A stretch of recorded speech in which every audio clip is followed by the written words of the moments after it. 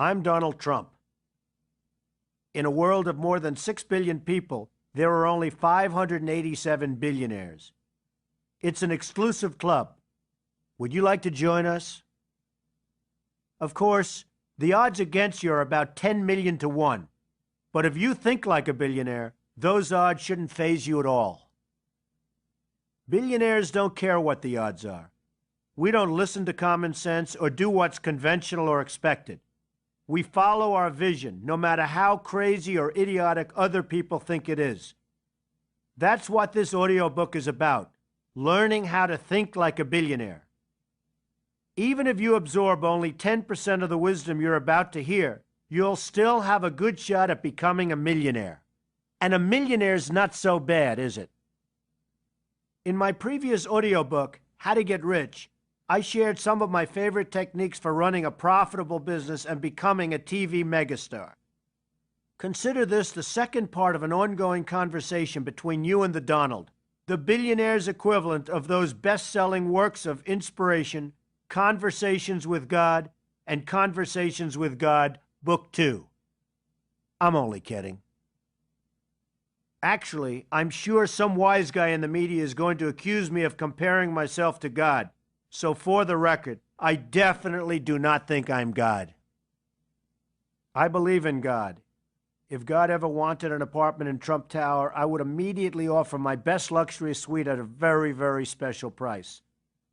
I believe God is everywhere and in all of us, and I want every decision I make to reflect well on me when it's time for me to go to that big boardroom in the sky. When I get permanently fired by the ultimate boss, I want the elevator to heaven to go up, not down. Some of you may think it's wrong to talk about God and business in the same breath, but God has always been central to our way of thinking about capitalism. The Protestant work ethic has thrived for centuries. The pursuit of prosperity is ingrained in our religious culture. The more you have, the more you can give. Here's something else about God that any billionaire knows. He's in the details, and you need to be there too. I couldn't run a business any other way. When I'm talking to a contractor or examining a site or planning a new development, no detail is too small to consider. I even try to sign as many checks as possible. For me, there's nothing worse than a computer signing checks. When you sign a check yourself, you're seeing what's really going on inside your business. And if people see your signature at the bottom of the check, they know you're watching them, and they screw you less because they have proof that you care about the details. I learned how to think like a billionaire by watching my father, Fred Trump.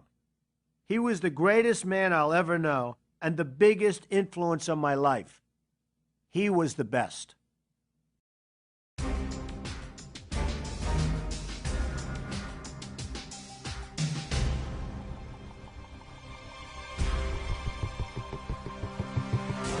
Simon & Schuster Audio presents Trump, Think Like a Billionaire. Everything you need to know about success, real estate, and life. By Donald J. Trump with Meredith McIver. Read by Barry Bostwick with an introduction by the author.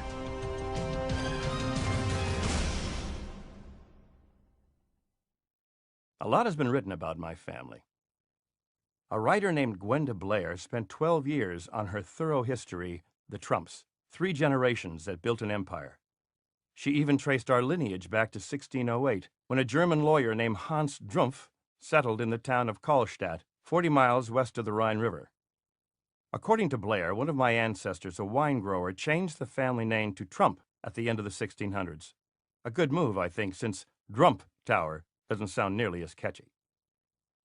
My grandfather Friedrich was the first Trump to come to America. Like many entrepreneurs, he ran away from home because he didn't want to work in the family wine business.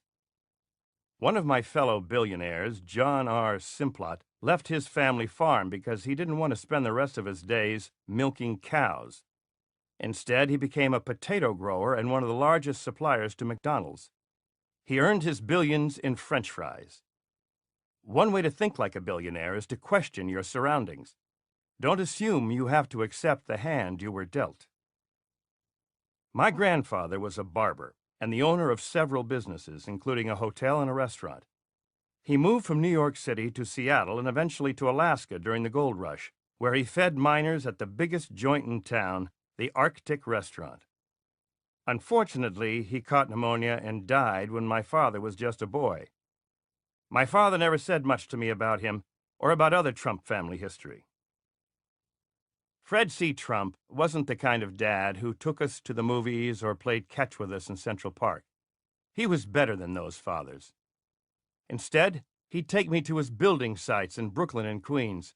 He'd say, "Let's make the rounds," and we'd be on our way.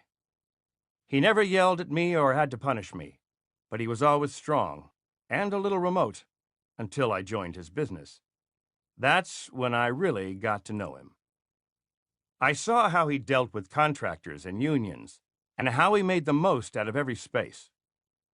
My father believed in adding the extra element to his properties. He was among the first to build garages into homes in Brooklyn. He could be a showman, too. His deals were front-page news in the Brooklyn newspapers. He advertised regularly and had big openings for his developments. His gift for promotion rubbed off on me, but it was never something we talked about. And to this day, I don't think promotion had much to do with either his success or mine. We succeeded because we learned how to create the best buildings at the best locations with the best zoning. My father showed me how to fight the unions and the politicians in order to get the building done under budget and ahead of schedule. And then after the building is up and it's a great success, everyone says, "Boy, Donald, that was a great promotion," when promotion had nothing to do with it. My father always trusted me. He'd been in business for 50 years, but he'd never let anyone else in the company sign his checks until I came to work. He had absolutely no doubt about my ability. His faith gave me unshakable confidence.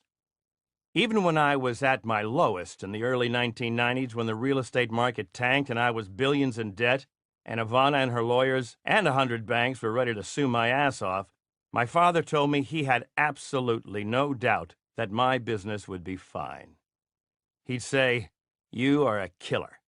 You are a king." My father never wanted to build in Manhattan. He thought it was too expensive. He'd say, "If I can buy a piece of land for $1 a square foot in Brooklyn, why should I pay $1,000 a square foot in Manhattan?" It was a different philosophy, but it worked for him. I'd been working in the family business for 5 years when I made the move into Manhattan. Some critics had suggested that my success is a result of family money, but family money didn't get my first Manhattan projects built. I had to raise tens of millions of dollars from investors for those jobs. It wasn't money that my father gave me. It was knowledge. Knowledge that became instinctive for me. When I was in college, I thought about becoming a movie producer, but whenever I talked to a friend about real estate, he would say, "Why would you want to make movies when you already know so much about real estate?" So, yes, my father was a millionaire many times over.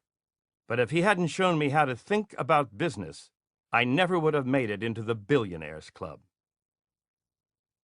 I wish I could tell you that the Billionaires Club meets regularly at Mar-a-Lago, where we gather to analyze our portfolios, make blockbuster deals, eat caviar, and drink vintage wine. But the truth is, I don't drink.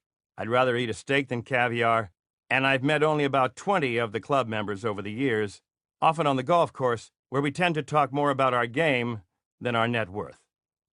Still, I've studied fellow billionaires from afar, and I've also read what others have written about us.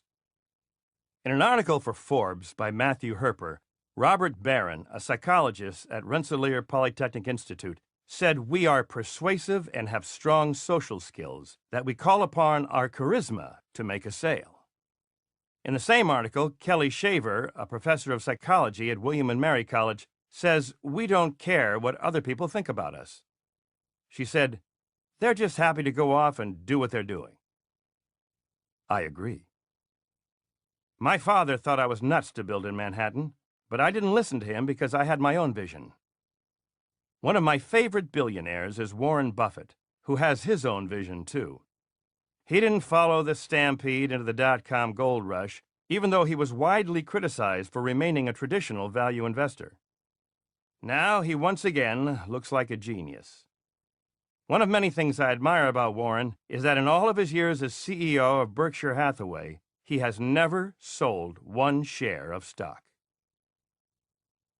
Another student of successful entrepreneurs, Michael Maccabee, a psychoanalyst and consultant, believes that billionaires like Jeff Bezos, Steve Jobs, and Ted Turner are successful in part because they are narcissists who devote their talent with unrelenting focus to achieving their dreams, even if it's sometimes at the expense of those around them. His book, The Productive Narcissist, makes a convincing argument that narcissism can be a useful quality if you're trying to start a business. A narcissist does not hear the naysayers. At the Trump Organization, I listen to people, but my vision is my vision. In The Natural History of the Rich, author Richard Conniff put it this way: almost all successful alpha personalities display a single-minded determination to impose their vision on the world, an irrational belief in unreasonable goals bordering at times on lunacy. He quotes a passage from Michael Lewis on entrepreneur Jim Clark in The New Thing. He was a guy who always won the game of chicken because his opponent suspected he might actually enjoy a head-on collision. I doubt Jim Clark really would enjoy that collision, but the fact that he has convinced people that he might has a lot to do with his success. Here are my top 10 ways of thinking like a billionaire. Number 1, don't take vacations. What's the point? If you're not enjoying your work, you're in the wrong job. Even when I'm playing golf, I'm doing business. I never stop, and I'm usually having fun. Now that my kids are joining the family business, I'm closer to them than I've ever been. And I'm finding out that I love relating to them just the way my own father related to me, through a passion for work well done. By the way, I'm not the only one who doesn't take vacations. My NBC compatriot Jay Leno works just as much as I do, and maybe that's one of the reasons he stayed on top in the late-night ratings wars. Number 2, have a short attention span. Most successful people have very short attention spans. It has a lot to do with imagination. Quite often, I'll be talking to someone and I'll know what they're going to say before they say it. After the first 3 words are out of their mouth, I can tell what the next 40 are going to be. So I try to pick up the pace and move it along. You can get more done faster that way. Number 3, don't sleep any more than you have to. I usually sleep about 4 hours per night. I'm in bed by 1 a.m. and up to read the newspapers at 5 a.m. That's all I need. And it gives me a competitive edge. I have friends who are successful and sleep 10 hours a night, and I ask them, how can you compete against people like me if I sleep only 4 hours? It rarely can be done. No matter how brilliant you are, there's not enough time in the day. You may be wondering, why do you need a competitive edge? You don't if you're happy to be an also-ran in life. In A Natural History of the Rich, Richard Conniff notes that it's common behavior for moguls to seek dominance. Even such traits as who makes the most eye contact in a conversation can be an indication of who seeks to dominate. Conniff singles me out as an example of someone who achieves dominance through my appearance, by leaving my eyebrows untrimmed in order to intimidate negotiating partners. I'm pleased to note that he doesn't comment on my hair. Number 4, don't depend on technology. A lot of it is unnecessary and expensive. I don't have a computer on my desk. I don't even use an intercom. When I want someone in my office, I yell. It works a lot better than an intercom, and it's much faster. I don't even have an ATM card. I've never used one in my life. That's the funny thing about being rich. When I go to restaurants, I rarely have to pay. It's usually on the house. The sad part is that if I needed the money, they would make me pay. I can understand why some people would appreciate the convenience of ATM cards, but a lot of other tech devices are completely unnecessary and get in the way of human contact. If you have something important to say, look the person in the eye and say it. And if you can't get there, pick up the phone and make sure they hear the sincerity in your voice. Email is for wimps. Number 5, think of yourself as a one-man army. You're not only the commander-in-chief, you're the soldier as well. You must plan and execute your plan alone. People are always comparing business to war and to sports. We do it because these are analogies we immediately understand, not because business is about toughness. It isn't. It's much more important to be smart than tough. I know some very bad businessmen who are brutally tough, but they're not smart people. They want to act like Vince Lombardi, but they don't know how to win. Lombardi would slap his players, even spit in their faces. He'd have 300-pound men virtually crying. He could do that because he won, but you can do that only if you win. Billionaires like to win. A natural history of the rich is full of examples of hyper-competitive plutocrats. Larry Ellison racing his yacht from Australia to Tasmania. Steve Fawcett flying a balloon around the world. And Dennis Tito paying $20 million for a trip to space on a Russian rocket. All of them, one way or another, were showing off, Conniff writes. To put it in the biological context, they were engaging in display behavior. Animals do it all the time, and their displays, like ours, fall loosely into 2 categories. They show off with fine feathers, and they show off with risky behavior. I have my own theory, but it's not as scientific. We do it because it's fun. Work hard, play hard, and live to the hilt. Number 6, it's often to your advantage to be underestimated. You never want people to think you're a loser or a schlepper, but it's not a good idea if they think you're the smartest guy in the room either. Because I wrote The Art of the Deal, everyone is always on guard whenever I negotiate with them. One of the reasons President Reagan was such a successful candidate for office was because rival politicians consistently misjudged him. They assumed an actor wouldn't be able to compete. Through years of insults about his lack of intelligence and political experience, Reagan would smile and remain genial, and in the end, he always exceeded expectations.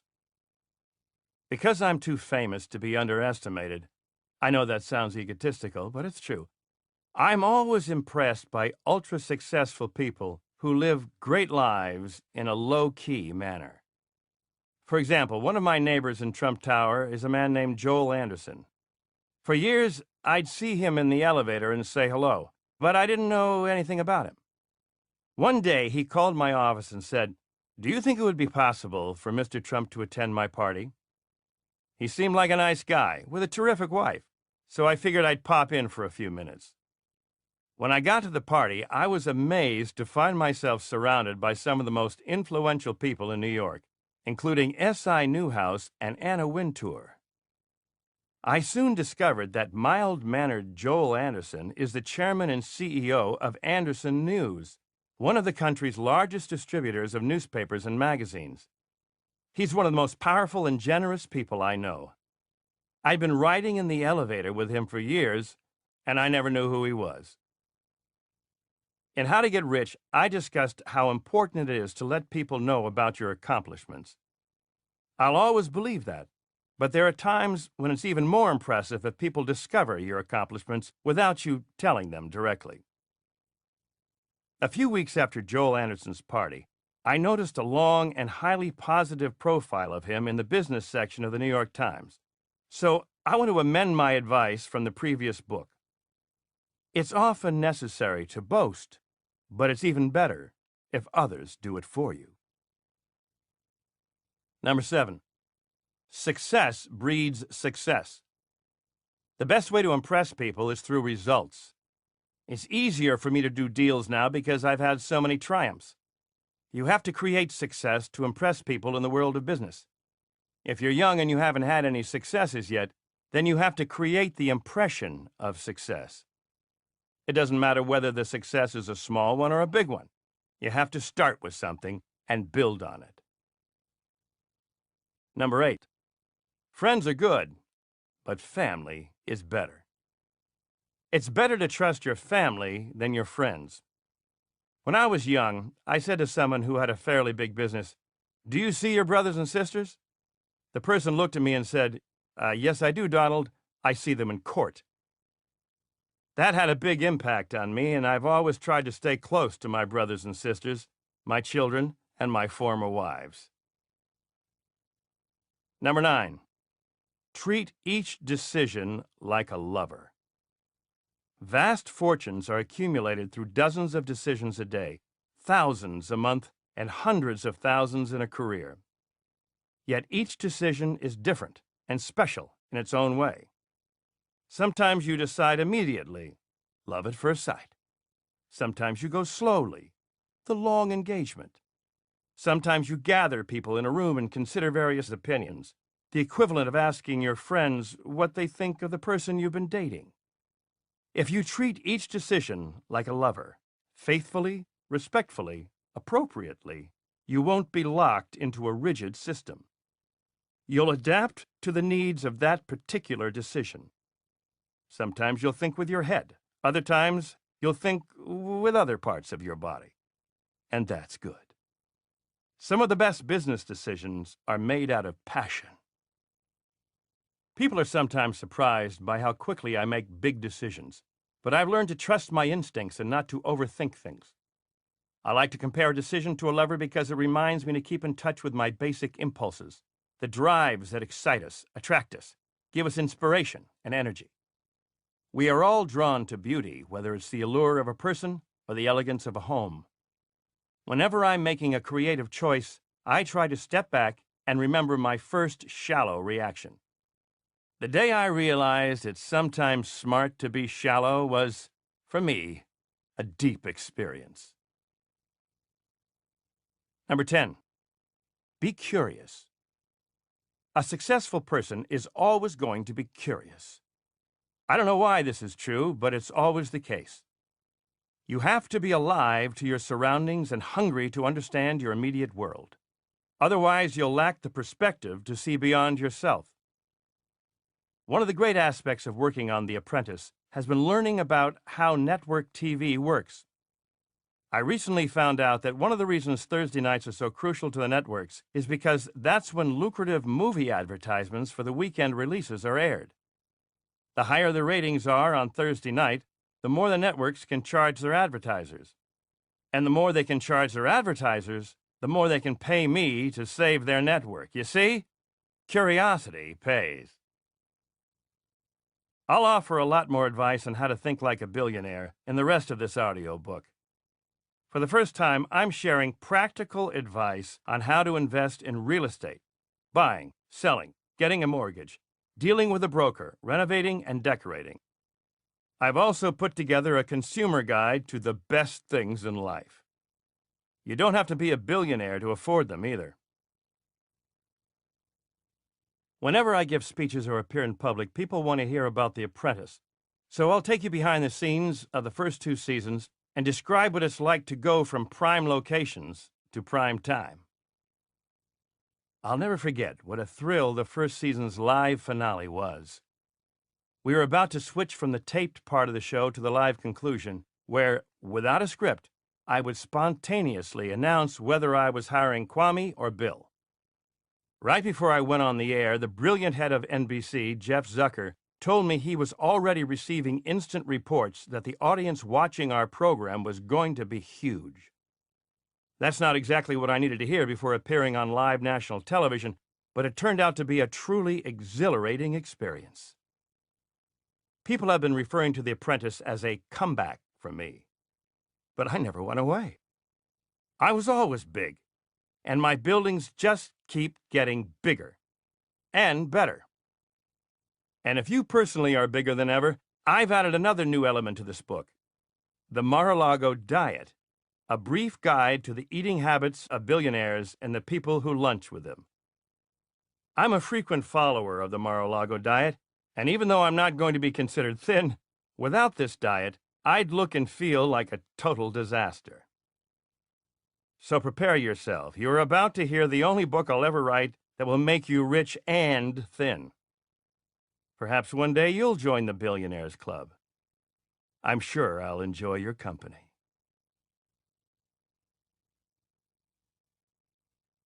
Part 1.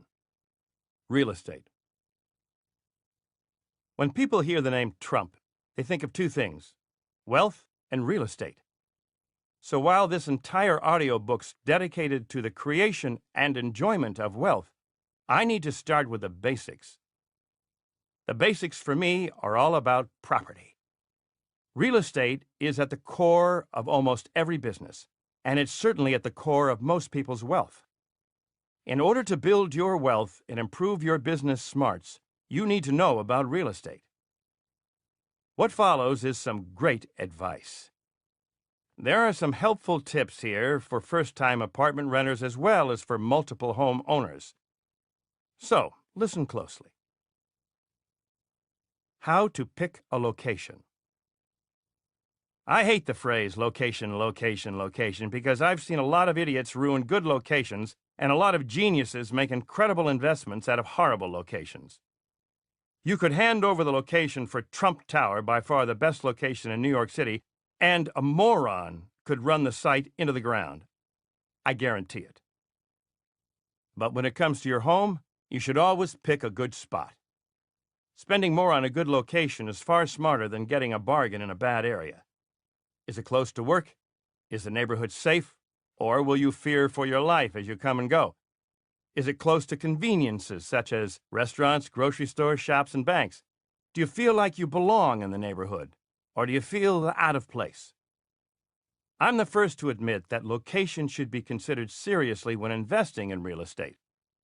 A lot of picking a location comes down to instinct. You have to believe in the location. Otherwise, you'll be making a rotten investment. Be honest with yourself about the location's proximity to the rest of your life. If you find an apartment or a house or an office that you like that puts hours of additional travel into your day, or requires expensive deliveries and services, or prevents people from visiting you, you might as well find somewhere else. I realize that not everyone can live and work in Trump Tower, which certainly works for me, but given the choice, you should find the location that works best for you. Walk around the neighborhood. Spend time there. What's the pattern of the day? When does the neighborhood wake up and when does it go to bed? What sort of people are living there and working there? Also, make sure to check out the neighborhood on the weekends. Some neighborhoods in Manhattan are insanely busy all week and then dead all weekend, and vice versa.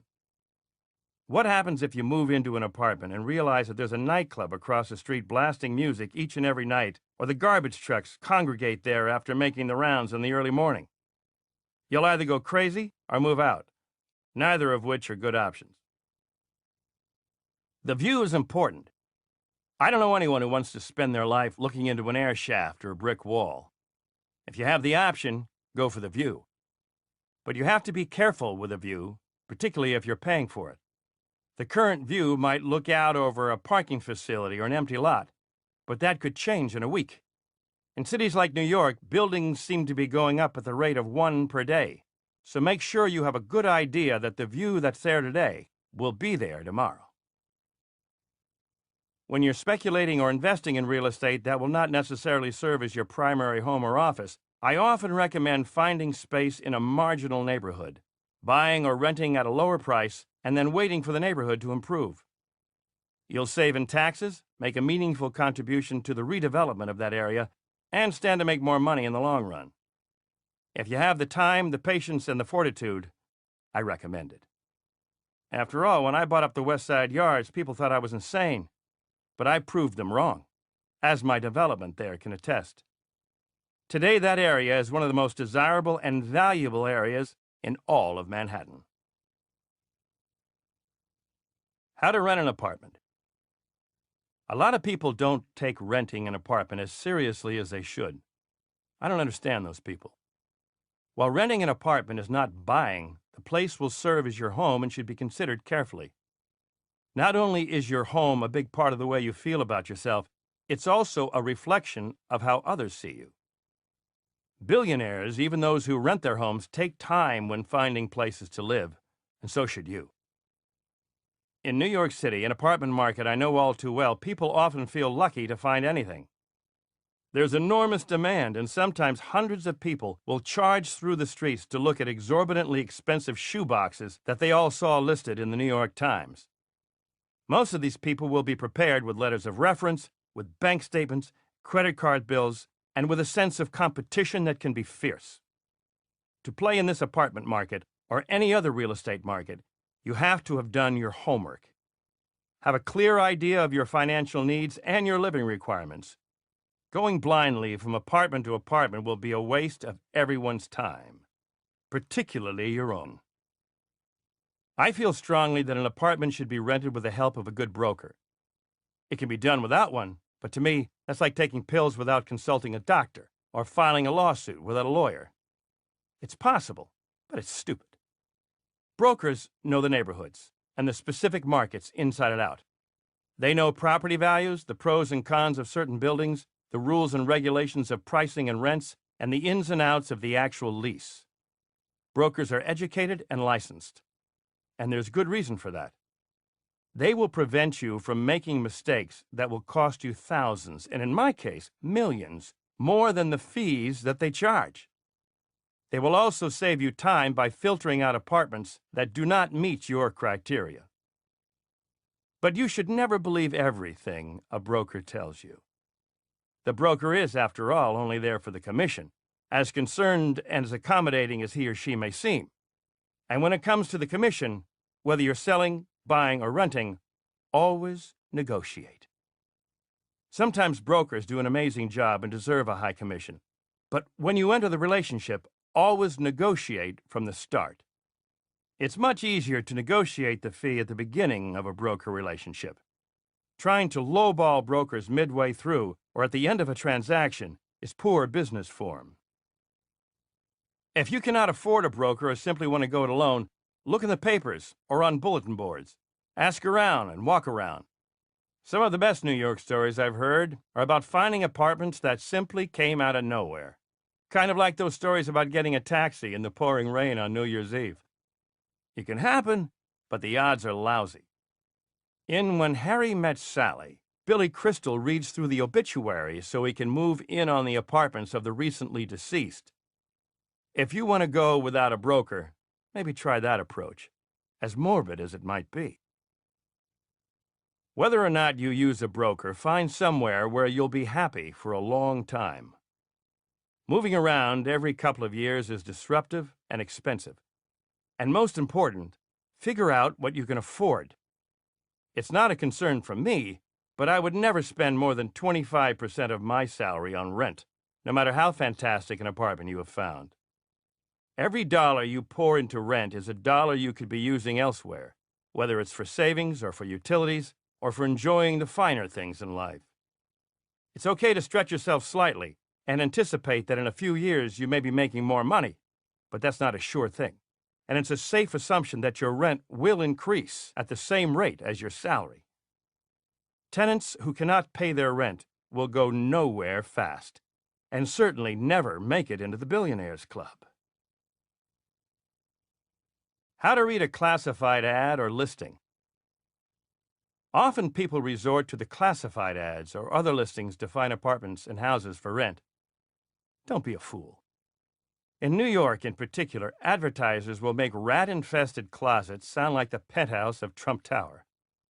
Learn to see through the garbage in the advertisements so you don't waste time looking at apartments that should be bulldozed rather than inhabited. The advertisers should all write novels since they're clearly so talented at writing fiction. Pay attention to the words like funky and charming, which you can translate as unlivable and run down. Ads that brag newly renovated usually mean that the landlord has simply slapped new knobs on the bathroom cabinets. Other phrases that should make you nervous include old world appeal, read dilapidated. Cozy, read tiny. And freshly painted, read there's nothing good to say about the apartment except that it has a fresh coat of paint. Anything that sounds too good to be true is, especially when it comes to apartments. Also, pay attention to the information that's not provided. If there's no apartment number provided, you can bet it's on the first floor, where it's never good to live because of crime and noise. And if there's no square footage provided, it's too embarrassing for the advertiser to mention. Also, if there's no photograph, beware. Even the worst apartments can be made to look palatial on film, so you should be doubly suspicious if a photograph is missing when other apartments in the ad include one. Houses, apartments, and offices need to be touched and seen before you rent or buy them. Classified ads and listings can point you in the right direction, but it's your responsibility to thoroughly investigate any property you may be considering. How to buy a house. The real estate market can be terrifying, which is part of the reason I love it so much. But it can be downright petrifying when it involves what may be your most valuable possession, your home. The market changes every day, sometimes every minute. For home buyers, some of whom will buy one house in a lifetime, trying to time the market perfectly can be a ridiculous waste of time. In 10, 20, or 40 years, any small variations in the price of your house will have amortized into a blip on your financial radar screen. You have to go with your gut. And if you love a house and you can afford it and your broker assures you that you're paying a fair market price, you're paying the best price. It's as simple as that. When it comes to your home, don't be concerned about spending more than it's worth if you know that you will be there forever and you'll be happy there. Sometimes the emotional price you put on a house may exceed the market price. Buying a home is different from the pure economics of investing in real estate. If you simply cannot afford a house that you love, don't be shy about underbidding. Sometimes the seller will surprise you. Before you start looking for a house or even figuring out what you can afford to buy, make sure you have money socked away. Brokers and sellers will take you seriously, and you will increase your bargaining power as you're able to increase the size of your down payment. Buying a house is a serious investment, and banks and lenders will be there to help you make that investment. A typical home buyer will not have access to 100% financing, and you have to be as invested as your lender. The down payment should be your own personal gauge for your commitment to the house. Don't lose sight of the checks and balances because ultimately it will all come down to your checks and balances. While it's good to be mindful of costs when buying a house, don't go overboard. Don't try to save money on necessary items, such as not getting a survey where it might be of value, or relying on people who are not well recommended or not known. Do not attempt to save small amounts of money on items that are important parts of the process. People often stupidly try to save money at a real estate closing, since some adjustments will probably still be made, and the negotiations will not have ended. But don't be hard-headed and cheap when it comes to buying a house. It's counterproductive. Simply put aside some money before you begin the house buying process. Call it your reserve budget. And then legal and financial situations that arise will not be skipped to cut costs. Undermining the purchase of your home from the beginning will only end up haunting you down the line. How to get an appraisal and a building inspection. Let's say you find your dream home. A perfect location, perfect architecture, perfect price. Be careful. Always know what you're mortgaging.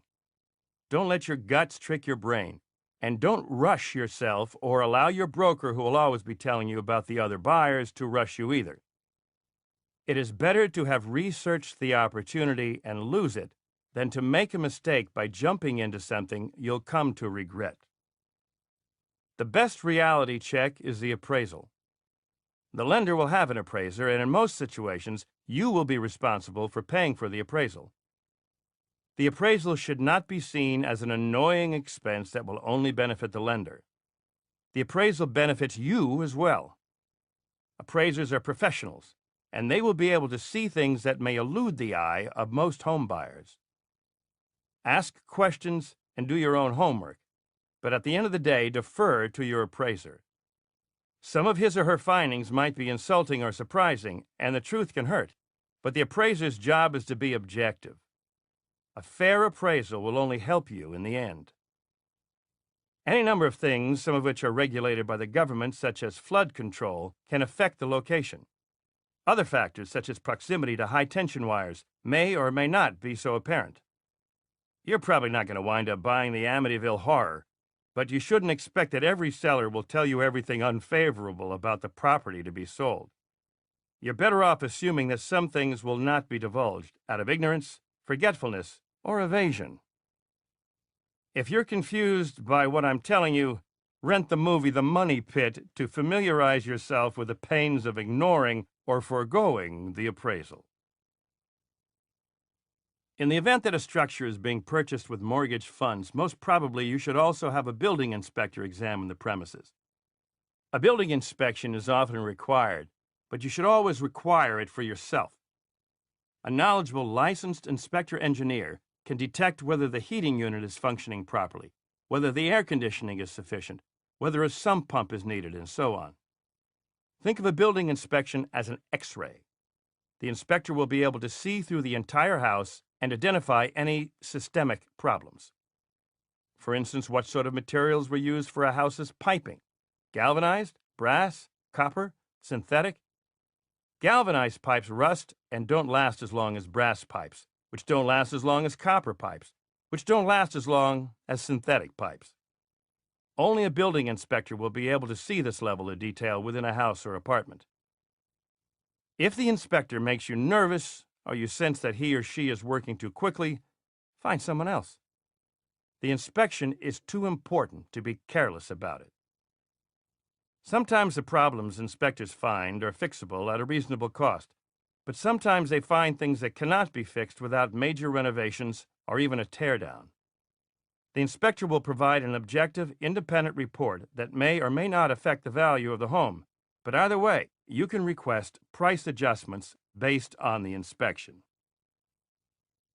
Another quick tip. Some investors make the dumb mistake of assuming that new constructions do not require building inspections. Wrong. New constructions often have the largest problems, particularly if the build-out and contracting were sloppy. In addition to structural, plumbing, and electrical woes, new constructions can be vexed by mold infestation and other problems typically associated with longer-standing buildings. How to sell a house. If you're selling your home and there is no or little activity, or activity but no offers, you should revisit the price. The real estate market is volatile and prices change daily. I always keep the saying, old listings like old soldiers never die, they just fade away in mind when it comes to pricing. Also, don't worry about competition. Count on it. You will save yourself a lot of time. Competition may even help you by drawing in prospective buyers within the same market. If you know your property is valuable, remain patient. As long as you're realistic about your property's value, there will always be a buyer eventually. Mar-a-Lago was sitting there a long time before I saw it and decided to move on that magnificent site. I had the right vision for it, and the timing was right for me, and ultimately for the seller as well. Just make sure what you have to offer is the best, and you need not worry. If you have a broker, make sure he or she understands what the value of the property is to you. But don't be too bullheaded if your broker thinks the property is worth far less than you do. The broker should be the expert, and you're paying him or her not only for service, but for advice. Your broker, if he or she is good at the job, will strategically advertise the property's sale. A lot of interest is not necessarily always a good thing. Be wary of a broker who fails to screen applicants and lets the whole world traipse through your house. Good brokers will screen applicants for pre-qualification, negotiate on your behalf for the best price, and facilitate the legal and financial processes. You will be paying the broker a substantial fee, usually on the order of 6% and sometimes higher, so he or she is working for you and should be working hard for that commission. Some people try to sell houses without brokers. Not a strategy I would recommend. But if you're feeling up to it, by all means, be my guest. If you want to be your own broker, then the best piece of advice I have is act like a broker. To do so will require a lot of guts, a lot of brains, and a lot of patience. An article by Lindley Browning entitled The Sweet and Sour of For Sale by Owner in the June 6, 2004 edition of the New York Times made it clear just how difficult, but also how money-saving selling your own home can be. You should find her article and maybe pick up some books to help you along the way. You will have to educate yourself on title searches, legal forms, and the pricing market. You will also have to learn your state's disclosure laws to avoid being sued if the ceiling caves in or mold takes over after you have left. It all sounds like a headache to me, which is why I've always recommended using a broker. How to find a good office. Location is probably the most important concern when it comes to finding a good office. Traveling for meetings, delivering goods and services, and attracting customers and clients can be a hassle if you have a poor location. You, your customers, and your employees have to be happy and productive in that space, and cutting costs and choosing poor office space is a fast way to kill your business.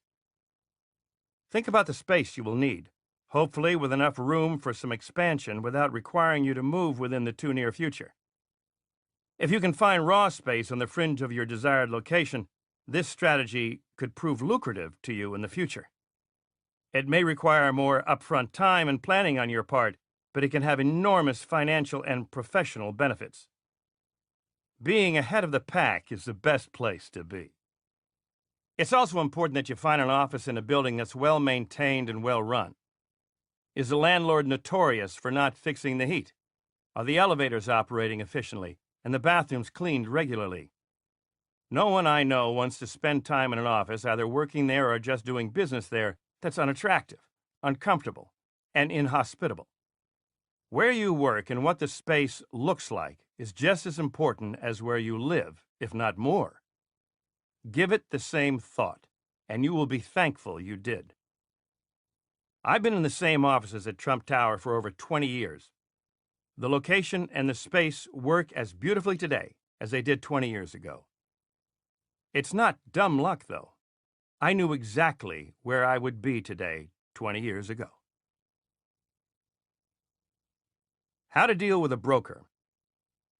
Why have a novice try to understand the value of a great piece of art? Choose your broker as you would an art dealer, which is judiciously. And as with many things, timing is crucial to success. Stay on top of things and make sure you and your broker are honest with each other at each step in the process. A good broker will listen and respond to your concerns. If the broker takes days to return your phone calls or runs late to meetings, borrow my line and simply say, "You're fired." There are countless other brokers who deserve your business. You're the customer, after all. The best brokers know that whatever is good for you will be good for them. They only make money when you finally make a transaction. So the smart ones won't waste time trying to sell or rent something just for the sake of a commission. My advice is to find a reputable, established broker who has shown a substantial growth index over a number of years in the area in which you desire to live. As in all matters of life, brokers specialize. Why waste time with a broker who only knows high-end retail real estate when you're looking for an affordable one-bedroom apartment? The best brokers are psychologists, or at least they are incredibly insightful. It's their job to figure out what's best for you, but in order for you to help them figure what is best for you, you have to be upfront and honest with them. Don't be embarrassed about telling them that you can't afford something or that you don't like a particular space. Experienced brokers tell me they can usually sense the people who are serious by their first two questions, and they are tip-offs on how to proceed. Don't ever follow the advice of a broker who is pushy. That should be the indication for you to become wary. It isn't necessary for them to behave that way, and if they do, they are best left alone. I know some terrific brokers who are low-key, sincere, and genuinely interested in your well-being. Susan James, who runs the sales office at Trump International Hotel and Tower, is one of the most elegant people you will ever meet. and her elegance isn't an act to get her into your good graces. She remains friends with her clients for many years after they are happily ensconced in their apartments. She is clear about what she is presenting to you before, during, and after. That's the mark of a great broker. Find a great broker and your chances of finding or selling the right place at the right price will be improved by about 100%. The fee you pay will be one of the best investments you ever make. How to hire an attorney. In some areas, attorneys are not ordinarily involved in real estate closings. In other areas, they absolutely need to be involved. If the cost is reasonable, hire one, even if the situation seems simple. I never, ever sign a contract without consulting with an attorney, and I work with contracts all day long. Real property can involve complicated legal concepts, some of which date back to feudalism. If you feel that the situation is simple and you cannot afford to pay standard rates, most attorneys will negotiate their fees. And if the situation turns complicated and a larger fee materializes, you shouldn't complain. You should consider yourself lucky, since you have probably avoided some problems not otherwise foreseen. How do you get a good attorney if you do not already know one you can trust? Call any bar association, as they usually have referral services. Do not ask your mortgage broker to refer an attorney. Though brokers always know many attorneys, there can be a built-in conflict of interest if the sale should deserve to be aborted. The lawyer might be reluctant to recommend terminating the deal, since the person who recommended him or her will then lose a commission. You're better off getting an independent recommendation for a lawyer who practices primarily in the area of the kind of real estate in discussion, someone who has a good reputation in the eyes of people you know and trust. How to get the best mortgage. Even billionaires need to borrow money now and then, and I've learned a lot about mortgages over the years. The first step, obviously, is to know what you're mortgaging.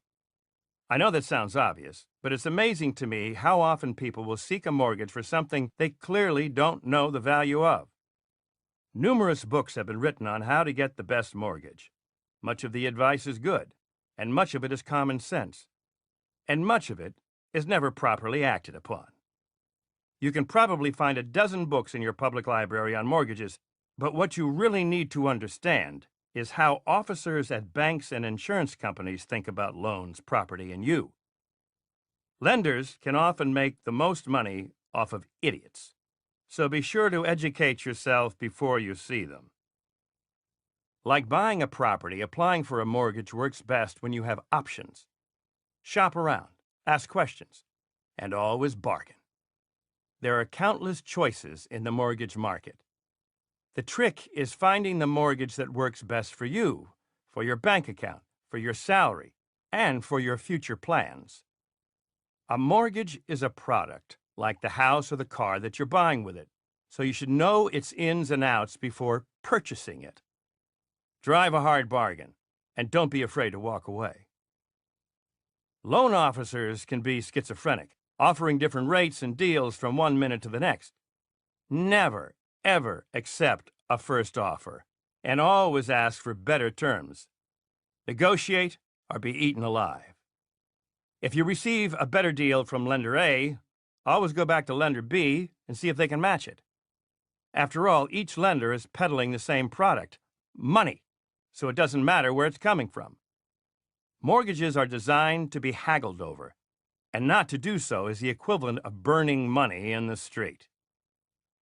If you are buying or mortgaging a house or a multifamily dwelling, you have to know what the financials are. Certainly the mortgage company will have to know. Here are some recommendations. Number 1, seek accounting advice. Your lawyer and mortgage broker can be of help too. Number 2, know the tax history of the property and also any foreseeable tax hikes. Good indicators of an impending tax increase include the need for a new school, a pending reassessment, a busted sewage system, or unpaid liabilities. Once you have taken on the burden of a mortgage, The last thing you'll need is a huge tax bill. Number 3, look for hidden costs. There always are some, and they can sink you if you're not careful. Sound, comprehensive cost analysis is crucial. For instance, what if the building cannot be insured at ordinary rates? How do costs for heating, water, and extermination change throughout the year? Try to anticipate any scenarios that will put you in the thick of financial jeopardy. At the end of the day, your mortgage company will want to know what you know. The mortgage company is there to help you. If the mortgage company isn't happy with a certain situation attached to the property, you should not be happy with it either. Most likely, they have more experience than you and have seen other properties turn into nightmares once mortgaged. Also remember that mortgage companies often sell their mortgages to other corporations, banks, insurance companies, or Fannie Mae. The people who are dealing with you initially may not be the same people you will be sending your monthly check to. For that matter, you may very well get notices to send your monthly check to different parties over a number of years. Ordinarily, you will be personally responsible for any home mortgage, and there's a good chance that you will be required to place a personal guarantee on any investment mortgages. If you guarantee a mortgage, you could find yourself paying on a guarantee, even if you have prepared yourself thoroughly. Guarantees can be called upon due to the ups and downs of the market, weather-related catastrophes, and all sorts of insurance-related issues. The subject of title insurance, which you should have to protect yourself against such frauds as forgery in a previous deed and other malfeasance, is also one you should discuss carefully with your attorney. Don't get caught unaware. Real estate can afford great opportunities through mortgaging, leverage, and possibly even absentee management, but don't bet on it. Like anything else, it requires caution, devotion, hard work, and some luck. In truth, there is nothing complicated about mortgaging properties, but care and study are required. Anyone who has seen those commercials on TV in the middle of the night where individuals claim to have retired to Hawaii on the basis of real estate purchased, sold, or rented should realize that the people who sell these courses make more money from selling the courses than they do from selling any real estate or mortgaging. Those infomercials never tell you about the mountain of problems that can be associated with the ownership of real estate. How to pick a mortgage broker. A good way to get a mortgage is to pass the buck to somebody else. Shopping around and comparing mortgages can be time-consuming, so it may save you time to pay someone to do your shopping for you. Get a mortgage broker, but get a good one. These people are engaged daily in the world of mortgages, which means that they have to know where to get the best rates, who is offering the best conditions, and generally, where it's advantageous to apply. In the long run, you will probably pay less for everything if you get a good mortgage broker, since the broker will know what kind of hidden charges there are and steer you clear of various problems. Not only that, but mortgage companies want to keep in the good graces of anyone who's in the habit of referring business to them. There are certainly technical considerations such as the length of the mortgage, whether guarantees are involved, conditions of default, and all kinds of other things that a mortgage broker and a good attorney will inform you about. Ask your real estate broker to recommend a mortgage broker, or ask for a referral from friends, colleagues, and neighbors who have recently taken on mortgages. Like your real estate broker or your attorney, the mortgage broker should be someone you feel comfortable working with, and someone you know will not sideline your best interests in favor of his or her own financial considerations. How to pick an interest rate and down payment. Interest rates are not the mystery they're cracked up to be, but before you get into any real estate venture, you must educate yourself about them. I always think of interest rates simply as the cost of money. The interest rate is like a yearly membership fee or utility bill. It's the amount you're paying to use the mortgage per year. It's like a golf membership to an exclusive club, where you're the only one with the keys to the clubhouse. You should note that some institutions will try to trick you with adjustable interest rates so that your fees will bounce around depending on the economy. If you're adverse to change and want to minimize your risk, I would recommend working with fixed rates. Interest rates have been sagging for the last 20-odd years, and there's good reason to believe that they will only be going up in the short term. Mortgage holders with adjustable rates may be forced to foreclose if the payments become too big. If this setup scares you, and it should, lock in a rate that you know you'll be able to afford for the length of the mortgage. When choosing an actual rate, if the rate is too good to be true, beware. Rates, truth be told, should actually not be the most important consideration, though certainly they need to be considered. To get the best rate today, there are all kinds of services and information available that can tell you what the various banks are charging. The internet has exploded with information, but be careful, as not all of it is accurate. Newspapers often chart interest rates as well. If you get a rate that is much lower than what is out there on the market, you might be looking for trouble. The company might not be around by the time you want to close a mortgage, or you might be charged outrageous fees for a closing. For any mortgage, the lender will always charge assorted fees, and it's wise to make sure you're not getting taken for a ride. A good rule to remember: the lower the interest rate, the higher the possible fees. Read the fine print. Look for a low rate, but remember that the lowest rate may end up costing you the most. When it comes to a down payment, it should be determined in large part by your budget. A lower down payment will result in higher mortgage payments, and vice versa. Depending on where you live, the down payment will hover around 20% of the total loan. In New York City, where the competition for real estate is fierce, the percentages tend to be a lot higher. If you're a good negotiator and want to free up as much of your money as possible, you should try to get as low a down payment as possible. How and when to renovate. If you're going to mortgage a property that you already own, make sure that it is in good condition. For a multifamily building, attention should be given to all kinds of things, such as the condition of the roof, stairways, elevators, storage areas, boiler room, and everything else. Suffice it to say, if the building is not in good condition, an experienced mortgage officer is not going to want to lend money on it. Nor will a bank loan you money on a structure if they do not believe you are going to preserve and protect their collateral. Why should they? If you're about to mortgage your property, you should never make repairs just for cosmetic purposes. Make good, solid repairs and then sell the property or mortgage it for a lot more money. Fix the kitchen, redo the bathroom, put on a fresh coat of paint. My father used to say that every property ought to be sold in mint condition. He said it to me all the time. We all know what it means, and it's some of the best advice he ever gave me. After all, a $15 can of paint can add $1,000 to the value of your property. $1,000 in landscaping can add $10,000, and $10,000 in remodeling can add $100,000. You get the idea.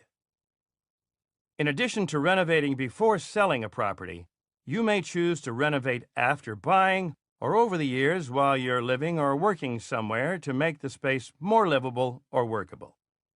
Renovation equals devotion. It can be expensive and time-consuming, so it's crucial that you figure out whether or not renovations will be worthwhile before committing to them. Renovation is worth it only if your heart and your checkbook are in it.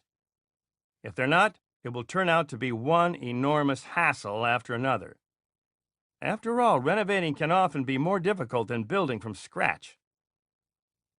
I have always found that the trickiest part of renovations is matching the original ingredients, which isn't always easy. Sometimes just finding them can require a lot of investigative work. I have an employee at Mar-a-Lago who spends his whole week, every week, just keeping up with the tile work on the premises. There are something like 36,000 Spanish tiles at Mar-a-Lago, most of which date back to the 15th century. I know it may sound ridiculous, but the tiles alone require this kind of attention. And so they get it. You can't just let an investment like that deteriorate. Be prepared for this kind of devotion when you begin serious renovations. The Mar-a-Lago Club is a classic example of smart renovation. In addition to historic merit and exquisite beauty, Mar-a-Lago has been a phenomenal investment, made even more priceless by the hard work that my staff and I have devoted to it. It's more than real estate or an investment. It's a piece of art that requires endless, painstaking work that's not only financially rewarding, but somehow spiritually uplifting as well.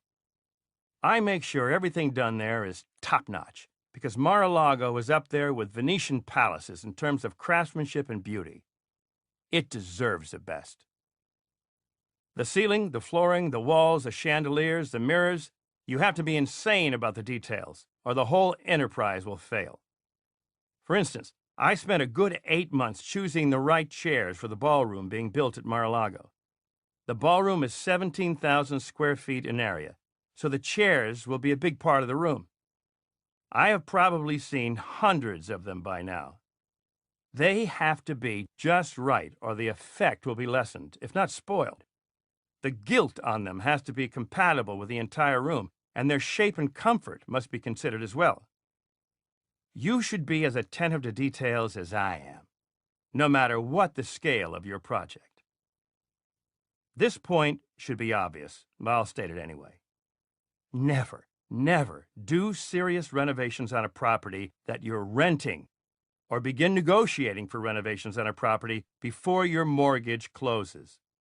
To do so is financially destructive and an absolute waste of time. How to landscape. Once you've found your home or your office, hire a reputable landscape firm to help you. It will add incredible value to your property. Trump Tower is one of the most visited buildings in New York City, and part of the attraction is the trees that decorate the building. If you've never been to New York, Trump Tower should be your first stop. It's breathtaking. It's amazing. Trees, bushes, rocks, and flowers can turn the most mundane buildings into works of art. Landscaping can add value to a building far above the cost of labor and materials. If you can't afford a landscaper, do it yourself. I always joke that landscaping on your own is a win-win. It's cheap and good for your health. If you hate physical labor, like I do, you'll hire someone. The trick is finding someone with your taste who can work within your budget and within your schedule. Remember that the cheapest is not always the best. As with contractors, shoddy work will need to be redone or, even worse, corrected, and that can be a disaster. When choosing a landscaper, find a firm with a good reputation by asking your neighbors or other business owners for recommendations. Also, try to visit some sites where the landscaper has previously done work. If the work is shoddy, you'll know right away to find someone else. You can also check on the equipment that the landscaper is using. If the equipment is busted, the service will most likely be busted too. And finally, make sure the work that you're doing will last for years with minimal maintenance. No one wants to have to replant every year. A landscaper can do incredible work, but if it looks worn and dead within 6 months, you will have thrown your money away. Of course, it helps to have a lot of money and clout. When I'm building and landscaping golf courses, I love to buy beautiful trees. Sometimes, though, those trees aren't in nurseries. Sometimes they're in a person's backyard. I'll be driving down the highway, see a great tree, and ask my limo driver to pull over. I'll knock on the door. Usually a woman will answer the door, and I'll say, "Hi, lady, I'd love to buy your tree."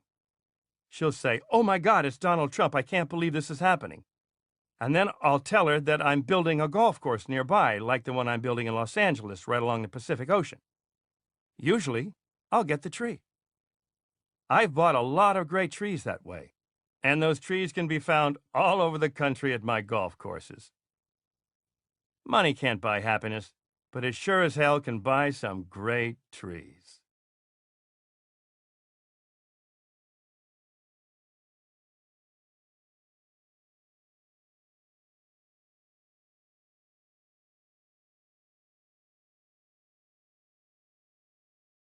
How to decorate interiors. I feel the same way about interior decorators that I feel about real estate brokers. They are worth every penny. If you know your tastes, hire a professional who can help you fine-tune those tastes and work with you to create the perfect environment for your work or for your home. If you see a space you like, whether it's a living space or a restaurant or an office, ask questions. Who was the architect? Who decorated it? Like hiring a broker or a contractor, hiring the right decorator works by word of mouth and by finding someone with your sensibilities. Make sure the designer has your best interests in mind, not merely their own. It's their job to know your tastes, whether innately or otherwise, and to find the best way to display them. Most people incorrectly think that interior decorators are a wasteful extravagance, but believe me, they will save you time and money. Interior decorating is not as simple as walking into a furniture store and pointing at a couple of pieces. Good interior decorators have a talent for spatial configuration, choosing colors and materials, and most important, negotiating.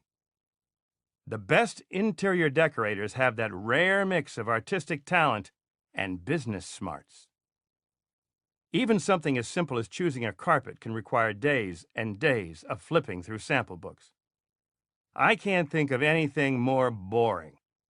Instead, good interior decorators will scour warehouses, antique shops, and furniture showrooms for you, and then come to you with a plan, including fabric, carpet, and paint samples, as well as layouts and themes. With the best interior decorators, you can just sit there and say, "Ah, that's perfect. I never would have thought of that." Most decorators work on commission, anywhere from 10 to 15%, and sometimes as high as 20 or 25%. Instead of grumbling about the commission, look on the bright side. Not only do decorators save you time, and in the end money, since you won't make as many mistakes, but dealers and warehouses always extend decorators discounts not available to the average consumer. They can pass those savings on to you. Simple math tells you that it's better to pay a commission on a sofa that's marked down at a professional discount of 50% than on the full price. For instance, if a decorator finds a $2,000 sofa that she can buy at a discount for $1,000 at a commission of 20%, you'll be paying $1,200 for that sofa. Even an idiot can see what's a better deal. And of course, more expensive tastes result in even bigger savings. Still, negotiate the commission down. When you're working with a decorator, make sure that you ask to see all of the invoices. Decorators are by nature honest people, but you should be double-checking regardless. It's okay to question them on certain expenditures, but don't haggle too much, because high-end materials cost money. High-quality interiors last for years and years, so cutting corners will only lead to disrepair and an unattractive interior that you'll have to live with or change at even more expense. Once I hired a decorator whose portfolio of work had impressed me. I was busy at the time and didn't spend a great deal of time with the designer or watching the progress of his work. I just assumed the work would be on par with the portfolio. The results were a nightmare. I tried to live with the work, but after 1 month, I couldn't stand it anymore, and everything was taken out. I had to start all over. It cost me a small fortune, but it did teach me a lesson I learned once and have never had to repeat. First, find the right person, and second, monitor his or her progress. How to deal with contractors. If you think real estate brokers and interior decorators make you nervous, you should spend a day with me when I'm working with contractors. They are like racehorses. They can be as lazy as all get out, and then they can race to the finish line and surprise you. There's not much in between. They can really be difficult to handle, but if you prepare yourself, you'll have a much better experience working with them. Always remember that they will try to get away with as much as they possibly can. If you call them on it, they'll shape up. They're a strange bunch, and I won't be offending anyone by saying that because they know it as well as I do. Some of them can work wonders, and will do so eventually. Some of them won't work wonders ever, which you will also find out, eventually. That's why it's good to pick contractors you already know or who have a good record on their past jobs. If you're new to the business of hiring contractors, ask neighbors, friends, and colleagues about contractors they've worked with. 9 out of 10 will tell you horror stories. And if they don't, get the contractor's name and put it to use. Always get references from contractors. Ask the contractor to give you 10 names of other jobs they have done within the last year. Jobs that they did 4 or 5 years ago are not good measures. The jobs need to be recent. And don't ask for just 2 names, ask for the full 10. It's easy to make 2 parties happy, but only a great contractor can make 10 parties happy. Once you've hired a contractor and negotiated a budget, my best advice for you is to be tough on them. If you're not, they'll think you're soft and a pushover. You have to make your expectations clear. Be clear and upfront about timing and the inflexibility of your budget. If you need the job finished by a certain time, hold the contractors to that date. If you keep an eye on their work and act as knowledgeable as possible, you increase the chances that the contractor will respect you and get something done. I knew some contractors who took 2 months to finish renovating a single shower because they had so many emergencies at home that they couldn't seem to get anything done. The poor couple believed every sob story and would even give the contractors homemade cookies, brownies, and lasagna for their unfortunate friends and families. These contractors gained about 10 pounds each, and not until the couple figured out what was going on did they manage to finish the shower in less than 2 days. It's amazing, and sometimes criminal, what goes on in the world of contractors. How to make sure your property appreciates in value. Appreciate your property, and your property will appreciate for you. If I visit one of my buildings and I see something out of place, something that only the most discerning of eyes would be able to spot, I make sure that it's fixed immediately. Chipped paint, an upholstery stain, a missing light bulb. If you do not stay on top of the maintenance, the property will deteriorate quickly. Small problems multiply. You owe it to yourself and to your community to make your property the best that it can be. All that work and devotion are combined into a single manifestation of creativity, energy, economics, and talent. A great building is an emblem of the time and people that produced it. It represents the economics and the spirit of the era in which it was built. Buildings can be enormous contributions to society that will remain long after our time here, and if built right, will garner more and more value as time goes by. So not only is it a crucial step to becoming a billionaire, but guaranteeing that your property appreciates in value is also a civic responsibility. I am a committed philanthropist to many charities, but perhaps my greatest gifts have been the buildings and properties that I have bestowed on various communities. Increasing the value of a single property has a ripple effect in the community around it. All of the buildings that bear the Trump name have made their environs more valuable, not just economically, but culturally as well. Beyond the steps you can take to increase the value of your property, landscaping, interior decoration, renovation, you also need to work with your neighbors to make sure that they have the same goals as you. My advice: join or form a neighborhood association. Neighborhood associations help control crime and traffic, maintain parks and other recreation spaces, and monitor the efficiency of services, such as litter pickup and recycling. You're only as good as your surroundings. You can have the best Brioni suit in the entire world, but if it's paired with some crappy shoes and an awful tie, the Brioni suit is pretty much worthless. It's the same with properties. I often see these nice houses alongside another house that's badly maintained. It hasn't been painted, the grass is uncut, a broken down car is rusting in front of it. That's a huge negative for a homeowner. So you have to work with your neighbors to keep up your investment. Also, if you see the value of your property being threatened, write letters to your politicians. Just the other day, I wrote a letter to Mayor Bloomberg about the deplorable conditions on Fifth Avenue in Manhattan. The street vendors are ruining the street's image. They claim to be veterans so they can receive exemptions to peddle trinkets and souvenirs, but only a few of them actually are veterans.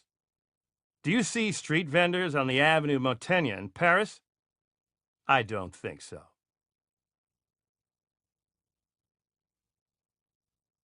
Part 2. Money. When you have a lot of money, it can cause misery. But I'd rather have that kind of misery than the misery without it. Money may not grow from trees, but it does grow from talent, hard work, and brains. I have a talent for making money. Some people don't. But part of my talent is my drive and my work ethic.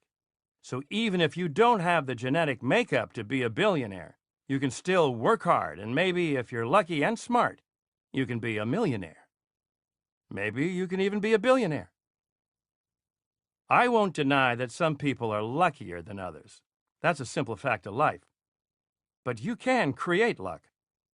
I remember one night when I was billions of dollars in debt, and the media that had at one point called me brilliant was now making me out to be a total dope. I had to be at a dinner party that I wanted to skip in the worst way. I just didn't feel up to it. But something inside me made me get up and go. At the dinner that night, I ended up sitting next to one of my many bankers. It was one of the luckiest nights of my life. He gave me some great advice and pointed me in a new direction. The rest is history. So when it comes to money, even if you're broke or in debt, your luck can change. You have to work hard to make that luck change. So keep listening to learn how to do just that. How to be a good investor. Good investing requires financial intelligence. Billionaires are often blessed with a high financial IQ. Most of them could be considered financial geniuses. But your financial IQ is not a fixed number, and you can improve it each and every day. My financial IQ is constantly improving as I watch over my many businesses and my staff. I work hard to make sure that they remain assets, not liabilities, and you should look at your holdings in the same way. Having a degree from Wharton and a lifetime of investing experience, I will explain a few things for those who haven't been blessed with such advantages. Finance and business are a complex mix of components that embrace a large spectrum of enterprises. I think of it the way an artist thinks about technique. You have to have a basic technique before you can apply it to different media, such as drawing or sculpture or painting. As a builder, I use my financial technique as a basic blueprint for increasingly complex transactions.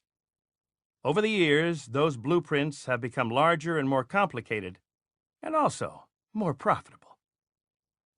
Good investors are good students. It's as simple as that. I spend hours of each day reading the financial media, the Wall Street Journal, Forbes, Businessweek, Fortune, the New York Times, Financial Times. I also read a lot of books and other magazines.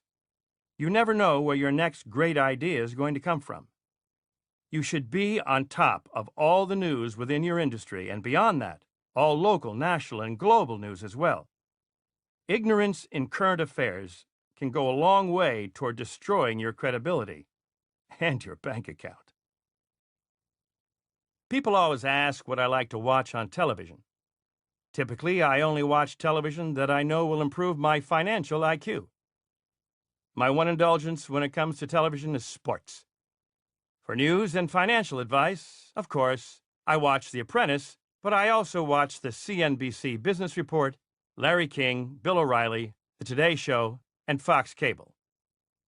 Whatever you watch or read, study something every day. It's essential that you keep your mind open and alert. And if you're young, don't think you don't have the experience to come up with good investment ideas.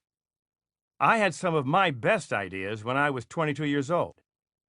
When you're that young, you don't censor yourself as much, and ideas that you may have will not be clouded by your business experiences. Genius is the ability to assemble in new forms what already exists, and sometimes the youngest people are the greatest geniuses. If you're still in school, pay attention. Education is a money machine. If you're long gone from school, consider enrolling in a financial education class. Some financial courses can be dry, but I always made them more interesting by applying the principles immediately to some project, either imaginary or real, that I could work through in my mind. That way I was already getting real-life experience while I was still in school. How to follow market indicators. A savvy investor is a sponge for information. You have to read the newspapers, watch the news, and listen to the world carefully as it spins around you. You have to follow the market each and every day, and not just your own holdings, but globally. It's a huge task, and it takes years of practice to be able to synthesize information in the way the best investors do. Though recent events in finance have given us business people a bad name, most of us are highly educated and hardworking. Most of us are not money grubbers, as the media would have you believe. Good investors use market indicators for 2 reasons. Number 1, to evaluate how they have done in the past, and number 2, to make better predictions about how the market will perform in the future. If the Dow Jones or NASDAQ or the S&P always seems to be trouncing your own portfolio, then consider making changes in your investments or turning your money over to a money manager. If instead you're always ahead of most market indicators, you can start to watch for trends. If the NASDAQ rallies, how does that affect the bond market? If the housing starts are down 1 month, what effect does that have on lumber prices or mortgage rates? The market is a crazy, interconnected monster, and you have to know how a change in one part will affect the whole beast. Otherwise, it will clobber you. How to divide up your portfolio. If you are in a position to have a portfolio, even if it's just $10,000, it's a good idea to consult with experts. It's a tricky business, and the experts, though not magicians, can do a much better job than you at managing money. They spend all day tracking the market, so trust them. A lot of idiots went crazy over dot-coms and startups thinking they could make millions, and most of them lost everything. I consider myself to be a savvy investor with billions to prove it, but even I wouldn't dare to strategize about my portfolio by myself. The fees that the experts charge will be zilch compared to the money you can make, especially if you find a trusted investor on your behalf. It's worth it. Your money can work for you if you put it in the right hands.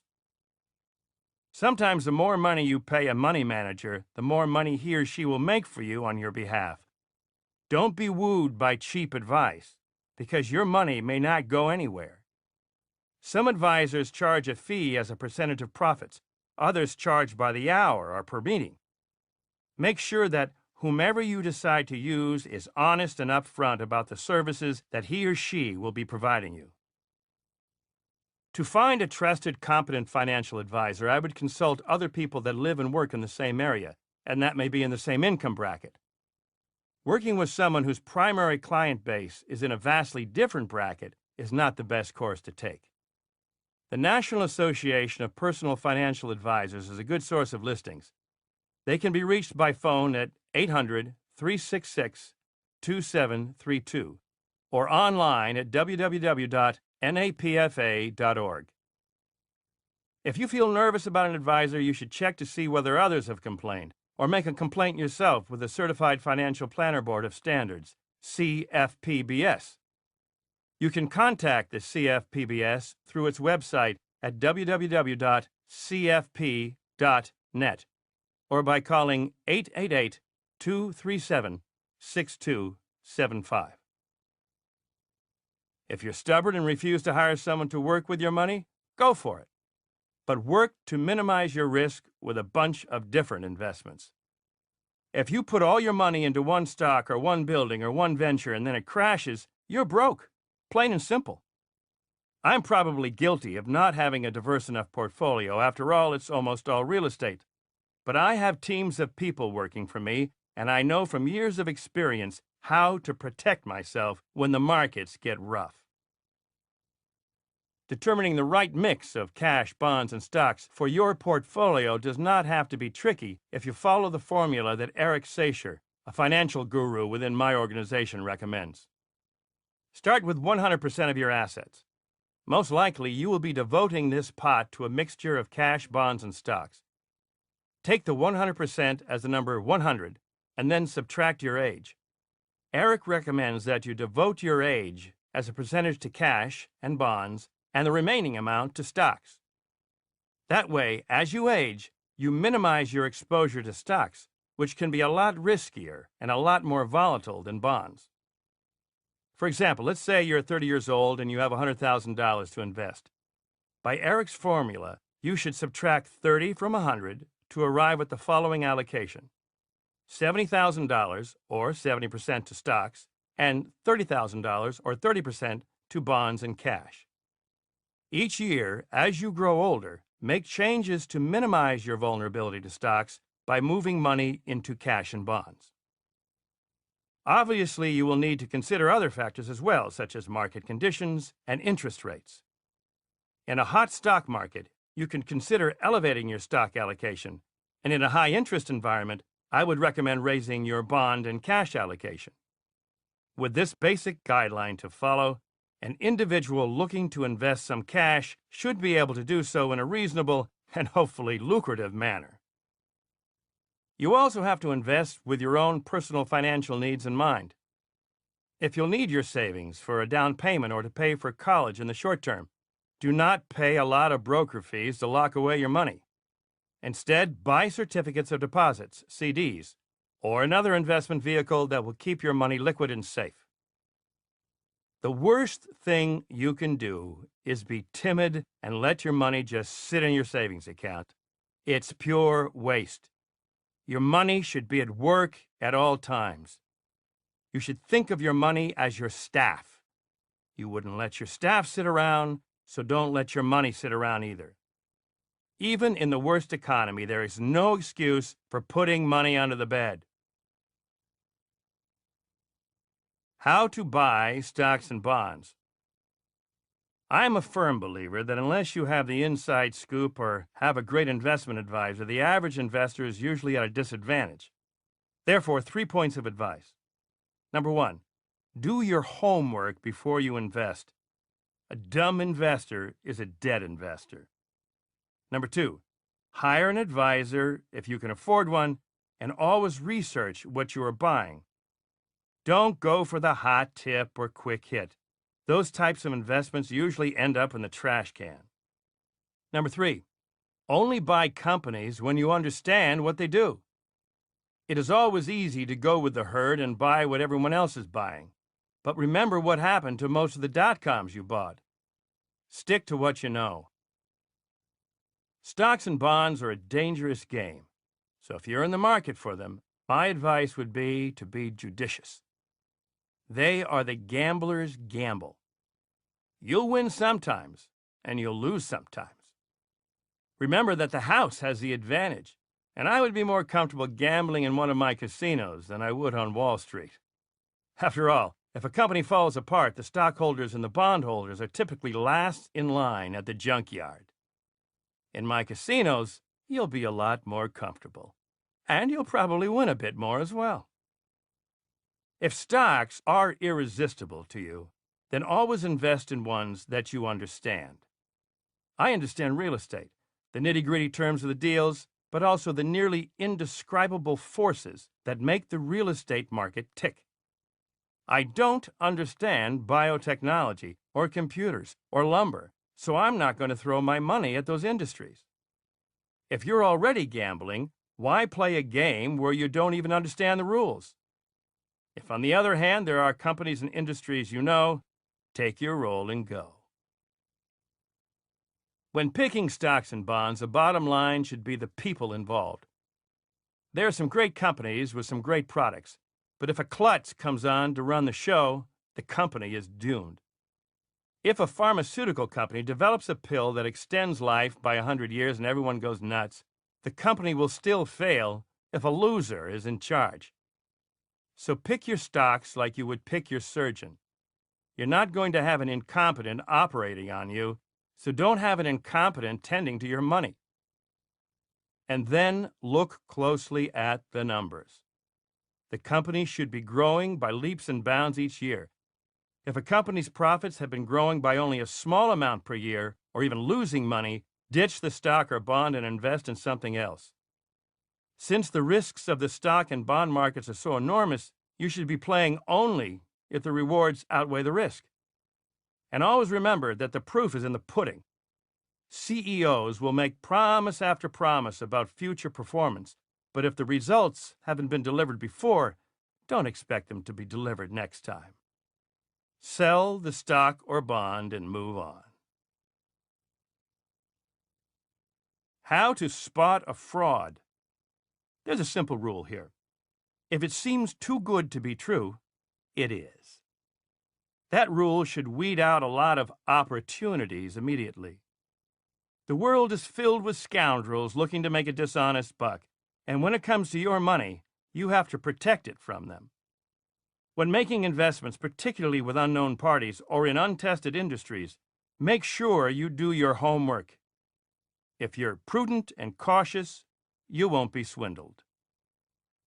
Often charlatans will try to rip investors off by advertising a new venture that's dressed up in smart-sounding rhetoric and promises that are too good to be true. Just because you don't understand something doesn't make it a good investment. Some people come up with the craziest investment opportunities. The other day, I heard a rumor that pharmaceutical companies may try to develop a pill that would make cheating men and women monogamous, sort of the opposite of Viagra.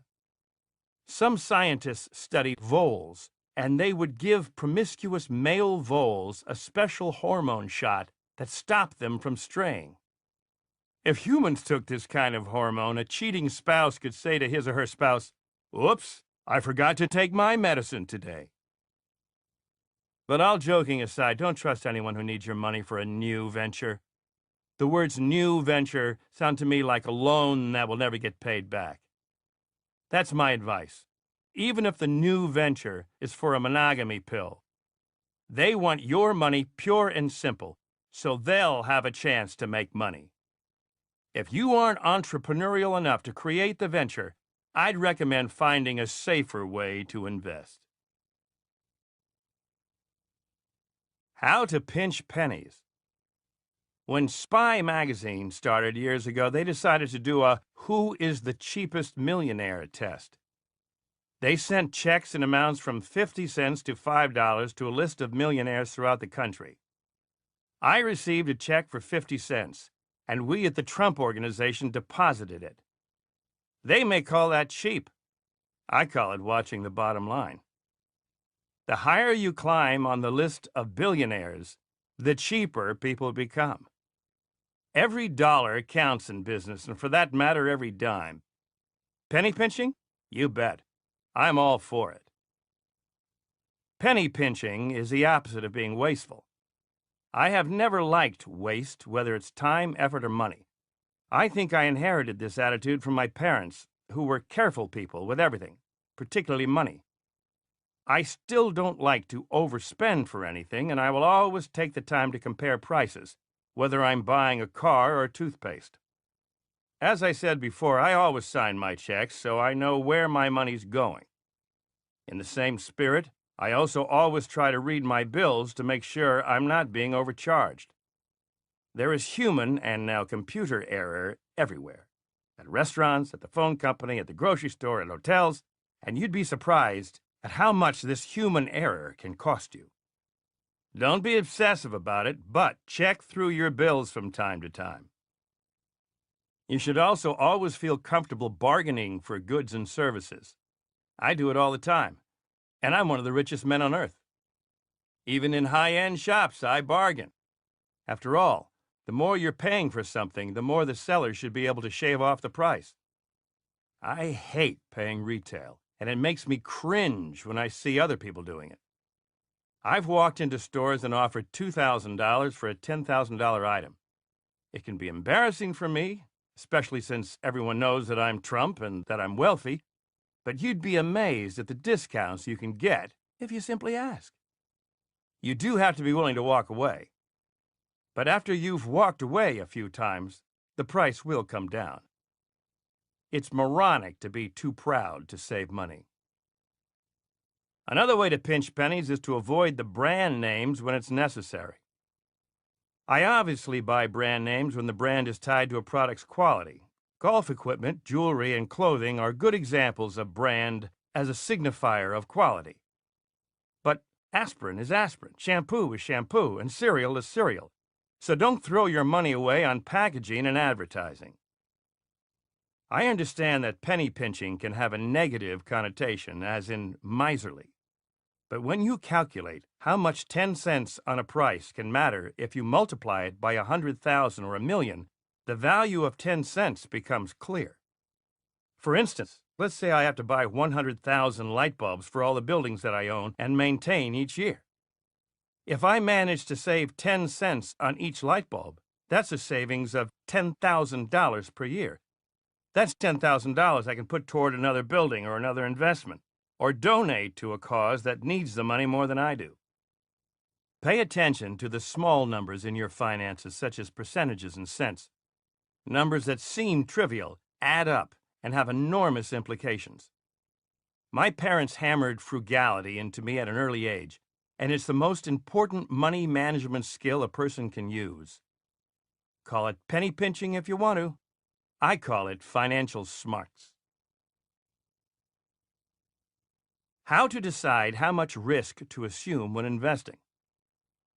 It all comes down to one simple question. How much money can you stand to lose? That's how much risk you should assume. If you can't afford to lose it, play it safe. It's common sense, and it doesn't require a degree in finance to figure out. You should never fall in love with your investments. If you do, you're in big trouble. Even if I think one of my buildings or resorts is absolutely the most spectacular place in the world, and most of the time they are, I still know when it's smart for me to move on to something else or keep it within my portfolio. It all comes down to your guts and your brains. You need to watch the bottom line. Alan Weisselberg, my chief financial officer, has got to be one of the toughest people in business when it comes to money. When I was having some financial problems in the early 1990s, I called Alan into my office and told him there would be tough times ahead. The banks were about to cut off our funding. Alan said, "No problem," and went back to his office, where he proceeded to renegotiate almost every payment from that point going forward.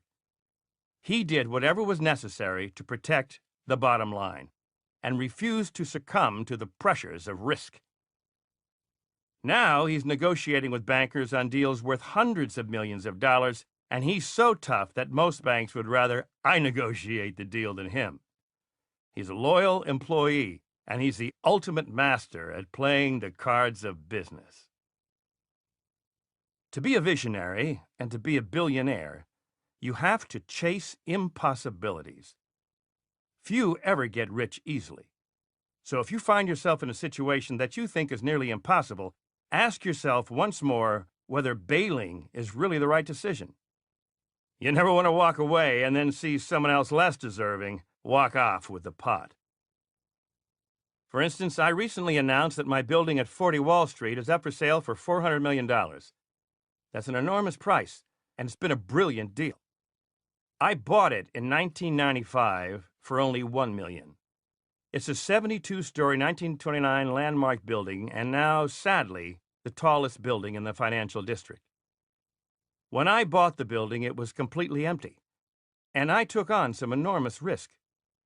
People had given up on the financial district, and many said that my investment would be a failure.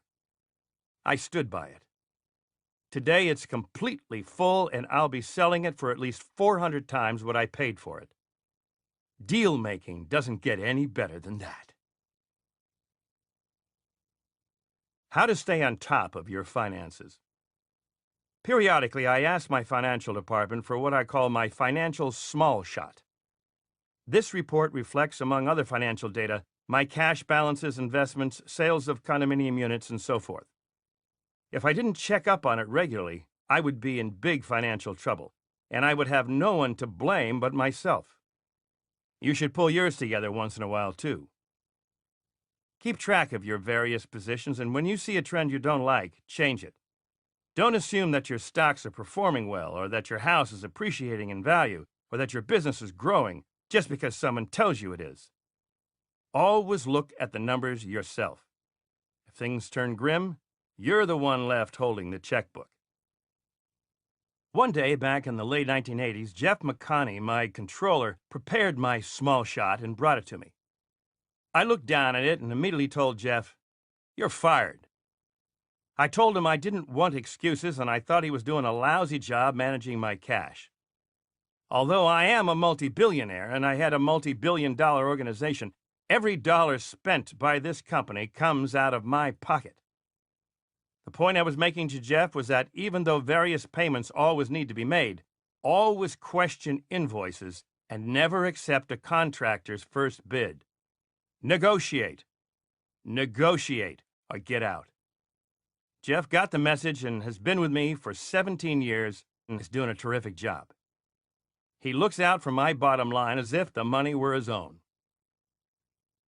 Whether you have someone managing your bottom line or you're doing it yourself, money, like anything, takes maintenance and planning to grow.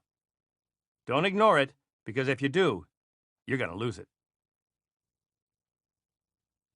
How to motivate yourself financially. I've met some brilliant business people in my time, but some of them will never be billionaires because they never act on those brilliant ideas. 20% of your priorities will give you 80% of your productivity. You should always focus your time, energy, and efforts on the top 20% of your priorities. That's a 4-to-1 return on your investment. So if you have a great idea, no matter how much work you know it will require, get going. Don't just sit there. There's nothing more criminal and self-destructive than having a great idea and then putting it off. As the saying goes, a slow starter is always the fastest finisher. I once knew a guy who had terrific ideas, could talk them up at hurricane force and go off and putter away at something else. He would lose his momentum before he even got going. What's the point? He was a personification of the term windbag, and I see and hear a lot of them every day. Maybe they're just entertaining themselves, and in that case, they should be charging admission because it's the only way they'll ever make a cent. Get a move on. Being rich isn't a passive state. Ultimately, time is more valuable than money, because if you run out of money, you can start over again. But when you've run out of time, there's no starting over.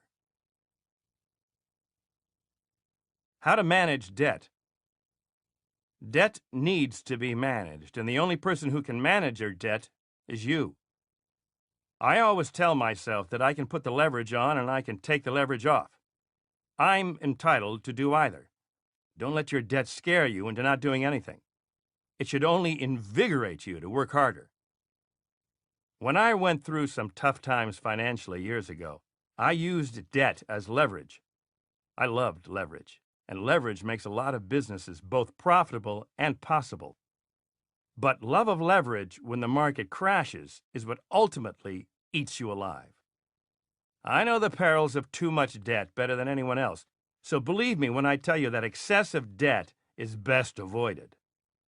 I'm a much more conservative person now in terms of debt, and I would advise you to be conservative as well. Debt can be managed if you thoroughly plan for contingencies and mishaps. Know the terms, the penalties, and the defaults associated with your debt. And if you do have debt, make sure you're using it proactively. Don't take on debt for regular expenses. Debt should be used only to finance ventures and projects that will have a return to you. People with excessive credit card debt, for which the terms may be ridiculously inflated, are committing financial suicide. If you do find yourself in debt, assess the full extent of the situation. How much debt are you in? How much are you paying each month to maintain the debt? What steps are you going to take to rid yourself of that debt? Cut your expenses, shop for a refinancing tool that will allow you to maintain your debt at a lower interest rate and make your minimum payments to avoid bad credit. If those steps don't work, then consult an expert in debt reduction. There may be alternatives that are not obvious to you. How to save and pay for college. The best time to start saving for your children's education is the day they are born, if not before. Good education isn't cheap, and it's crucial to guarantee that your children will have a fair shot in the world. Start a college savings account immediately. If you're paying for your own education, look into grants and scholarships. There are a lot of them, and as a result of the high cost of education today, you may still be required to be creative in finding a way to make money while going to school. Don't gripe about having to work during school.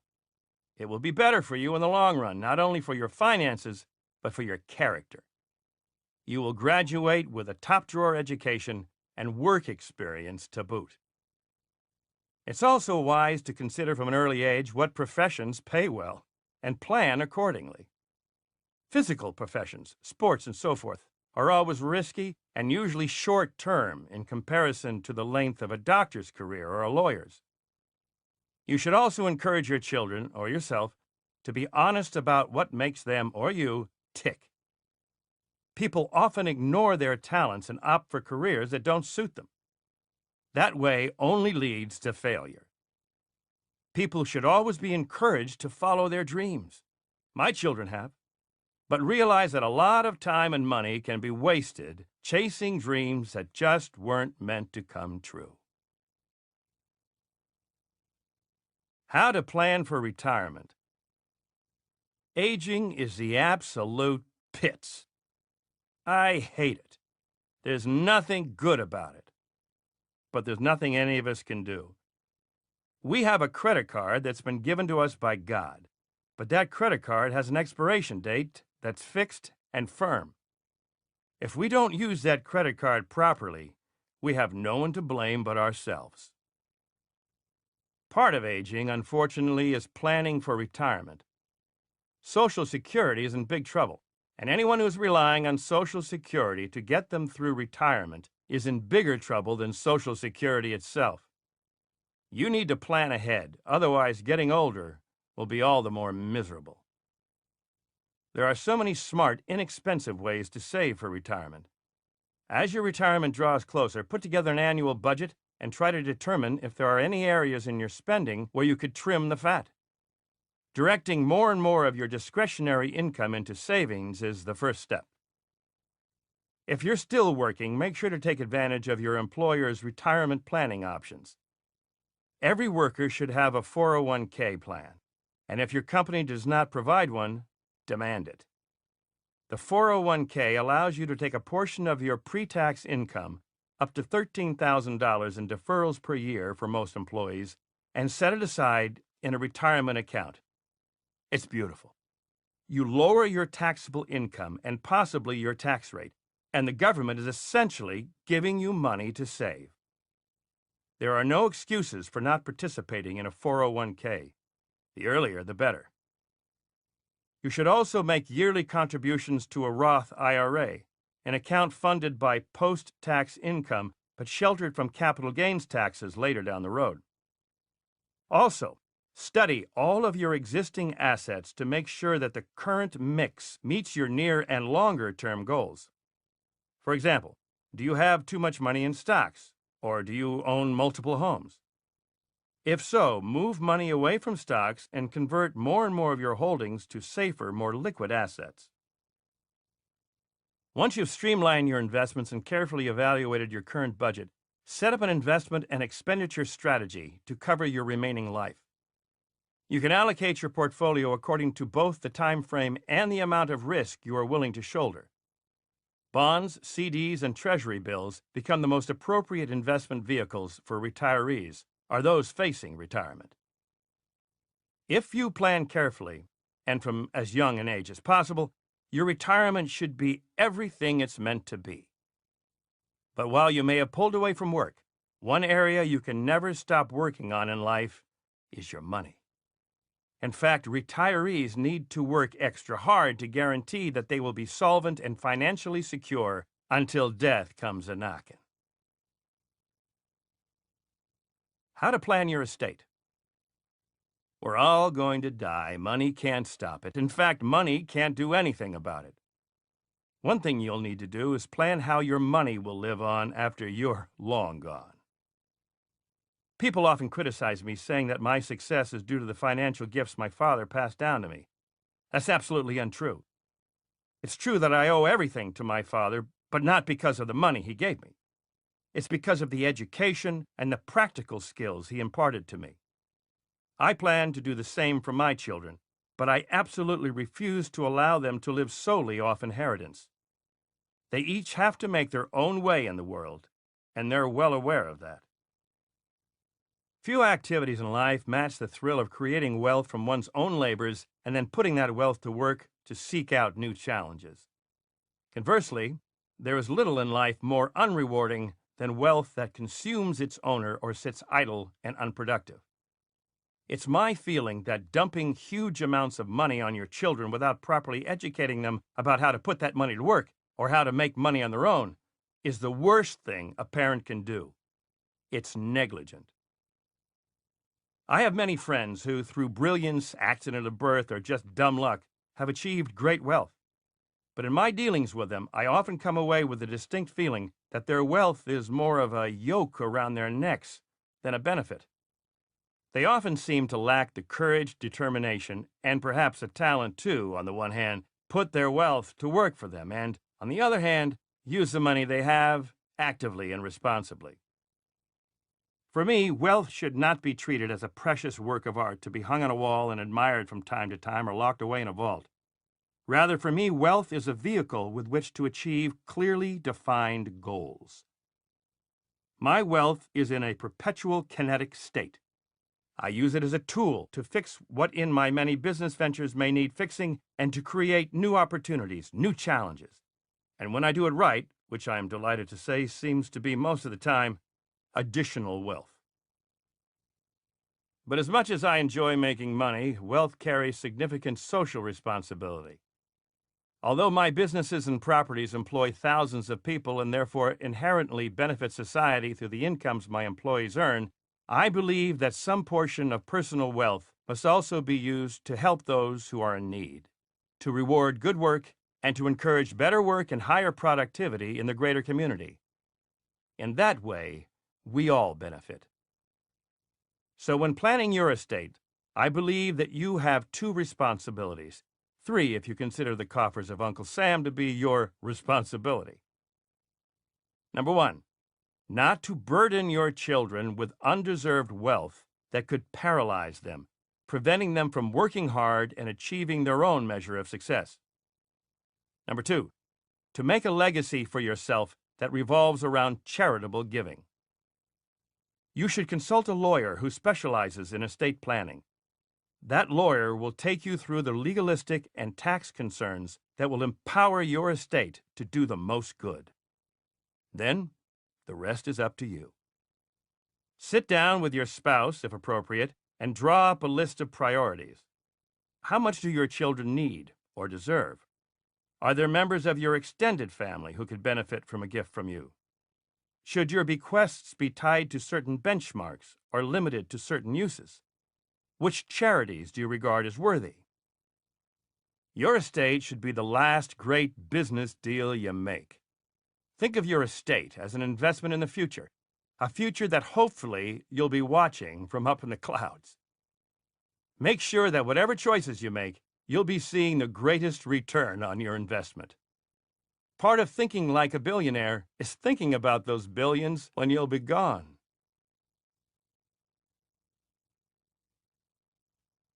Part 3. The business of life. Whether you're a homemaker or a school teacher, a lawyer or a doctor, a news anchor or an aerobics instructor, you are conducting business each and every day. There's no such thing as personal and work business. It's simply your business, 24 hours per day. You are your own storefront, your own manager, and your own brand. So don't screw it up by making bad business decisions in life. Don't ask other people questions you should be asking yourself. Billionaires think for themselves, stopping to review themselves and to check their motivations at each step of the way. We've all seen on The Apprentice that the 16 contestants wanted to learn something. They wanted a mentor. There's nothing wrong with that. But a mentor's job is to teach someone to be independent and to learn to think that way as well. Sometimes getting the boot can be both the lesson and a boost in the right direction. But it will save time if you could go for your own blind spot before someone else gets to it first. If you want the best, you'd better be the best in all aspects of business. How to love your job. Billionaires love their jobs. Not because their jobs make them wealthy, but because they wouldn't have become so wealthy doing something that they hated. You have to love what you're doing because then it won't seem like work to you, and you will bring the necessary energy to profit from it. That passion alone will take care of 90% of any problems with any job. Here's another trick. Always pretend that you're working for yourself. You'll do a wonderful job in that case. It's simple, but it works. If you're finding that you don't love your job or that you're not doing a good job, demand a meeting with your boss immediately. If the situation doesn't improve, fire yourself and your boss and go do something else. I never want someone working for me who doesn't want to be there. And in the same way, you shouldn't want to be there either. Life's too short and work's too important to stick around in a situation that isn't working. While you should strive to love your job, you should always expect the shit to hit the fan every day. It will prepare you in the best way to face every business day, and it will also keep you on your game. Once you know you love your job, never stop and never give up. If you have a concrete wall in front of you, you must go through it. Life is difficult no matter what, but hard work and perseverance make it a lot easier. How to promote yourself. I'm always amazed when people tell me I'm a master promoter. I've never thought of myself as a good promoter. I think people get confused. They think I'm successful because I'm a great promoter, rather than the reverse, which is that I am successful, and a certain amount of fame has stemmed from that. I get a lot of promotional credit because my buildings are the best. The buildings make me a good promoter, not the other way around. Promotion comes naturally from doing what you're good at. I'm good at building buildings, and that's how I promote myself, as the best builder of buildings. And everyone agrees. Neil Ostergen, a great guy who used to run the Hospitality Sales and Marketing Association, polled bigwigs in business to see what names came to mind when they thought of real estate. Mine came out on top, easily. So I'm not a fan of promoting yourself, but I do think it's important to promote an image of yourself each and every day. It's part of having a sense of self and a sense of purpose. Without a sense of self or a sense of purpose, you can never think like a billionaire. So if you're good at something, and it doesn't matter what that something is, it could be tap dancing or palm reading for all I care, people will recognize you for it. And then people will come to you to promote you, not the other way around. Don't worry about actively promoting yourself. If you deserve to be promoted, you will be. How to behave in a meeting. In meetings, you have to be innovative and break things up. Otherwise, meetings will slowly kill you with time. I can't stand long, pointless meetings. I need people to be concise, because I always have about 1,000 better things I could be doing with my time. Nothing stifles creativity more, and thus good business more, than long agendas and endless rigmarole. Meetings, like all other business matters, require a certain sense of hustle. In the 1990s, I remember a meeting in the big boardroom with bankers, lawyers, and members of my team, and it was late at night. We were trying to work some things out, and things weren't exactly great for me financially at that time. I looked around the room and saw a group of tired guys with their ties loosened and their sleeves rolled up, drinking coffee and trying to keep going. Instead of letting the meeting drag on into the night, I decided to jump ahead a few years. I started talking about the new deals I would soon be involved in. At first, I received bewildered looks from everyone, but then the heaviness dissipated, and we all got a fresh start with the meeting. That's an example of looking at the solution not the problem, and it works. Whether you're in a meeting, taking notes, or running it, your behavior should be at all times attuned to the matter at hand. Grandstanding or talking just to hear yourself talk are counterproductive and bound to get you fired. You should have an agenda, even if it's just in the back of your own head, and be prepared to gather and spread the necessary information in as short a time as possible. Idle chatter and banter are appropriate during the first few minutes, but after that, you're just wasting everyone's time. When you're at a meeting, monitor your behavior and work at being an observer of yourself and of others. Try not to get angry unless it's absolutely necessary or uncontrollable. Anger often indicates a lack of intelligence. I can remember when things could get under my skin, and when I look back, it was because I didn't have the intelligence to see them for what they were as quickly as I can now. Pay attention to your anger. Sometimes it's warranted, and sometimes it will only get in the way. How to organize your office. I don't keep a particularly neat office because I have so many things going on at once. I have an enormous desk and a big round table, and both are usually covered with current projects that need my attention. There is order to the apparent chaos, however, and I'd rather be effective than just tidy. One journalist recently spent an afternoon at the Trump Organization in Trump Tower, and he commented that most of the offices were messy, but he also noticed that the teamwork was impressive, as was the energy level. We get a lot accomplished every day, and that's our bottom line. So it's not about how you organize your office, but how you organize the team that works in and around that office. How to dress and groom for work. Always remember, dress for the job you want, not the job you have. I can't stand to see the way some people dress for work these days. It's criminal. I'm all for people looking good, but some people take it way too far. If anyone comes into my office in sneakers or ripped clothing or attire that looks like it belongs in a nightclub, I just can't take them seriously. People want to do business with people who look good, and if you look like crap, you're not going anywhere. Clothes make the man and the woman, and if you want to be successful in life, you should start with your wardrobe. Clothing does not have to cost a fortune, but you should invest in some high-quality items that you can rotate throughout your week. It takes money to make money, and clothing is always a good investment. People these days groom themselves even worse than they dress. Dirty fingernails, stained clothing, bad breath, bad haircuts, scuffed shoes, and out-of-control facial hair. Good grooming doesn't cost money, it just costs you a little time each day. You need to check yourself in the mirror to make sure you're proud of what you're seeing there. If you appear unkempt, your business will be unkempt too.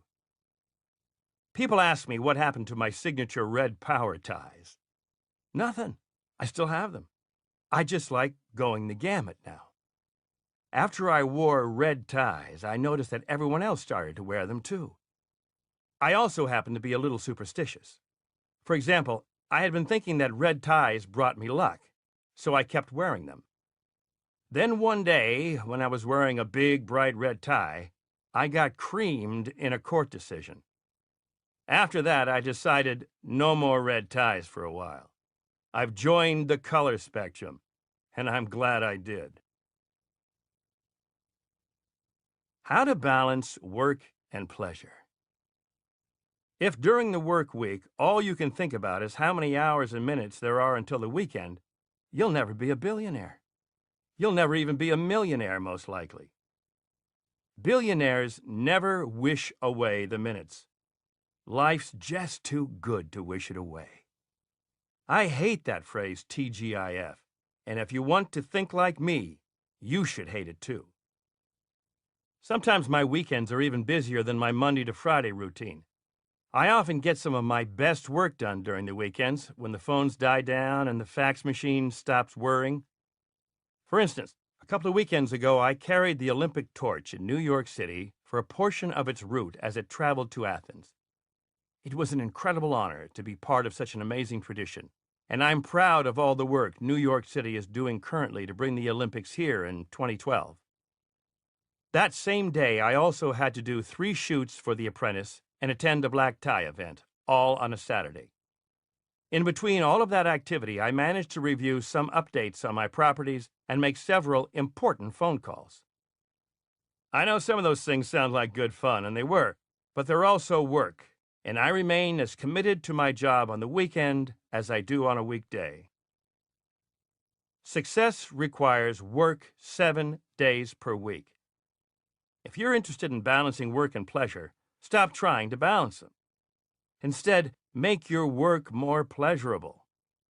For billionaires, work and pleasure are one and the same. Even when I'm golfing, a hobby that gives me immeasurable pleasure, I'm studying the course.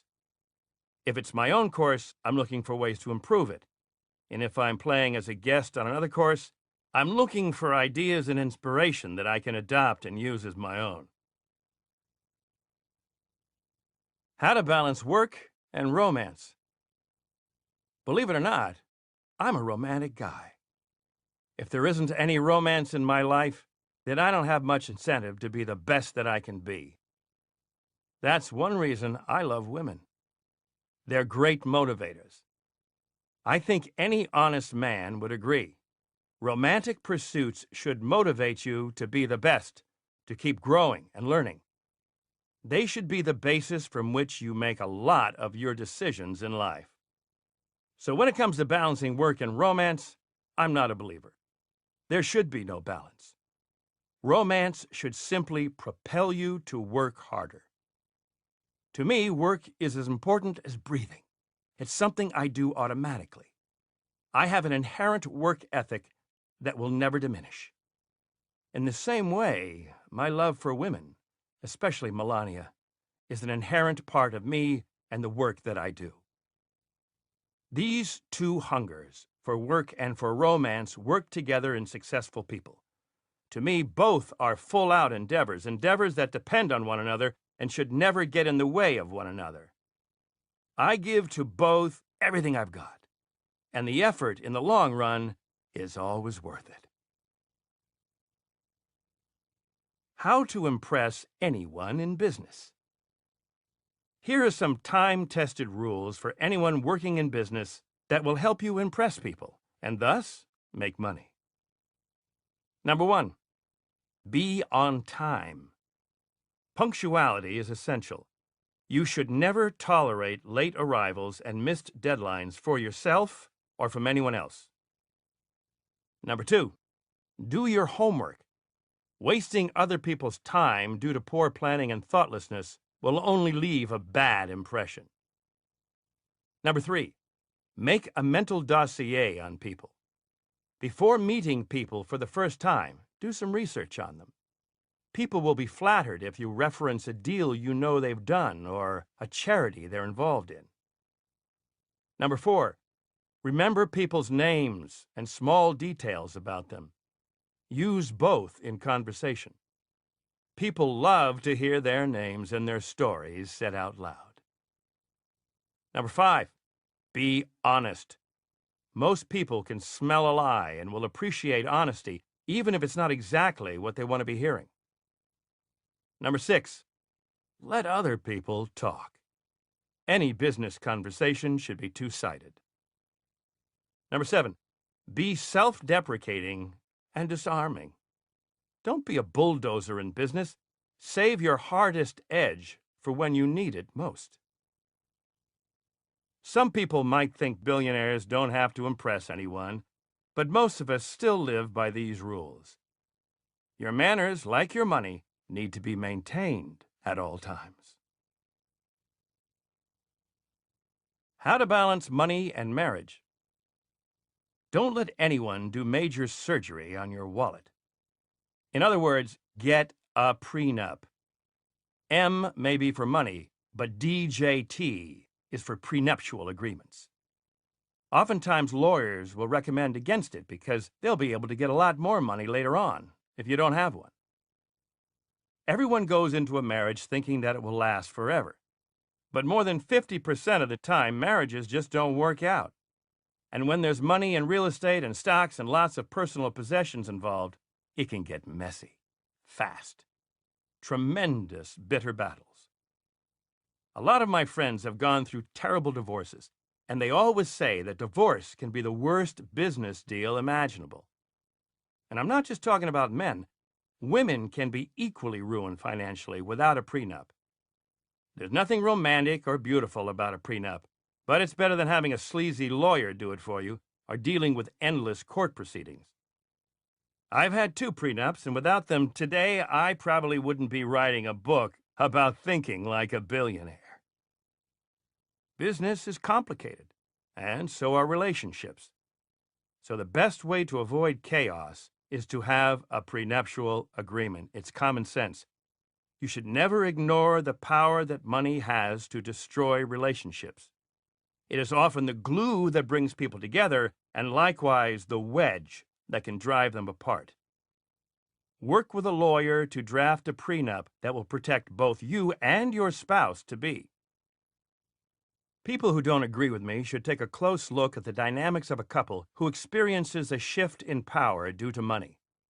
Both men and women, but men in particular, often struggle to adjust to a situation where a woman earns more than he does. It might be about pride or control or ego. It can be a difficult adjustment, even with couples who proclaim to be equals in all aspects of life.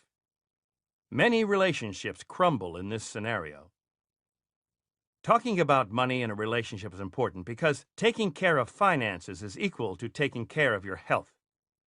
It has to do with your well-being as people and as a couple. I've heard people say, "Oh, we don't talk about money," as if it's a swear word or something. This stigma is asinine. It's like enjoying being illiterate. Your financial statement is your report card. If you've worked hard for an A, don't let anyone downgrade your mark to a D for dumbbell. That's my advice. How to be married. A good marriage is like negotiating an important deal. You have to consider all the factors thoughtfully and thoroughly. If you were investing a large part of yourself and your fortune into a venture, believe me, you'd make sure you thought about it for a long time first. That's how I see marriage. It's serious and it's important. I don't approach it any more haphazardly than I do a very important deal. In fact, considering the amount of deals I've made compared to the number of marriages I've had, I'd say I'm quite cautious about marriage. You should be too. I'm a bit older and certainly wiser now, and marrying Melania is a big decision, but not at all surprising. We have gotten along very well for some years now, and the comfort zone is definitely there. And we also have a lot of fun together. Enjoying someone's company is a big step in the right direction for marriage. And even though that sounds obvious, I've seen some slam-bang rotten marriages take place between 2 people who simply don't enjoy each other's company. I believe strongly in the concept of the woman behind the man, or vice versa. I have been with Melania for 5 years, and they have been the best 5 years of my life. Not only personally, but in business. I am the biggest and the best developer in New York. My show, The Apprentice, went to #1 and was nominated for 4 Emmys. My book, How to Get Rich, became the #1 business book of the year, by far. My 90-second-a-day radio show became the #1 biggest launch of a new show in the history of radio, over 300 stations, and so on. So I figure I better marry the woman who stood behind me and in front of me during this amazing and crazy period. And fast. How to make good friends. First, have something in common. I am good friends with Regis Philbin because he is a positive guy, and therefore I always enjoy his company. I, too, am a positive type of guy, and I prefer to see the good things in life, so we have a great time together. That's one recipe for a good friendship. Simple and solid.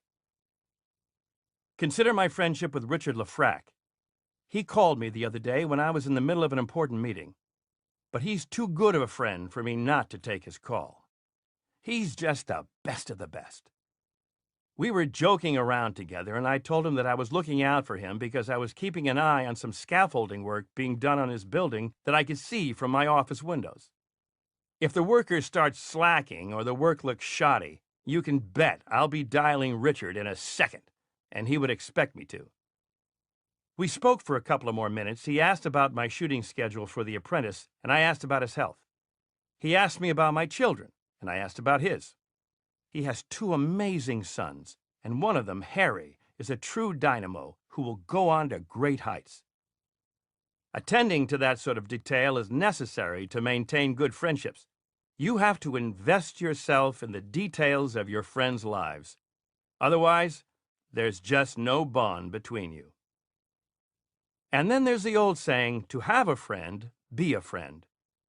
Well, sometimes. I've been around some selfish people, and their idea of a friend is for you to be everything they want you to be. The minute you step out of that role they've designed for you, watch out. You're a bad friend. It helps if your friends have a level of confidence equal to yours, which will eradicate any envy or jealousy they might otherwise have. I'm a successful man, and I've seen a lot of ill-concealed envy toward me because of my accomplishments. I quickly have to assess those who are sincere and those who aren't because I've met so many of the latter. It's not a condemnation, but a part of human nature that I'm well aware of by now. Steve Wynn, the successful Las Vegas hotel impresario, is a friend. We have had some tremendous ups and downs with each other, but somehow it just seems to work, and we always seem to end up together.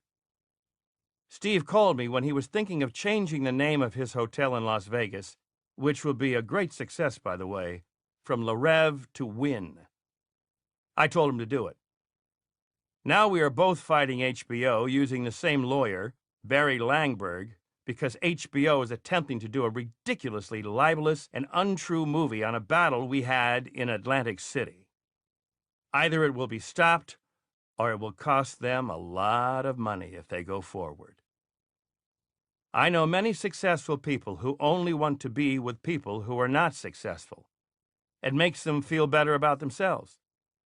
I have one very successful and well-known friend who boasts loudly that he will only hang out with losers. How would you like to be one of them? I, on the other hand, don't discriminate. I like and dislike all sorts of people, winners, losers, and those in the middle.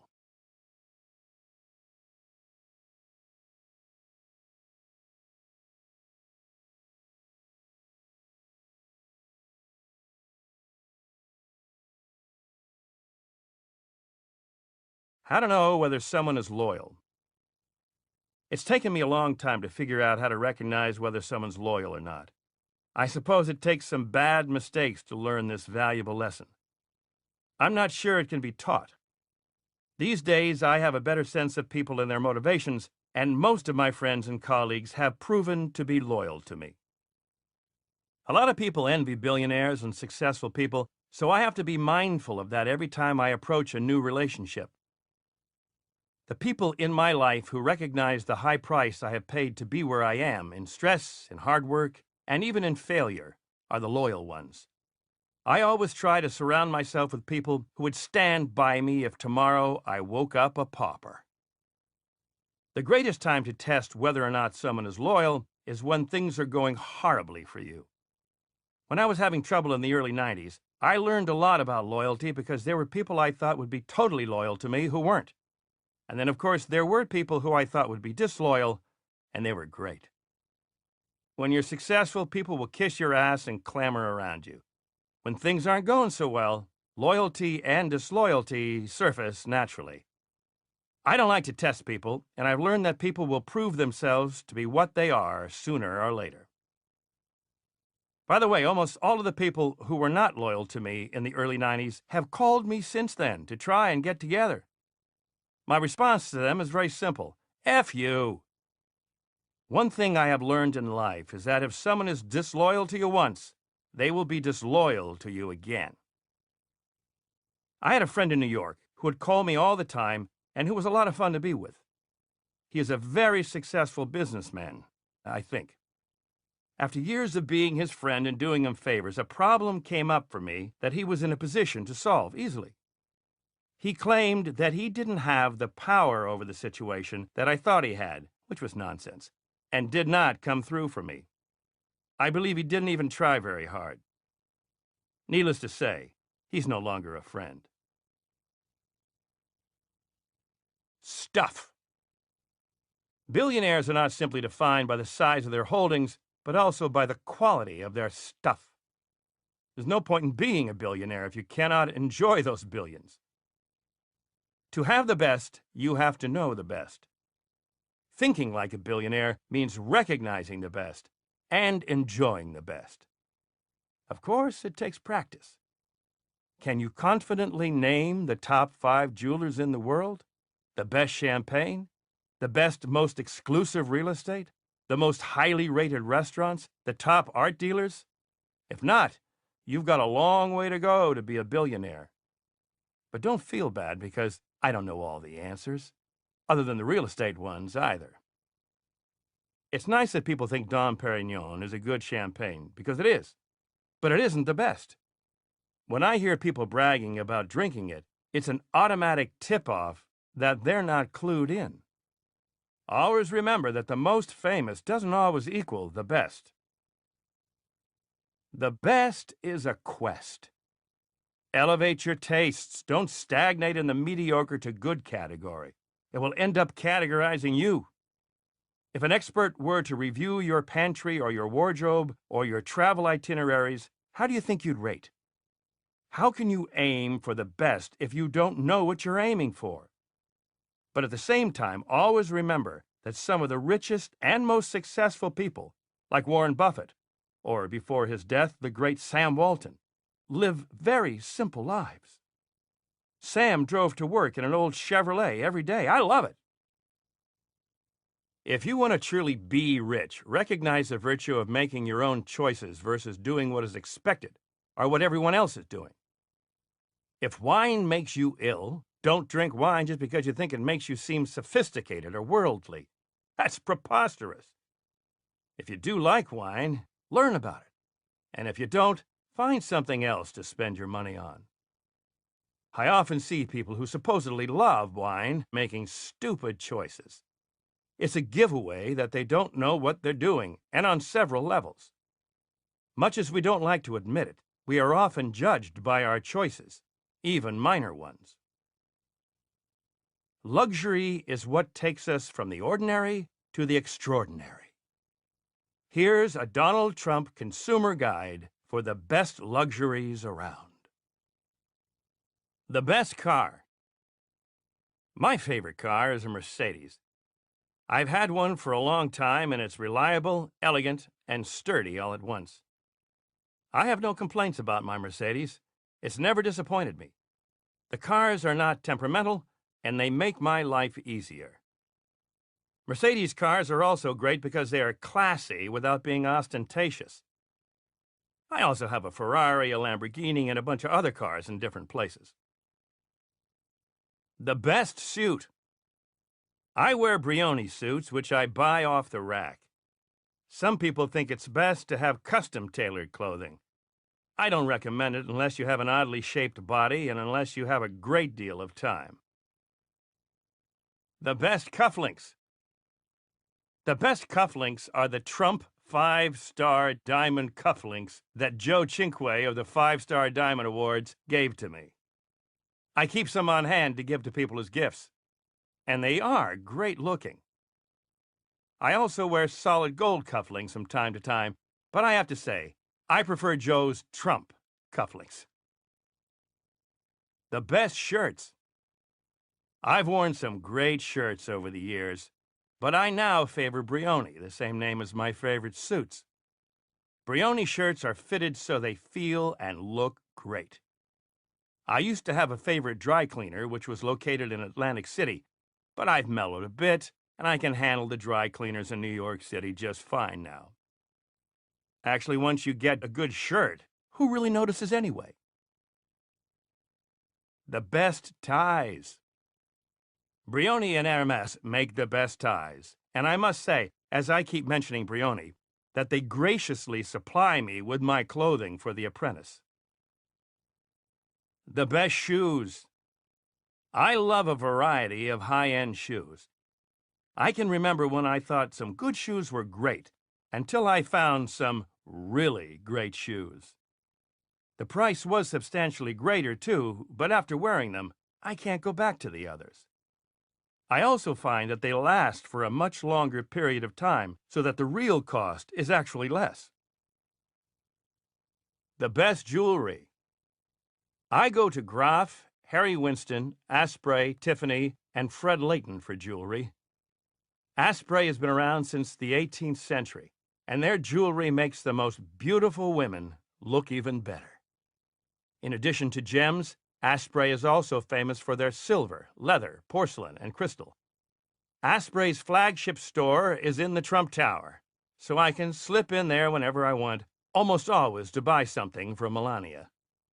You can buy a gift for anyone there, and the salespeople are excellent.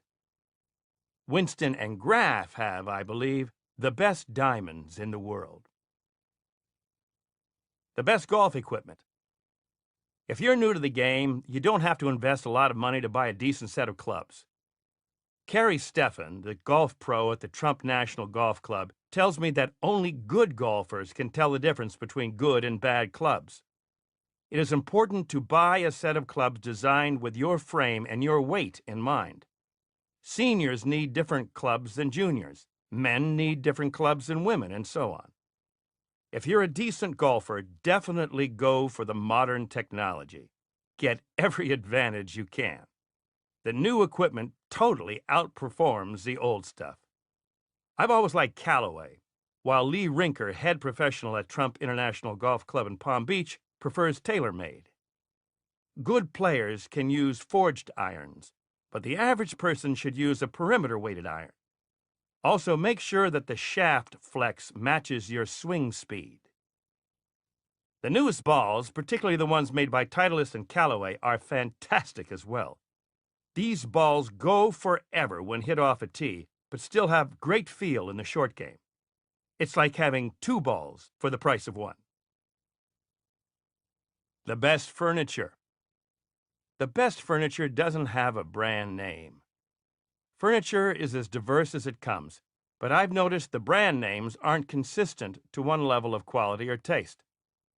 I never like all the pieces by one designer, and sometimes I'll find one incredible piece in a collection that otherwise leaves me uninspired. That's why I take so long to decide about certain pieces. One badly chosen item can ruin an entire room. Furniture is as important as lighting to a room, about which I'm equally demanding. I admire Mies van der Rohe very much, but I don't like sitting in his chairs. Furniture should be elegant, but it also needs to be comfortable. Whoever or whatever manufacturer can provide that combination will get my business. The best antiques. These come from high-end antique dealers. Collecting antiques is up there with collecting art, and I go for the most reputable dealer I can find. Sometimes there's a fine line between good-looking junk and the real thing, and a dealer will spare you wasted time and scams. The best credit card. The best credit cards are Visa and American Express. I even did a commercial for Visa, and American Express is a great tenant of mine at 40 Wall Street. The best shampoo. The best shampoo is Head & Shoulders. The best book. I have two. The Art of the Deal and How to Get Rich, both by Donald J. Trump. The best movie. My favorite movie of all time is Citizen Kane. The best album. There's so much great music. For me, I'd have to say it's a toss-up between Frank Sinatra, Tony Bennett, and Elton John. I never get tired of listening to them and probably never will. Frank Sinatra's favorite singer was Tony Bennett, so those two sort of go together. Any album by any of them is bound to be fantastic. And besides that, Tony lives in one of my buildings. In Trump Tower, we play a variety of music, anything from renditions of Moon River to versions of Rachmaninoff's famous piano concertos. Some people call it cheesy, but others love it. And so do I. If you love a certain kind of music, don't let other people's tastes influence your own. Whatever's the best for you is the best. Never forget that. And by the way, I also love Eminem. The best Broadway show. My favorite Broadway show is Evita by Andrew Lloyd Webber, starring Patti LuPone. I saw it 6 times, mostly with Ivana. Evita is not on Broadway right now, but I'm hopeful that they'll bring it back. Also, The Phantom of the Opera was great. The best painting. The best painting is the finger painting of a house by my daughter Tiffany. Nothing else comes close. The best ice cream. Cherry Vanilla by Haagen-Dazs is by far my favorite flavor, and I've tried a lot of them, as I'm an ice cream fan from way back. When I open my own ice cream parlor in Trump Tower, maybe we'll give Haagen-Dazs a run for its money. The best hamburger. I have 2 answers for this one. I like McDonald's hamburgers and the DT burger as served at the Trump Grill in Trump Tower. The DT burger is definitely more deluxe, but I've been a loyal McDonald's customer and even did a major ad for them. Places. Billionaires tend to be well-traveled and cultured. You should be too. There's no excuse for staying home. The world's too fantastic to miss out on it. I wish I could travel more, but I'm having too much fun at home. When you do decide to travel, always pack the word elite. It's a great word. It's a great place to be, too. If you want to think like a billionaire, elite should never be a destination that's too far away. But don't confuse elite with expensive. Elite is much more about a frame of mind, about curiosity and experience and appetite. Even if you haven't got tons of money yet, why not prepare yourself for when you do? How to travel in style even if you don't have your own jet. You don't need your own jet or your own yacht to travel in style. Traveling in style usually takes cash, lots of it. But beyond cash, traveling in style requires a certain mindset, a mindset that you can develop for free. The first trick is to go to places where you will be comfortable. It's impossible to travel in style if you're fearing for your life, or the temperature is unbearable, or you can't eat anything because it will all make you sick. Don't run off to crummy places because you found a good deal. One day in the south of France will be far more restive and rewarding than a whole summer spent in a hellhole. Use your head when making travel plans. It's okay to look for a good deal, but you sometimes have to spend money to enjoy yourself. Not to do so is a waste of money and can be dangerous. I make a habit of only traveling to places with running water and good amenities. I don't have a calling to the great outdoors, unlike both of my sons. I've never felt I needed to climb mountains or ride rapids down a river. Why try to climb Mount Everest when you can see Mount Everest perfectly well on television or in a book? I always say, don't challenge nature because ultimately nature will win. You're far better off in a hotel. So while I'm not an expert in off-road rugged travel, I know what I'm talking about when it comes to hotels and resorts. Here are some tips for when you travel, and when you want to travel like I do. Number 1, never check your luggage. That's a cardinal rule. Checked luggage is lost luggage. If you have an important meeting, you will not have time to shop for a new set of clothing. Number 2, stay in a nice hotel. people's perception of you is influenced by the quality of the hotel you're staying in. If you're trying to sell yourself or your business, others will not perceive you as a deal maker if you're staying at the Flea Bag Inn. Number 3, get your suits pressed. It should be one of the first things you do after you arrive at your hotel.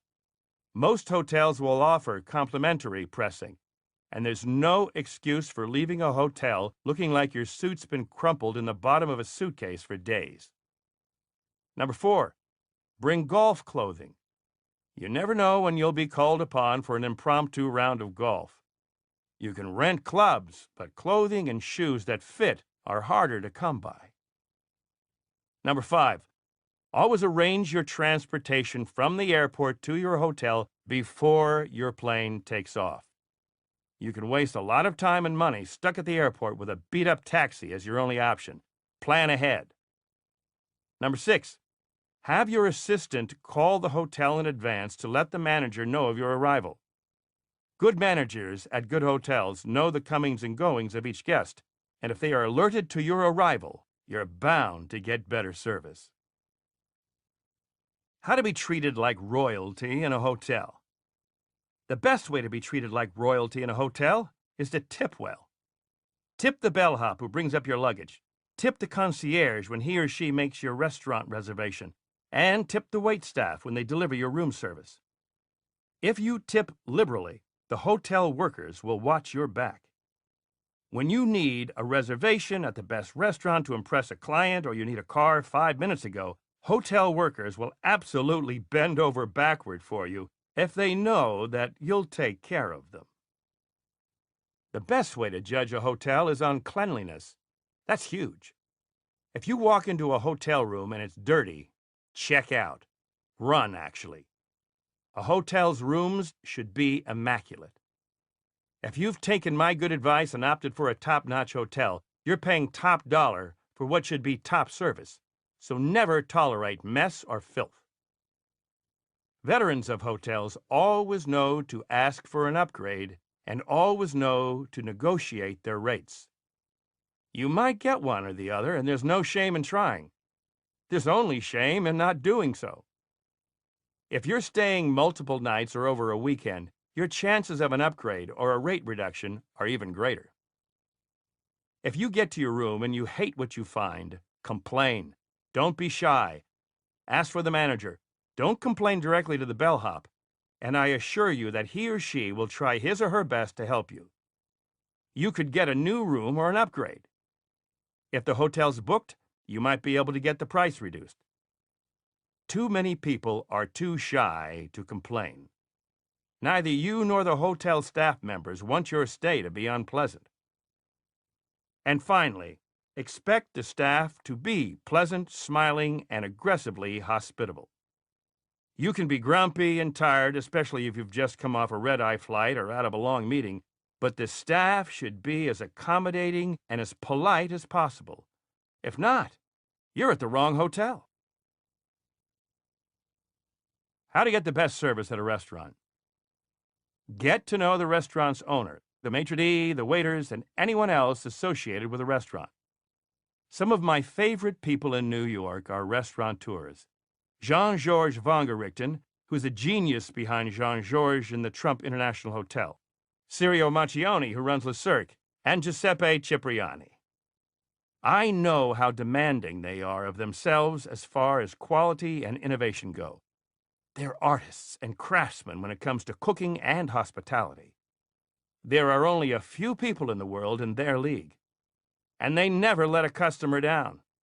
There are a lot of traditional businessmen in New York who could learn a lot about business from watching Sirio, Jean-Georges, and Giuseppe.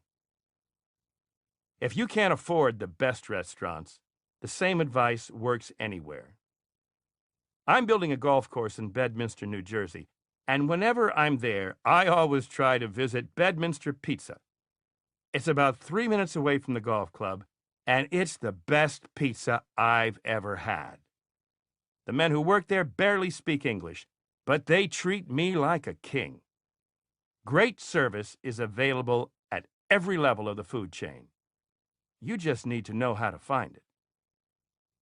Another trick is to treat the waiters and the restaurant owners as you would treat the host of a dinner or a party. Always remember that even though you may be paying for your meal, you're still a guest of the restaurant. If you act like a guest, you'll be treated like one, sometimes like the guest of honor. How to improve your golf game. If you play a lot of golf, your game will improve with time. Carrie Steffen, the golf pro at the Trump National Golf Club in Briarcliff Manor, New York, feels that good golfers need to put in 2 to 3 hours per week of practice, whether it's on the putting green or playing rounds or at the driving range. Serious golfers looking to improve their game should also devote an hour a week to instruction. Golf, like everything else in life, requires dedication. The rest is pure talent. I recently played golf with Annika Sorenstam, the Swedish golf champion, at the Trump National Golf Club at Briarcliff Manor. Hard as I try to be fair about the fairer sex, I still don't like being outdriven by a woman. After playing with Annika, I have to say that I'm happy I'm in the real estate business. I did, however, ask her how she does what she does so well. Her answer reminded me of Babe Ruth's. I just do it. Basically, she works hard, but she's got great talent. I was recently asked whether I see golf as a business or as a pleasure. I had to say that I find even more pleasure in building great golf courses than in playing the game. There is something so aesthetically pleasing about bringing a golf course to life. In fact, I feel guilty now if I'm playing golf at Winged Foot, which is a great course because if I'm playing there, it's for pleasure only, not business. On my own courses, I can play and work at the same time as I'm scouting the course for any problems I might see or possible improvements to make. I'm doing 2 things at once that way. How to find great vacation resorts. To zero in on a great vacation resort, ask people where they've been lately and ask for a first-hand account of it. Joe Chinque travels constantly and he always gives me an honest opinion of where and what's the best. If he speaks highly of a place, I put it on my mental list of destinations. Sometimes I'll flip through magazine articles and photographs, especially a beautiful publication such as Elite Traveler. I know that Douglas Golan, the president and editor-in-chief, does a lot of the research himself.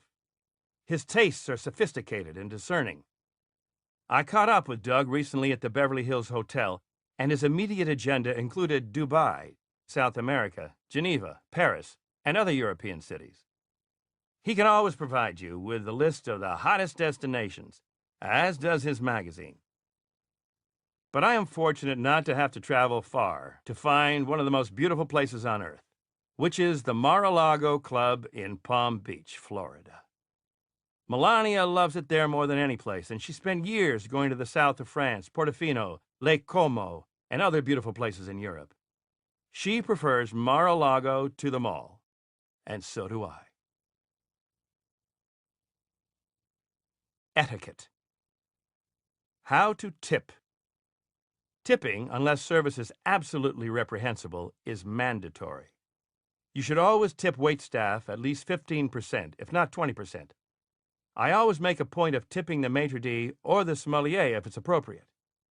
If you make a habit of certain restaurants, you'll be increasingly less welcome and will receive shoddy service if you don't pay up. In other aspects of daily life, tipping can confuse people, but I always say more is more. I know I'm an advocate for penny pinching, but you have to think of service workers as your colleagues in the business of life. Service jobs are never easy, and service workers can be some of the more tolerant, professional, and polite people working today. Learn from them. You should always give at least a couple of dollars, and in some cases, a lot more, to valets, skycaps, restroom attendants, door attendants, bellhops, coat checks, the concierge, and housekeepers. If someone goes out of their way for you or makes your life easier in any way, tip them a lot more. I think a sure indication of a loser is someone who can't tip adequately. How to attend a party. I can remember the times when I was not invited to as many parties as I am today. Today, I am overwhelmed with invitations. I'm wanted places, sometimes 5 or 6 events per night, but I don't go to many of them. When I was younger and less known, I avoided parties where I might be considered a fringe member of those on the invitation list. It's never a good idea to be at a party where you're not welcome. And if you are invited somewhere, don't show up too early and don't leave too late. I'm always amazed to see a party that's emptying with 3 or 4 oblivious partygoers just not wanting to leave.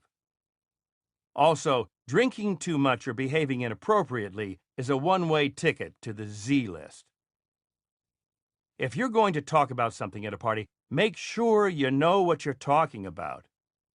I was recently at a party where I was subjected to listening to a woman who let us know exactly how much she didn't know about owning a yacht by trying to tell everyone how much she did know about it.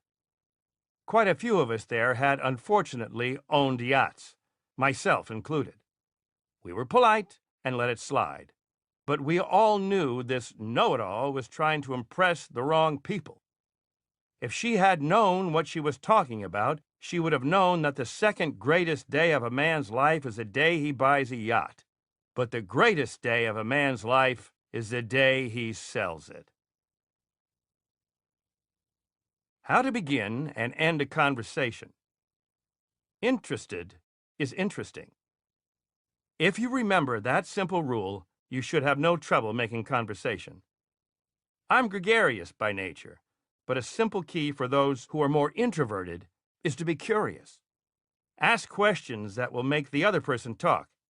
After all, most people love to hear themselves talk. So if you're shy, let the other party do the work.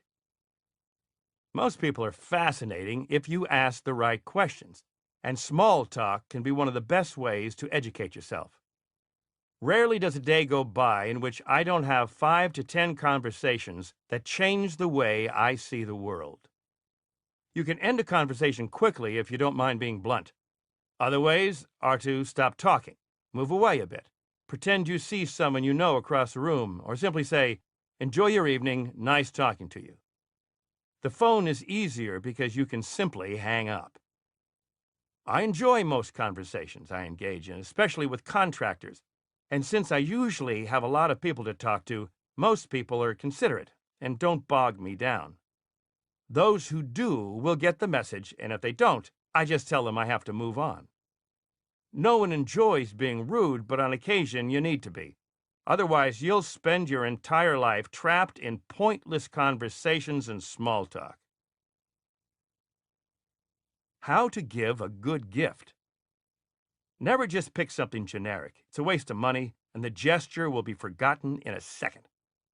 Strategic gift giving should be thoughtful and appropriate. It should reflect the recipient's interests or your relationship with the person. Gift giving takes time and careful planning. Don't plan on buying a gift on your way to see someone. If you're clueless when it comes to shopping, ask a trusted personal assistant or a friend to help you, especially when you're shopping for the opposite sex. I keep up with catalogs from Bergdorf, Tiffany, Louis Vuitton, and other fine stores, so I'll know what's new and what's out there. Occasionally, as I walk through someplace, I'll see something that catches my eye, and I'll buy it on the spot. How to correct someone. I'm a New Yorker, so I tell it like it is. Be upfront and direct with people, and they will return the favor. But sometimes, in more sensitive social situations, you have to consider the source and let it slide. In business and in life, I've heard people say things that are so outrageously incorrect that I don't feel it's worth my energy to say anything. Sometimes it's easy to just say, "You might want to check into that. I heard differently," and leave it at that. If you can avoid an altercation, do so, since most of them aren't worth your time and energy. I have to set a lot of things straight every day at work, and doing this during social hours is a total turnoff. I'd rather walk away and let other people waste their time. people will hopefully correct themselves, eventually. How to criticize someone. It's best to avoid criticizing anyone. Compliments work better, and sometimes silence is the best form of criticism available. I've known people who have said bad things to and about me who cannot take criticism themselves. Most people are one-way streets, and it's better not to spend your time dodging head-on traffic. If you stay silent, people will eventually make fools of themselves without your help at all. It's revenge the easy way. How to say no. Learning how to say no is crucial to thinking like a billionaire. We are faced with a barrage of requests each and every day, for time, for money, and for favors. We have to learn to say no most of the time, sometimes to some worthy causes and some great opportunities. When it comes to saying no in the context of a deal, I learned a valuable lesson from one of my lawyers. Distill the information presented to you. Lawyers are pros at distilling complex information, and it's a skill worth cultivating. As you read over the terms of a deal or a contract, translate the language by using the phrase, "in other words," and then paraphrase the rest. You will begin to see the tricky ways in which language can be used. If you can distill the language into simpler terms, you'll be able to see how the deal will reward you and also what it will require of you. Once you have the pluses and minuses straight in your head, saying no, if necessary, will be a lot easier. Frankly, and this advice might strike you as strange, accept it when people are not nice to you. I like it when people are not nice because they're easier to control. It's much more difficult to be tough with someone who is nice. If they're nasty, saying no is a cinch.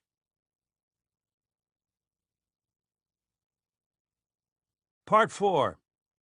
Slices of the Billionaire's Life. I could continue giving you advice about how to think like a billionaire, but I've always felt that the best way to teach someone is by example. Following are some excellent examples of a billionaire's mind at work. Columbia University. Last year, I wrote a critical letter to Lee Bollinger, the president of Columbia University and the former president of the University of Michigan. As a committed real estate developer in New York City, I feel that it's my responsibility to look out for some of the cultural institutions in town, and Columbia University is one of New York City's greatest treasures. Part of Bollinger's mission is to expand the size of the university, not just its academic offerings, but also its campus, and I couldn't agree with that mission more. But it came to the attention of the real estate community that Bollinger was interested in buying up land in Harlem, the university's neighborhood. To my shock, Bollinger at that time controlled approximately 40% of the 17 acres he was looking for. Take a lesson from Bollinger's mistake. Never publicly announce your desire to own something, particularly real estate, before you make a deal. You'll only end up paying through the nose. Bollinger will have to pay a premium on the remaining 60% of the property because the owners now know how much he wants it. That's simply bad business practice. And if I were on Columbia's board of trustees, I would tell Bollinger, "You're fired." Not only is this scenario an example of bad negotiating, but Bollinger is also buying in the wrong location. Al Lerner, a close friend of mine who, sadly, passed away from cancer, was on Columbia's board for some time, and he had a fantastic vision. He thought Columbia should have occupied 15 magnificent acres of unobstructed land from 59th to 62nd Streets, fronting both West End Avenue and the Hudson River. It would have brought part of the Columbia campus into the heart of Manhattan and made the campus more accessible to New Yorkers. As it is now, Columbia is in a horrible location, and thanks to Bollinger, it will stay that way forever. Columbia deserves the best location, not the worst. By the way, I own the land that Columbia should be buying. The United Nations mess. Only an incompetent could create and continue the mess, or I should say messes, at the United Nations. Kofi Annan, the Secretary General of the United Nations, has created a fiasco out of one of the world's most valuable institutions. Let me give you some background on what's going on at the UN. Not so very long ago, I had a meeting with a high-ranking official of the United Nations regarding the possible renovation and restoration of the UN complex in New York City. After studying the details of the renovation, and with the constraint that there will be no relocation of any employees during this reconstruction, I knew I could accomplish exactly what the United Nations wanted in 2 years and at the cost of $400 million. They had originally approached me because they could not believe I'd built Trump World Tower at the United Nations Plaza for only $300 million. But it was true.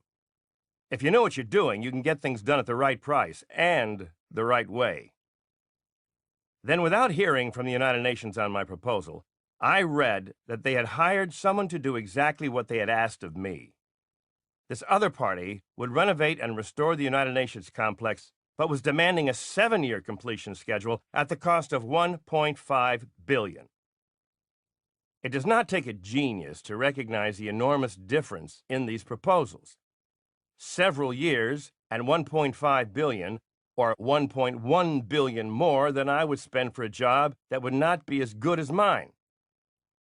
It makes me wonder, who is in charge at the United Nations?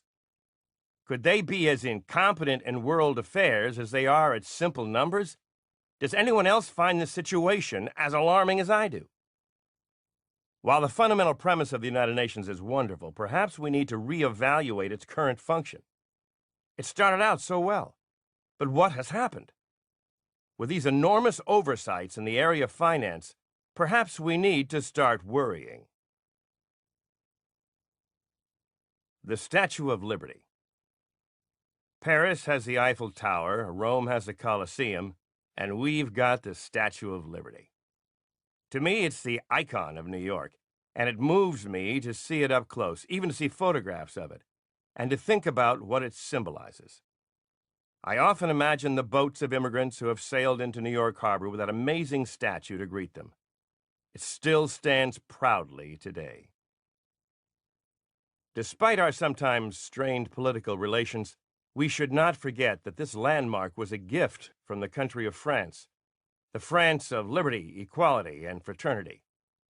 The French recognized our quest as Americans and gave us this incredible symbol in appreciation for what America represents. I think that the recent divide between France and the United States is a tragedy. We would have felt as bad for them if the Eiffel Tower or La Défense had been destroyed as they felt for us when the towers came down on September 11th. For one of the opening scenes for the second season of The Apprentice, Mark Burnett and his crew took me to the Statue of Liberty. As we approached Lady Liberty, I was taken back to my youth when I was told I was fortunate to be in America, that I had opportunities that other people in the world could only dream about. And here I am, a major player in the greatest city of this incredible country, and I realize once again how amazingly lucky I have been. With the parents that I had and this country as my backbone, anything was possible. I operated on that premise of possibility, and I'm walking, talking proof of the American dream. For me, the American dream is not just a dream, it's a reality. Breakfast at the Waldorf. I like going to the Waldorf, especially when I'm receiving an award. Recently, the IRTS, the International Radio and Television Society, had a breakfast for me. The casts from Queer Eye for the Straight Guy and Sex and the City, producer Michael Patrick King, Bob Schieffer of Face the Nation, and Herb Scannell of Nickelodeon Networks. Jeff Zucker of NBC was also there to announce that while it took 5 guys to save Bravo, it only took one, me, to save NBC. Then Bob Wright, chairman and CEO of NBC, took the stage to introduce me. It was an honor to receive the award because, as Bob Schieffer mentioned, we have a responsibility in the television and radio industry to try to make media intelligent. That's our approach with The Apprentice, and to be recognized for my contribution feels great. As our culture changes, so must our television, or it would lose relevance. In addition to providing entertainment, radio and television have increasingly become powerful tools for educational enlightenment. I keep this in mind for both my radio and my television programs. As power breakfasts go, that one was up there with the best, and we all agreed to keep up the good work. 10 amazing minutes. Steve Wynn recently called and told me he was about to bid on a great painting, a Vermeer. The auction was taking place at Sotheby's in London, and Steve asked me to listen in on the bidding process. It was very interesting, especially for someone like me who has never been a big buyer of paintings. Steve loves this Vermeer painting, and usually what Steve wants, he gets. The bidding began at $10 million and quickly escalated to $24 million when Steve entered the fray. People began to drop out, and finally it was just Steve and one other bidder until Steve ended up winning at $30 million. It was a really amazing 10 minutes, and Steve now has a painting by an artist whose work will probably never go to market again. I look forward to seeing it. People Magazine and What People Do. Ann Moore, the chairman and CEO of Time Incorporated, invited me to speak to a People Magazine management meeting to share a few secrets on your leadership success, as she put it. My speaking fee is typically $250,000, but because People Magazine has always treated me well, I decided to do Ann a favor. I opened the lunch meeting with the observation that they'd left me out of their latest issue, The 50 Most Beautiful People. But after setting that straight, we were off to a good time. I began by discussing the power of the media. When Jean Georges, the wonderful restaurant in the Trump International Hotel and Tower, first opened, I told Chef Jean-Georges von Gerichten that I absolutely hated the interior design and didn't even want to eat there because of it. He said, "Mr. Trump, I want people to notice the food, not the decor." I thought that was one of the greatest lines of pure bullshit I'd ever heard and told him so. Then the New York Times wrote an absolute rave review of the food, giving the restaurant its highest rating, and suddenly, I thought the room looked pretty good after all. The newspaper's analysis and praise of the restaurant completely changed my mind. That's power. I continued to alienate members of the press on occasion, but on the whole, I like them. I know their jobs aren't easy. That day, facing a room of attractive and attentive publishing types, I mentioned that while they may be lovely young women and sharp-looking young men, they couldn't fool me. I know they're vicious. I deal with vicious people every day. But most of the time, they look vicious. These people appeared well-polished, but I told them, I know they're out to get me. The room laughed. The media represents great power. As someone who has received a lot of attention from the media, I know that its power to make someone recognizable is unbelievable. I had always been relatively well-known, but it was nothing compared to my fame now. Even 6-year-olds walk up to me in the street and shout, "You're fired!" And elderly men in their Rolls Royces in Palm Beach will roll down their windows to yell at me as they drive by. I thought I was famous before, but I was wrong. Now I'm famous. In order to comply with Ann's wish that this be a business meeting, I spent a few minutes talking about success and gave the audience some advice on how to find it for themselves.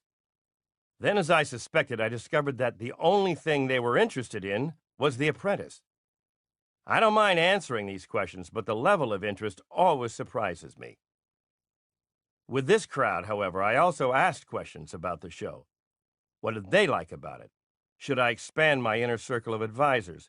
What task pertinent to magazine publishing would they come up with for the candidates, and so forth? One person asked me what had been the biggest surprise to me about the show. I answered that the biggest surprise had been the show's success. 95% of new TV shows don't make it. Those aren't odds I like, and it's a good thing I didn't know that going in, or I would never have signed on in the first place. As I was discussing The Apprentice, I also mentioned that prior to the show's success, I remembered standing with Melania behind a guy who was also waiting to get into the NBC Upfront event at Lincoln Center last year. I mentioned to Melania that he was a great-looking guy. It turned out to be Rob Lowe. He also had a new TV show coming up, and I remembered thinking that I really didn't want to go up against someone who looks like that. I'd never make it.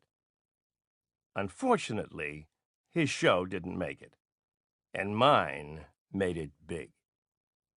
So, you never know what will work. I also told the audience that I thought certain kinds of people shouldn't be on The Apprentice, such as Sam and Omarosa, who were loose cannons as far as I was concerned. But that's part of the entertainment factor. If we had had 16 intelligent, polished, and productive people from this room as candidates, it might not have been as interesting a mix. That's what Mark Burnett and his team do so well. They put together a group in which the common denominator may be intelligence and ambition, but with enough variety to be entertaining and maybe create some sparks along the way. Disasters can be more interesting than smooth sailing. So much for my casting instincts, but these are things we learn along the way. If it were up to me, I'd choose 16 supermodels. Not good. I ended the conversation by bringing the topic back to business. I mentioned that whomever I choose as a winner on The Apprentice will always be chosen from strictly a business, not an entertainment viewpoint. I don't want someone who is entertaining. I want someone who knows what they're doing. After all, my own life is entertaining enough. In praise of audacity, I agreed to give a speech in New York City to 700 people from Sanofi Centilabo Incorporated, a pharmaceutical company, for Patty Gilles. Patty's a terrific businesswoman, and she and the Sanofi group had all been at my Mar-a-Lago club for dinner a few months earlier, so I wanted to welcome them to my city. I know from experience that this group is hardworking. I had invited some of the team to play golf with me at the Trump International Golf Club in Palm Beach, and they all declined. Every single one of them turned me down. However, I realized that these people had their priorities straight. They love their work, are responsible for the positions they hold, and are completely focused. Over the course of my speech, I told them that if you can't dream about new products, they will never happen. I also pointed out how important it is to set their own standards. That will ensure that they remain innovators in their field. I already know how disciplined they are, so I'm stressing their creativity and urging them to go against the tide. In summing up, I told them what I've said before, but these are points worth repeating if you are intent on big success. Number 1, think big. Number 2, stay focused. Number 3, be paranoid. Keep your guard up. Number 4, be passionate. Number 5, don't ever give up. Number 6, love what you are doing. To be a winner, you must think like a winner. Try it. You'll be surprised. And before long, you might be thinking like a billionaire. Pageants. As the saying goes, Miss America is a girl who lives next door. Miss USA is a girl you wished lived next door. To diversify my investments, I entered into a partnership for ownership and broadcast rights with the NBC network for the 3 largest beauty competitions in the world: the Miss Universe, Miss USA, and Miss Teen USA pageants. Few people are aware of the large audience pageants have worldwide or the weight they carry internationally. Their value to the economies of the countries that host them is enormous, and the bidding for them is a competitive and serious business. While millions around the world tune in each year to see a new title holder crowned, few people realize just what the year entails for each young woman. All 3, Miss USA, Miss Universe, and Miss Teen USA, become bona fide full-time employees of the Miss Universe organization and immediately put their lives on hold for a year to relocate to New York. They all move into a 3-bedroom luxury suite in my Trump Place development. Whether or not you enjoy beauty pageants, they serve a good purpose aside from the celebration of beautiful young women. The importance of good works is at the center of the pageantry, and these women are using their gifts in incredible ways. In that sense, the pageants provide an excellent lesson for everyone. Marco de la Cruz, who works as a motivational coach in Los Angeles, told me how impressed he was with the contestants of the Miss USA pageant after working with them for a few weeks. He said that what might be perceived as a sexist or narcissistic event was much more than that, due to the social conscience the contestants displayed. He felt the pageant was a form of empowerment for women. I agree. What they will all be able to accomplish after this pageant is staggering. The pageant already aids the Make-A-Wish Foundation, breast cancer research, and AIDS research, and each contestant devotes a serious amount of time to a specific cause. Marco also noted the steady progression of confidence developing in each young woman as the weeks progressed. All in all, a good score. The ratings for the Miss USA pageant this year were the highest they have been in 10 years. The event took place in the glamorous and beautiful city of Los Angeles, and the contestants visited Universal Studios, Santa Monica Pier, the Queen Mary, and Hollywood. The show itself was held at the Kodak Theater, home of the Academy Awards, and was covered by Billy Bush and Nancy O'Dell for Access Hollywood. The after party and the lines to get in reminded me of Studio 54 in its heyday. After Miss USA is crowned and the credits have rolled, she flies immediately to her new Riverview Trump residence in New York, where she will spend her reign pursuing professional goals and making appearances on behalf of our charitable partners.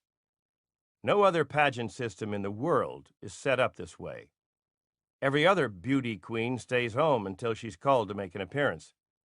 When not traveling around the world, our title holders spend every week volunteering during the day and attending A-list events at night. As Miss USA 2004, Shandy Finnessy is an official spokesperson for breast and ovarian cancer awareness. She will assist in raising millions of dollars on behalf of these organizations. The benchmark is enormously high. As Miss USA 2003, 24-year-old Susie Castillo helped raise $28 million for the same cause.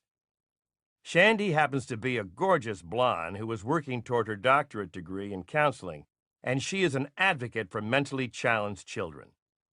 Shandy has traveled to Korea to entertain troops with the USO and will travel later in the year to the Middle East. When a woman becomes Miss Universe, her world is turned upside down. When Jennifer Hawkins, Miss Universe 2004, left her home in Australia for the pageant in Quito, Ecuador, she was able to be in Sydney without being recognized. Now, having been featured on the cover of every magazine and newspaper down under, and having been the subject of several television shows, she has become an instant celebrity. In her new role as spokesperson for HIV and AIDS awareness, Jennifer has been a moderator at the International AIDS Conference in Bangkok, and she will spend the year meeting with world leaders focused on this terrible pandemic. She is also one of the most beautiful women I have ever seen. Tammy Farrell, 19-year-old Miss Teen USA 2004, hails from a farm in Phoenix, Oregon. She has spent the year as an advocate for DARE and other teen-related causes. Prior to the pageant, she had never left Oregon. Now she has traveled all over the United States in addition to a first-class trip to London and Berlin. When they are not globe-trotting, these three beauties are roommates, which can sometimes be more traumatic than the apprentice apartment. Bill Rancic never had to worry about a misplaced $100,000 tiara. The Mar-a-Lago diet. You can't just think like a billionaire. You have to eat like one, too. Whether you have a world-class chef preparing all your meals or just a simple hot plate, always remember, you are what you eat. Gary Gregson, the executive chef of the Mar-a-Lago Club and the Trump International Golf Course, has worked for me for 9 years, and he's one of the top chefs in the world. His job is to make sure that all of our guests eat well during their stay. The guests include national and local politicians, television personalities, movie stars, musicians, and the wealthiest of the wealthy. Gary's job is demanding, but he's an absolute pro. Gary used to keep a list of all the notables that have been entertained at the Mar-a-Lago Club, but the list just got too long. There are just too many people who want to experience Mar-a-Lago. What keeps them coming back? Gary tells me that it's his food, and I'm inclined to believe him. You may not believe me, but I keep to a somewhat strict diet, a diet that Gary invented for me. We call it the Mar-a-Lago diet. And if I didn't adhere to it from time to time, my waistline would be an absolute disaster. I'll admit that I go for the occasional DT burger or ice cream or pizza, but for the most part, I watch what I eat. How do you go about getting started on the Mar-a-Lago diet? Visiting the Mar-a-Lago Club is a good start, but you can also try it at home. Gary developed the Mar-a-Lago diet with me in mind. He tells me that it has a lot in common with some other popular diets out there right now, but the Mar-a-Lago diet is more sustainable and far more realistic than the others. And it works. A former Miss Universe who had gained some weight stayed at Mar-a-Lago, and after a couple of weeks, she was back in pageant shape. Gary believes that it's ridiculous to think that you can enjoy life without carbohydrates and sugar. Everyone's avoiding bread, pasta, rice, and potatoes these days. Next month, people will probably be swearing off fruits and vegetables. You have to satisfy your appetite and stay balanced. It's as simple as that. The Mar-a-Lago diet is not what you can't eat, but what you can and should eat to stay thin. Part of the Mar-a-Lago diet is always fulfilling your cravings as they develop, as ridiculous as those cravings may be. Gary's motto may as well be, want caviar on your Dover sole? No worries. What about caviar on your scrambled eggs? Even better. Breakfast might consist of an egg white omelet with spinach, tomatoes, and a little feta cheese, a small cup of tropical fruit, and a mimosa made with freshly squeezed orange juice. Lunch could be a small portion of tilapia and steamed vegetables with fresh herbs and extra virgin olive oil, served with yogurt sauce on the side, iced tea with lemon, and fresh blueberries for dessert. Dinner depends on whom you're dining with. If you're eating alone or with your spouse, you can cut back a bit. When you're dining with guests and friends, you should indulge a bit more. One of my favorite meals at Mar-a-Lago is lemongrass-infused salmon with scallion pancakes. I also enjoy the yellow heirloom tomato gazpacho with summer squash, and lingonberry sorbet, which is out of this world. I tend to be a little more partial to meals that include Caesar salad, meatloaf, strip steak, or roast chicken, and you should adjust your diet based upon your own tastes. With immediate family and close friends, there tend to be larger portions and multiple courses. Pan-seared foie gras with spiced pumpkin bread and wild Maine blueberries, followed by mango soup with shallot flan, is one of Gary's classics. He also serves Parmesan-crusted sea bass with celeriac potatoes, bok choy, and sauce beurre blanc. To finish the meal, even if you're on the Mar-a-Lago diet, Gary often provides a selection of minuscule desserts or an incredible Grand Marnier soufflé. If you're a drinker, which I'm not, enjoy a glass of fine wine, but don't overindulge in alcohol. It can be a high-calorie and dangerous habit. I once asked Gary to tally up the food orders during the busiest part of Mar-a-Lago's season. Apparently, it's not unusual for the club to purchase 100 pounds of Florida stone crab, 40 pounds of fresh grade A foie gras, 12 points of high-grade caviar, Osetra beluga or sevruga, and 400 pounds of sea bass each week. And of course, all these foods work within the Mar-a-Lago diet. To summarize the Mar-a-Lago diet. Number 1, it has to be served in a fantastic setting. Number 2, it has to look fantastic. Number 3, it has to taste incredible. Number 4, it cannot make you gain weight. If you eat the best foods and watch your waistline, you'll begin to look and feel great in no time. Saturday Night Live. One day in late March of 2004, Jeff Zucker, the brilliant president of NBC, called to make an appointment to see me at my office. I knew something big must be up for him to pay a personal visit. He said, "I'd like to see you." So he arrived in my office and said, "Donald, do me a favor. Host Saturday Night Live." I like and respect Jeff a great deal, and we'd been experiencing a tremendous success with The Apprentice, so I couldn't say no. I'd like to say that I showed up a few hours before the show on Saturday, April 3rd, tried on some costumes, learned a few lines, and then did the show live with the help of the hilarious Saturday Night Live regulars. As with The Apprentice, that wasn't the case. It took up a few days of my time. A few days well worth it, as experiences go. Saturday Night Live is a legendary show, and being asked to be the host was a great honor. Considering its 29-year history, I was walking into something big and something new to me. Comedy skits, a monologue, a face-to-face with someone who imitates me for a living. A chicken number. Were they joking? Yes, and quite well. Here's how the show came together that week. Preparation. On Tuesday, I met with Lorne Michaels' terrific team of 17 writers, led by Tina Fey. They pitched ideas and asked questions. We chatted for about 1 hour. How much could they get in 1 hour? Plenty, as it turned out. On Wednesday, the writers had 35 sketches completed, which they presented to me in a series of read-throughs. Some of these writers had been at SNL for over a decade. 5 are new this year, and 1 was new that week. The job of an SNL writer is tough.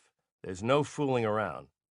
Lorne Michaels and Marcy Klein certainly know what they're doing. After the 35 sketches were finished, they narrowed them down to approximately 12 skits considered viable for the show. This process took about 3 hours, and then I was free to go back to my office. On Thursday, we read through the chosen sketches, where I interacted with members of the SNL team and got a feel for the format of the show. On Friday, we had our first full day, which started at 1:30 p.m. and ended at 10:30 p.m. We blocked and did run-throughs of the skits on undressed sets on the SNL stage. Originally Toscanini's recording studio and built on springs to avoid the rumble of the subways underneath the NBC building, that space is historic. It has about 7,000 square feet of workable space, which isn't a lot, considering what the show accomplishes every week. In the first skit, I played a hippie in a business meeting about the worldwide marketing of bongs. After 3 quick run-throughs, I realized that I was dreading having to wear the long, blonde wig they'd picked out for me. Luckily, this skit would be cut during dress rehearsal. I hate messing up my hair for any reason, even for SNL. On the way to the next skit, I stopped and chatted with Greg Tull, who had worked at SNL as head of props for 25 years. He's also a fellow graduate of the New York Military Academy. He reassured me when he told me I was doing a great job so far, a vote of confidence I trusted, as he's watched countless rehearsals over the years. The second skit involved my so-called latest romance novel, Erotic Moonlight Confessions. The protagonist, Ronald Strump, lives in a famous skyscraper in the penthouse apartment with city-wide views. Convinced it will be a bestseller, I happen to be the narrator. As it turned out, this favored sketch of mine, short and easy, would also be cut after dress rehearsal. We took a short break, so I returned to my dressing room, passing the pretzel and potato chip bins, and made a few phone calls and checked in with the office. The very talented Jim Dowd of NBC showed up to give me a tour of the control room. I got to know Jim while working on The Apprentice. He doesn't stop. Saturday Night Live is a big operation, and everyone involved is a pro. Back on the set, Stone Phillips of Dateline stopped by to visit. He had been down at my Mar-a-Lago club in Florida over the past weekend doing a story. Then Lorne Michaels came in to say hello. The set was buzzing with activity, and through the windows above the audience bleachers we could see the NBC tour participants watching us. They waved and gave me the "you're fired" gesture. Just what I needed, some votes of confidence. Fortunately, they hadn't seen enough yet to pass judgment, so I waved back. Then I had some rehearsals, one with Finesse Mitchell, for a lawyer-client skit that included the Harlem Globetrotters, and another with Daryl Hammond, the brilliant impersonator who can nail just about everyone from Bill Clinton to Regis Philbin to me. The skit was titled The Prince and the Pauper, and it required a costume change mid-scene that the writers were still trying to nail down.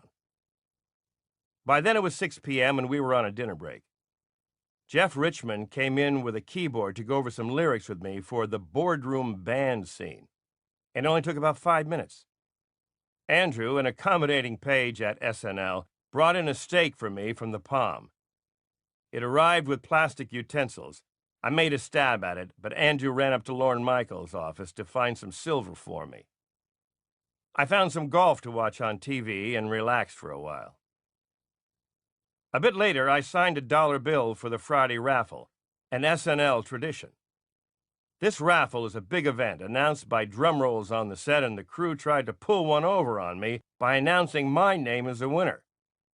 However, I already knew the buzz around there. It turned out that Lonnie in wardrobe was the winner. So it was back to the set for the boardroom band scene, the most complicated scene for me, as I had to play the keyboard, sing, and remember some complex lines and lyrics. Where was Billy Joel when I needed him? We did the chicken wings number involving Trump's House of Wings, which seemed to be popular right from the start. I kept thinking, how do I get myself into these things? I had nixed the chicken outfit, but I did see a strange-looking yellow suit around the set, which had me worried. We took a break and Lorne visited me for a while. Carolyn Kepture arrived to run through her scene. She was relieved to know her lines were limited. Scripts aren't her thing either. I went back out to practice the opening monologue. The monologue had to be the most difficult part of the show. I would come out on stage, address millions of people, and hope to be funny. I asked the set builders, how did I ever get into this? I should be building like you. I can relate to you guys. We practiced the monologue a couple of times with Daryl as my understudy and with Jimmy Fallon playing Jeff Zucker. We got some good laughs, and then we called it a night. It was already 11 p.m. by then. The live show. We had a 1 p.m. call, and I was there on time. Saturday would be another rehearsal on dress sets and a semi-dress rehearsal. We made changes as we went along, so I had to pay close attention all day long. Not surprisingly, that pastel yellow suit showed up in my dressing room. I tried it on and asked myself a few questions, specifically, what the hell am I doing here? Chris Kelly, the stage manager, offered me the neon chicken wings sign from my office in Trump Tower as a souvenir. My memories would be vivid enough, but it was thoughtful of him. We ran through the show, which included 3 encounters with Star Jones of the TV show The View. Star was played by Kenan Thompson. I also visited the set of Live with Regis and Kelly, as played by Daryl Hammond and Amy Poehler. I liked all the skits, but realized that only certain ones would make the live show. The Saturday Night Live setup is theatrical in concept.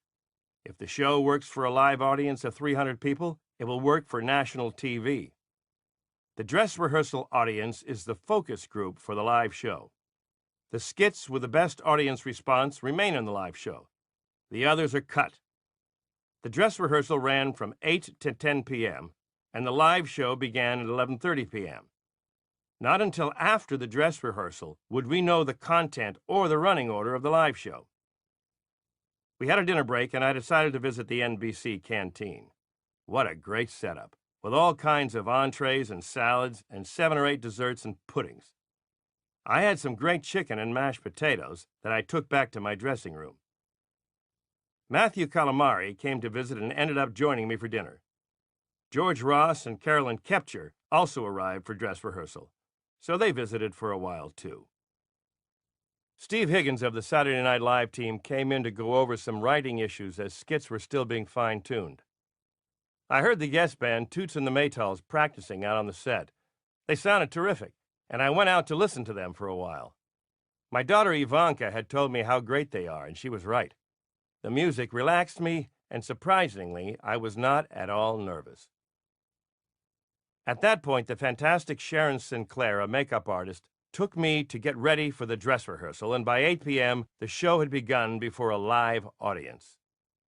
I had a few friends and colleagues there, so I knew that I could count on a few free laughs. 1/2 hour of the show would be cut, and I was curious to see what would go and what would stay. Unfortunately, some of my favorite skits were cut. The Finesse Mitchell tour de force, the audio version of my new romance novel, and a couple of close encounters with Star Jones. But all in all, it would still be a great show. Melania, Don Jr., Ivanka, Eric, John Myers, John Mack, and some of my best friends had arrived, and their presence was a big comfort, considering what I was about to do. Then the music started up, and it was showtime. Live, this time, in front of the world. The live show was an hour and a half long, a total whirlwind. We had small portable dressing areas set up on the set for fast changes, and an experienced team of dressers, led by Donna Richards, made sure I was ready for each scene. Did I ever think I'd be the star of a hit television series? No. Did I ever think I'd be the host of SNL? Not in a million years. After the show, I signed some photos for the crew, including one that will hang in the hallowed halls of Saturday Night Live for all time. It was a night to remember. Both Lorne Michaels and Jeff Zucker seemed pleased with the show, and I thanked them for a wonderful experience. We all left for the after-show party. For the record, and this may be a record, I got home at 6 a.m. on Sunday, just in time to get up and read my newspapers and start a new day. And to top it all, the ratings turned out to be great.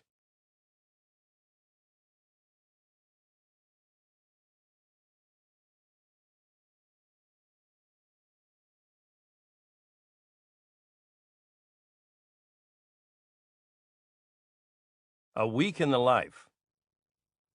It's become a tradition for me to include a chapter in my books about a typical week in my life.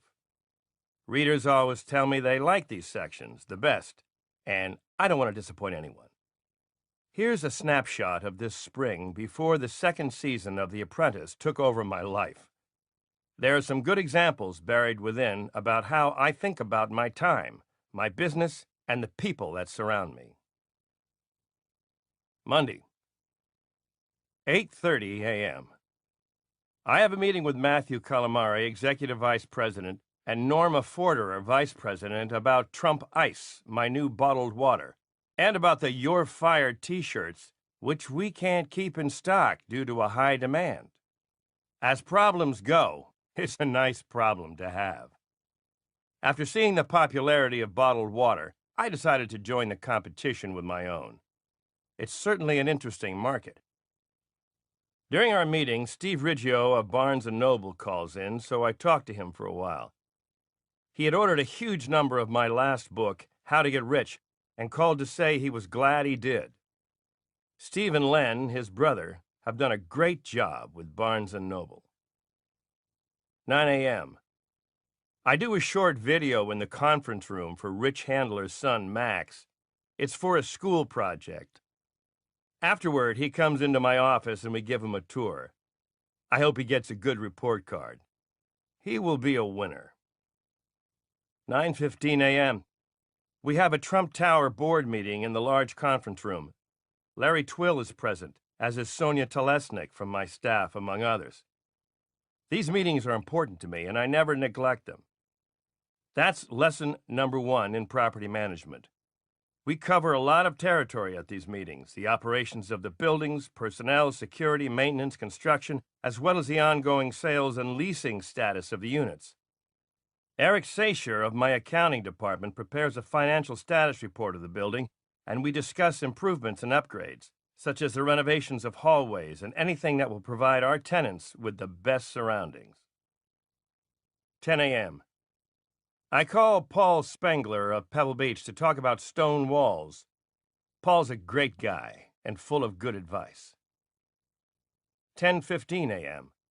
Rona comes in to tell me that Chris Matthews is ready for our scheduled interview. We're both on time and it's done quickly and efficiently. Chris is the kind of guy I like playing hardball with. 10:45 a.m. We all watch Don Jr. on CNN Finance. He mentions how he's the original apprentice and how his interest in our business and working with me have been a natural progression for him.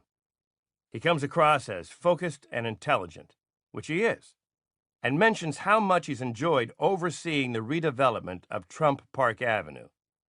He's done a great job, I might add. This building is a former Delmonico Hotel, a famed hotel that once hosted Ed Sullivan and the Beatles. It's not only beautiful, but historic as well. 11 a.m. I make and take calls from Scott Butera, John Tutelo of Trump Model Management, and Ashley Cooper of Trump National Golf Club in Bedminster, New Jersey. They have positive updates for me, so it's smooth sailing so far. I also take calls from Tony Veneziano, Ray Royce, Jay Neveloff, and Phil Ruffin. These guys all get to the point quickly. It's a pleasure doing business with them. 11:45 a.m. My development team comes in for a meeting which includes Charlie Reese, Don Jr., Russell Flicker, and Jill Kremer. We spend a few moments congratulating Russell on the birth of his daughter Molly over the weekend. Being a father is a great honor, and I'm happy for him. My team is on target on their projects, and Canouan Island is going to be a piece of paradise in no time. Canouan is off the island of Mustique, and it will be the new definition of the word elite. Canouan Island was brought to my attention by this team, and it will not only rival Bali in beauty and amenities, but it will be much more accessible. We will have an 18-hole championship golf course designed by Jim Fazio and Trump Island Villas, which will consist of luxury villas and estate property set on 1,000 acres of lush, mountainous terrain overlooking the ocean. It will also have a European-style casino, Trump Club Privé. This island will be my first venture in the Caribbean, and we are all excited about it. 12:30 p.m. I take a call from Paula Shugart about the upcoming Miss Universe pageant in Quito, Ecuador. This event will be big, and we're going over all the details. The Miss USA pageant broke records this year, and we expect the Miss Universe contest to do even better. People couldn't believe I actually went into the beauty pageant business to make money. But it turns out I did, and we've had great success with them. Beautiful women can be a great attraction. I asked Rona to order some pizza for lunch, and I called Regis Philbin to chat. I also spent some time reviewing some reports on my properties. Since the final episode of the first season of The Apprentice, I've actually had time to devote myself fully to my properties. I like being a TV star, but I'm a builder at heart and always will be. I told Katie Couric on a recent appearance on the Today Show that she wouldn't have to see me again for a few months after I nearly became a regular on the morning lineup. I began calling the Today Show the Yesterday, Today, and Tomorrow Show to my staff. 1 p.m. I call Mike Vandergoes, director of Trump National Golf Course in Los Angeles, for an update. This course is becoming an unbelievable beauty, thanks to Pete Dye's expertise and Mike's daily care.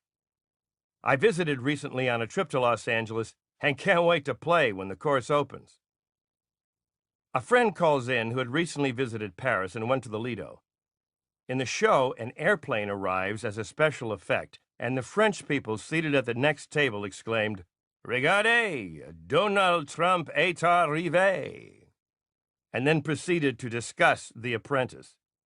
Apparently, they received tapes of the episodes from American friends. Guess I'm world famous. I get a call about the Apprentice sign that had hung in front of Trump Tower until the final episode. It's no longer there, but it caused some media attention as the city almost fined me for it. The amount of money and tourism The Apprentice has generated for the city of New York doesn't seem to matter to city officials. Should I be surprised? I call Melania to see what time I need to be ready tonight. We're going to the costume ball at the Metropolitan Museum of Art, which is a fabulous event in New York City, especially since I don't have to wear a costume. This reminds me of something, and I call Anna Wintour at Vogue magazine. She is fantastic. 1:30 p.m. I call Carolyn Kepcher for an update on activities at Trump National Golf Club at Briarcliff Manor. It should be a great season. Even with all her apprentice-related duties, she's remained as effective and efficient as ever as an executive vice president. She could be categorized as a Wonder Woman, considering her executive activities, being a regular on a hit TV series, and being the mother of 2 children. She handles it all. I take a call from Paul Davis, CEO at Trump Place. He's another gem. He's got an enormous property to watch over, and with his amazing talent, I can be assured it's in good hands. This property is not only a property to me, but a community. Visit the pier sometime at twilight, and you will have yourself a New York experience to remember. I go over the lyric sheets for the Katie Couric benefit aboard the Queen Mary II coming up in New York City. I'll be accompanied by Harry Connick Jr. Since I've already done some singing on Saturday Night Live, this event shouldn't be too hard. It should be a great night. I hope Harry can keep up with me. However, according to this script, he fires me. Life, as we all know, isn't fair. Jay Beanstalk and Kevin Harris of Mark Burnett Productions are back in town. They come in to review assignments for the 2nd season of The Apprentice. I can't discuss these with you now, but it looks like we're in for another exciting series. I have a comfortable rapport with all of Mark's people, and it's a productive meeting. We'll be shooting an intro scene at the Statue of Liberty next week, provided we can get clearance in these days of heightened security. 2:30 p.m. I returned several calls that came in during the meeting. We are still debating which ballroom chair design we will use in Palos Verdes, home of Trump National Golf Club, Los Angeles, and several chairs have been brought in and lined up in my office to view and think about. There's a spectacular ballroom at the clubhouse for formal events. I'll keep the chairs in my office for a few days to see how they sit with me. The wrong chairs will ruin the entire room. In fact, I'd better see a few more, and I ask that a total of 8 styles be brought in. This ballroom has apparently become the #1 choice for weddings, and it is booked far, far in advance. Norma keeps my calendar straight, which has become an even greater challenge these days than ever before. She comes in to update me about the week's important events, board meetings, and so forth. She also tells me of humorous calls. This morning, we had an Al Pacino impersonator call to talk to me, a call which almost got to my office until Al asked one of my assistants for her phone number. And we received another check for $250,000 from someone who will pay to work here, a phenomenon that has occurred several times in the past few months. If we thought we received a lot of mail and calls before The Apprentice, we were right. We did. But we now have 10 times that amount, and we are doing our best to keep up with it. However, if it takes a longer time to hear back from us, you'll know why. 3 p.m. Jason Greenblatt comes in to go over a few things, and Bernie Diamond, general counsel, comes in to discuss licensing issues. My legal team is kept extremely busy, and they are conscientious about keeping me informed. Even George Ross, with his commitment of time to The Apprentice, has managed to keep up with all the new developments we've encountered as we deal with territory more familiar to a production company than a property management organization. I think we've all enjoyed the new challenges, and no one here can ever complain of boredom. Dan Roth of Fortune magazine calls in to discuss the positive buzz his cover article about me has generated. The article is titled, The trophy life. You think Donald Trump's hit reality show is a circus? Spend a few weeks watching him work. People are always surprised at how hard I work, which I have to say surprises me, because I don't consider it work, but rather fun. 3:30 p.m. Jeff Zucker of NBC calls, and we discuss the incredible ratings the final episode of The Apprentice generated. Close to 41 million viewers watched. These were stunning numbers for a new show or an old show, and I'm proud of it. If I'm going to do something, no matter what it is, I want it to be great. There have been nearly 1 million applications received for the second season of The Apprentice, which is close to 5 times more than for the first season. NBC and I are looking forward to the new season. A reporter calls in to verify that I offered to pay for Troy's education on Larry King Live. Troy was on The Apprentice and has a lot of smarts, but not much education. He's a good example of someone who deserves the best, which includes great schooling. Guys like Troy make America great. 3:45 p.m. The next call is a good one. This contractor is so full of it that I hang up on him. Until he comes to his senses, which I think will take at least a few days considering what I've just heard, I won't be taking his calls. Instead, I call Ron Barron for some levity. 4 p.m.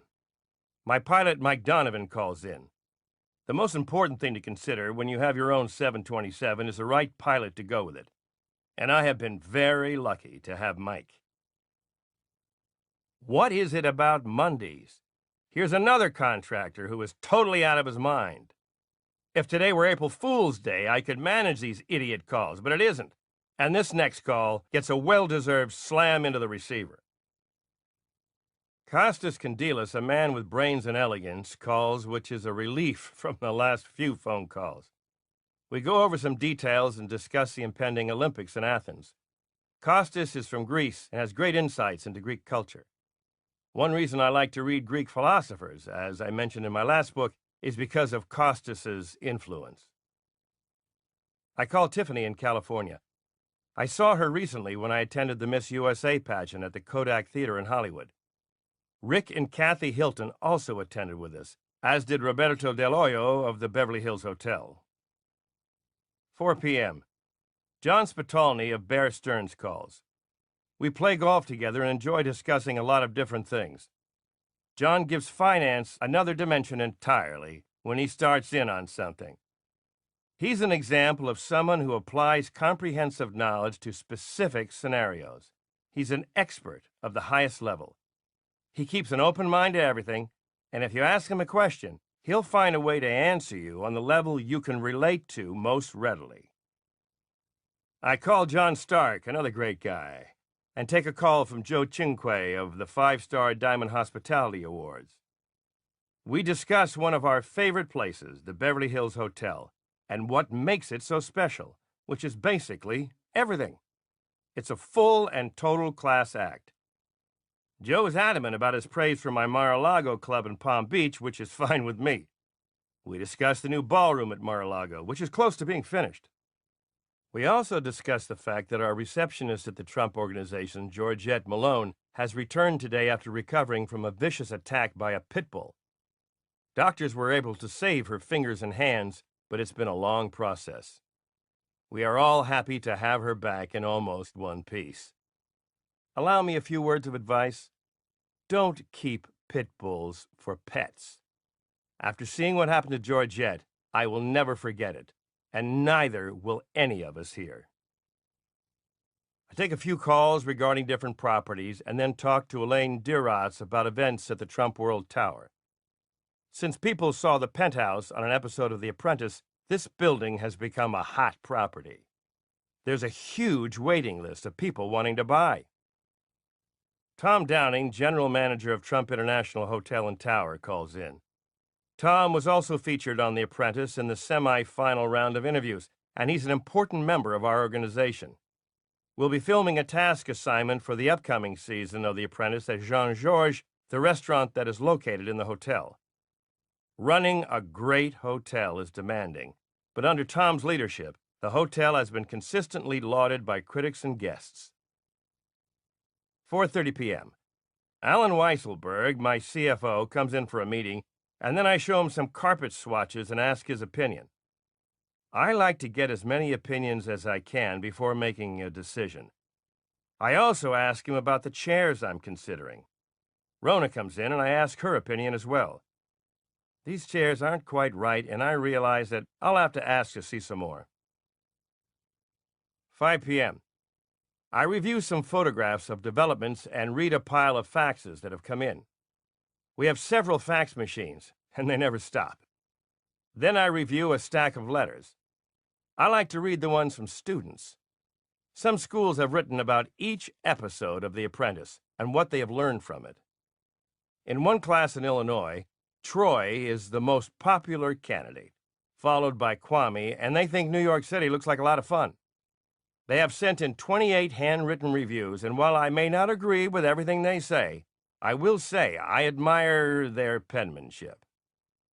I cannot respond to all of them except to thank them for their time and thoughtful comments. 5:30 p.m.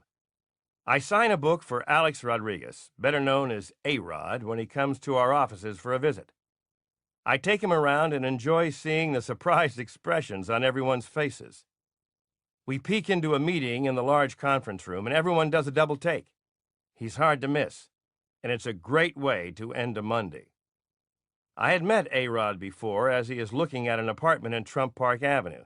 He's a great guy, and a great player. 6 p.m. Robin tells me one of the crazy contractors I spoke to earlier has called back again. They can all forget about it today. Enough is enough. I take some faxes and documents and head upstairs. Tuesday, 8:45 a.m. I have a meeting with Steve Cantor of Credit Suisse First Boston and Brian Harris, Peter Smith, and Matthew Kirsch of UBS. I like these guys, and our meetings are never a problem. I've always gotten along with bankers, and I appreciate their perspective. People sometimes ask me about the best way to deal with bankers. I always tell them to give them the respect they deserve. That's the best way. 9:30 a.m. I have a Diet Coke and read an article wherein I am called the Elvis of business. I'll take it as a compliment. Rona comes in to give me my messages, and I ask her to return some calls. I look over some photos from the final episode of The Apprentice and from the party we had at Trump Tower afterward. It was a media circus, but we all had fun. I never thought it would take 1 hour to walk 100 feet, but it did. My beautiful sister Marianne attended, but could take only about 15 minutes of it before slipping out. Here's a great photo of her with Norma. I asked Rona to send it to her.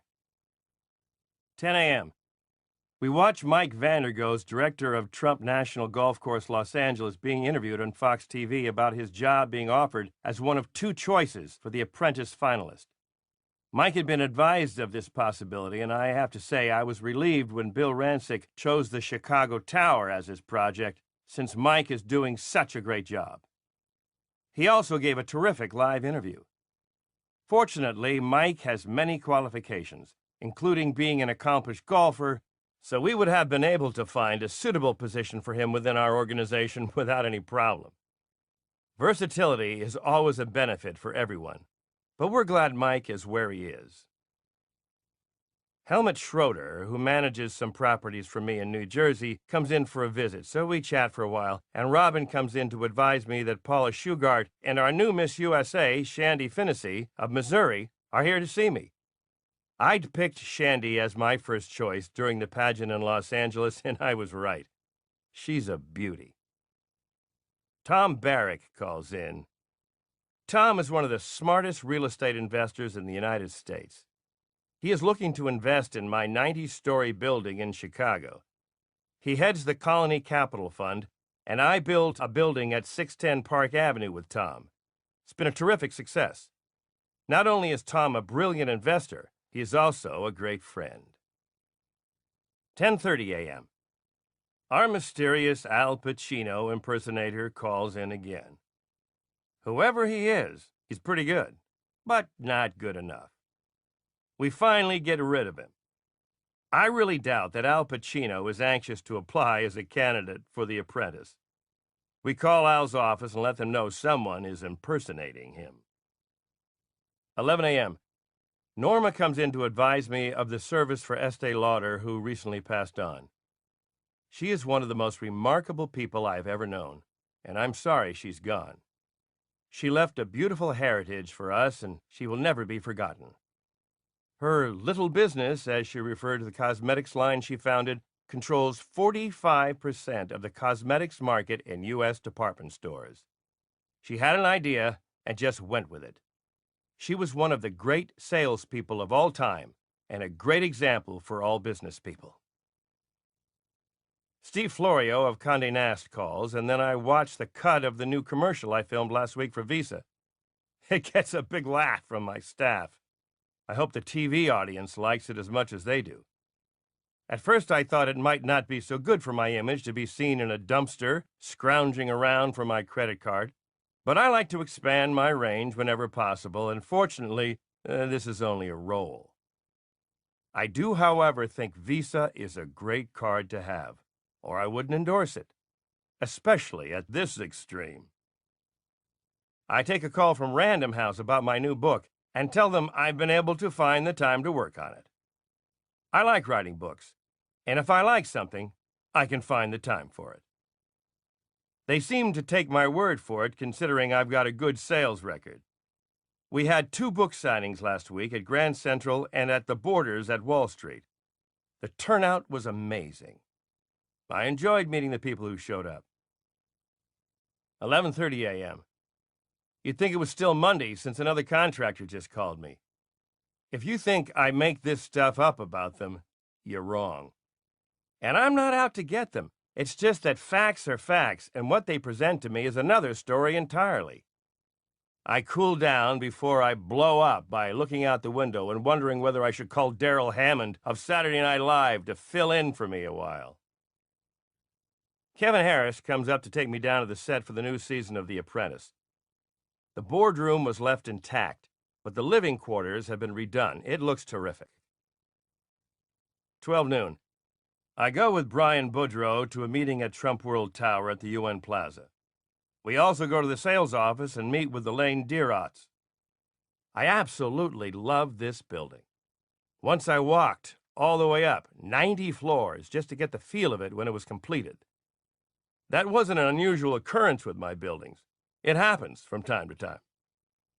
Brian, who's been with me for 17 years, will be moving to Las Vegas this summer to be the owner's representative for my new tower there.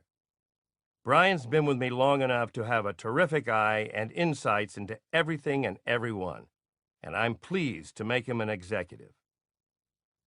1 p.m. Back in the office, I see Robin eating a great-looking chef salad from the Trump food court downstairs and ask her to order one for me. I start returning calls that came in from my daughter Ivanka, Rick Hilton, and others.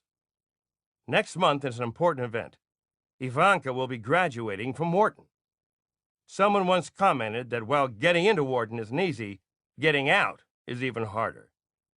She got great marks, and I am extremely proud of her. 1:30 p.m. I take a call from Bob Wright.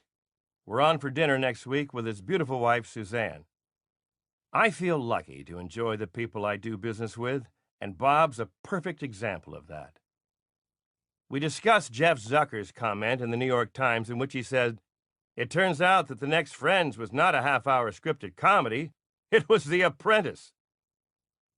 I take a call from Mark Burnett to review the possible task assignments that have been developed so far for the new season of The Apprentice. I've learned that some ideas sound great, but don't translate too well onto the screen. For example, writing a presentation might seem like a good assignment until you realize it's passive, there's not enough action, and it would be boring to film and for the audience to watch. Since we are filming in an exciting place like New York City, locations are also important considerations. The details are myriad concerning this show. 2 p.m. Don Jr. and Andy Weiss come in for a meeting. They make a good team, and they're both great workers. I'm not sure which of the two has the messiest office, though. It could be a tie. Laura Cordovano calls in from Trump Park Avenue Sales. All is going well there, and I decide to call Susan James at the Trump International Hotel and Tower Sales Office. I like to check up on every property myself. Sounds like smooth sailing all around. Great properties can make life in the real estate industry a lot more fun for everyone involved. Great markets aren't bad either. Bernd Lemke of the Mar-a-Lago Club calls to brief me about the ballroom proceedings and other work being done on that property. We discuss the moldings around the mirrors, and I'll check them out for myself next weekend. 2:30 p.m. Vern Gay, the television critic of Newsday, calls. In one of his stories, he said amazingly nice things about me, including the fact that I'm the greatest star in the history of reality TV. Boxing promoter Don King calls. Don is a real character, whom I have known for a long time. He is a big believer in the look, and every time he sees me, he starts shouting with his magnificent voice, "Don, you have the look! You have the look!" Well, I agreed that Don also has the look. The look certainly does mean something. I speak to Herbert Muchamp of the New York Times, who is doing a review of one of my buildings. Herbert has been very nice to me over the years, and I hope he continues to be. But regardless, he is a truly talented architecture critic and a really great guy. 3 p.m. Bill Rancic, winner of the first season of The Apprentice, is here to visit. My staff greets him warmly, and he makes the rounds of the office to meet all his new colleagues. I think he'll fit in nicely, and we're happy to have him aboard. We have a meeting in my office with Charlie Reese, Russell Flicker, and Don Jr. Charlie oversees the Trump Tower Chicago development. Bill is handling everything well and does not seem to be daunted by the heavy pressure to do a good job. I have to say, his focus is impressive, and I hope it stays that way. 3:45 p.m. I make a call to my good friend John Myers of GE. His son was wounded in Iraq, and I want to know how he is doing. John Burke and Scott Butero come in for a meeting, and we are interrupted by a fire drill. Since September 11th, I find that people no longer complain very much about the once inconvenient fire drills. They're very important. John is an executive vice president and treasurer, and Scott is the director of corporate finance and strategic development. Scott is a great young talent who will soon be heading the casino company. We discuss casino operations and refinancing, specifically the Credit Suisse First Boston investment in the proposed recapitalization of the casino companies. It is very interesting. 4:30 p.m. Robert Morgenthau, one of the greatest of the greats, calls. His dedicated work for the Police Athletic League has been ongoing for 40 years now, and he is one of the most respected prosecutors in the history of the American justice system. We will be honoring him at the annual PAL Superstar Dinner at the Pierre Hotel in June, and I am pleased to be the chairman of this event. We are looking to raise $1.7 million for PAL, a record. Bill Clinton will be the presenter. Bill Carter of the New York Times calls to ask me some questions about The Apprentice. Bill is a very talented and respected television reporter who was the first to point out that it was not merely the success of The Apprentice on Thursday nights that was so impressive, but in particular, the tremendous success that The Apprentice had when it was rerun on Wednesday nights and many times on CNBC.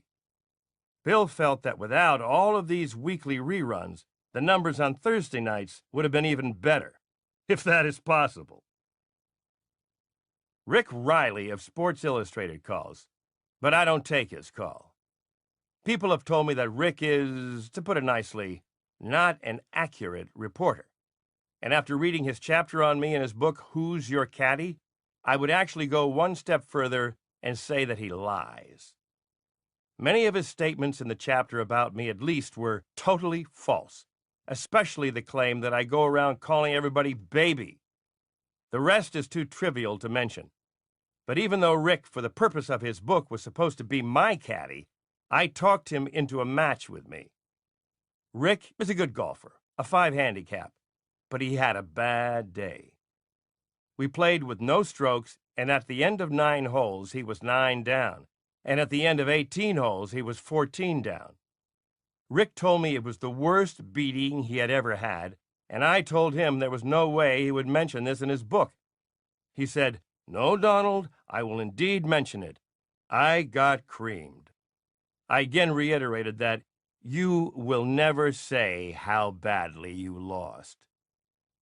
In the end, he made reference to losing, but nothing like what really happened that day. Only the caddies and my staff know for sure. Well, at least Rick said that Trump National Golf Club in Westchester is a great course. I have a feeling I won't be playing with Rick again. I decide to take a walk down the hall to visit Jeff McConney and Eric Sacher.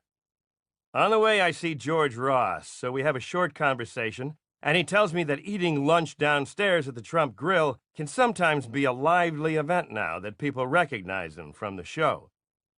George can handle it, and sometimes he even smiles at people. I receive a copy of an article by writer and editor Patricia Baldwin, who interviewed me for Private Clubs magazine. She begins the article with a quote from Baseball Hall of Famer Dizzy Dean. "It ain't bragging if you can back it up." Her conclusion? I'm not a braggart, just incredibly good at my job. Patricia spent a day with me while I visited my golf course in Palos Verdes, California. 5:15 p.m. I take a look around my office and realize I should try to downsize some of the piles of papers. So Norma comes in and we start sorting and sifting. We end up with shorter piles, but more of them. It's a start. I can actually see people on the other side of my desk now. Norma tells me that since her appearance on the show, people have stopped her on the street and in restaurants and even on the bus for an autograph. Our lives have definitely changed. I get a call from Bob Kraft, who owns the New England Patriots. When Bob bought the Patriots, they were a disaster, and now they're the best team in football and the Super Bowl champions. Bob is an extraordinary man who has done an extraordinary job and has the best quarterback in football, Tom Brady, who was also a friend of mine. I review the faxes of the afternoon, decide whether or not I have time to accept public speaking engagements, and look through photographs for a magazine request. Considering that taping for the new season of The Apprentice will start up in less than 10 days, we have to be careful about the time I have for activities not directly involved with my business at the Trump Organization. I'm not playing hard to get. I just have to keep my priorities in order. Norma knows how to handle my schedule and decline invitations thoughtfully, and that's one reason why she's a great gatekeeper. My son Eric calls. He'll be attending Ivanka's graduation from the Wharton School at the University of Pennsylvania next month, along with everyone else in the family. 6 p.m. Jay Beanstalk and Kevin Harris come by to go over some more ideas for the tasks for the candidates for The Apprentice. This step is an important part of the show, and I like being actively involved with the decisions. Also, it helps that I am a native New Yorker and know the territory well. We spend an hour or so going over a lot of details and thinking through a few possibilities. 7 p.m. George Steinbrenner calls. No matter who I might be with, if they hear George is on the phone, they are impressed. He is a true winner, and he is always like a jolt of adrenaline. I love George and his winning way. I'm ready for a busy night in New York City, so I call it a day and go home. Wednesday, 8 a.m. I decided to come down a little early today to catch up on some of my mail. Here's a letter from a high school student in Wichita, Kansas, who writes, "Although your story of business success is inspiring, I have another more unusual reason for making you my hero. You live richly. Although it may sound strange, I'm tired of the people that truly do something to earn their fortune sitting around on it without using it. Finally, in you, we have found a man that lives richly. That's a nice comment, but actually, I lead a much more simple life than people would believe. But I don't want to disappoint this young man. Here's a letter from a guy who remembers my father helping him change a flat tire when he was a young man in Queens. He now makes documentary films and wrote to tell me he will never forget my father's kindness. Neither will I. 8:15 a.m. My first phone call comes in from Paul Spengler of Pebble Beach. It's 5:15 in the morning in California, and he's already up and at it. My kind of guy. Norma comes in to tell me of her meeting with Random House about the 3-book gift set being planned for the Christmas holidays. We have to think ahead these days. Richard Lafrac comes in to view the construction on his building from my office, which directly faces it. The curtain wall he is erecting now looks perfect. He's another guy I like doing business with, and our meetings are always lively and fun. Richard mentions that my office seems a little cluttered, so I show him Norma's office and our small conference room, both of which are completely covered with bins of fan mail, proposals, and letters that we haven't been able to get to yet. We've been receiving up to 20 bins of mail a day, and we've had to hire 6 people just to sort it all. So I start a little earlier each day, as do a lot of us here. In showing Richard our offices and what's been happening here, I notice most people are already here, and our day doesn't officially have to start until 9 a.m. We're all trying to keep up. 8:45 a.m. I go downstairs with Richard to show him the set and living quarters of The Apprentice. The new apprentice candidates are due to arrive in less than a week, and it's looking good. 9:15 a.m. The calls have begun, so I begin to return them. Jerry Schrager, Tom Bennison, Lee Rinker. Lee is a golf pro at Trump International Golf Club in Palm Beach, and I enjoy talking about the game with him. He's explaining how a winner's strategy will include losing, and the greats will have a contingency plan close at hand. There's a reason golf is known as a brain game. 9:45 a.m.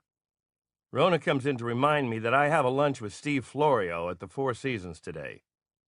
Seldom do I go out to lunch, but Steve is a friend and the former president and CEO of Condé Nast Publications, and I like the guy a lot.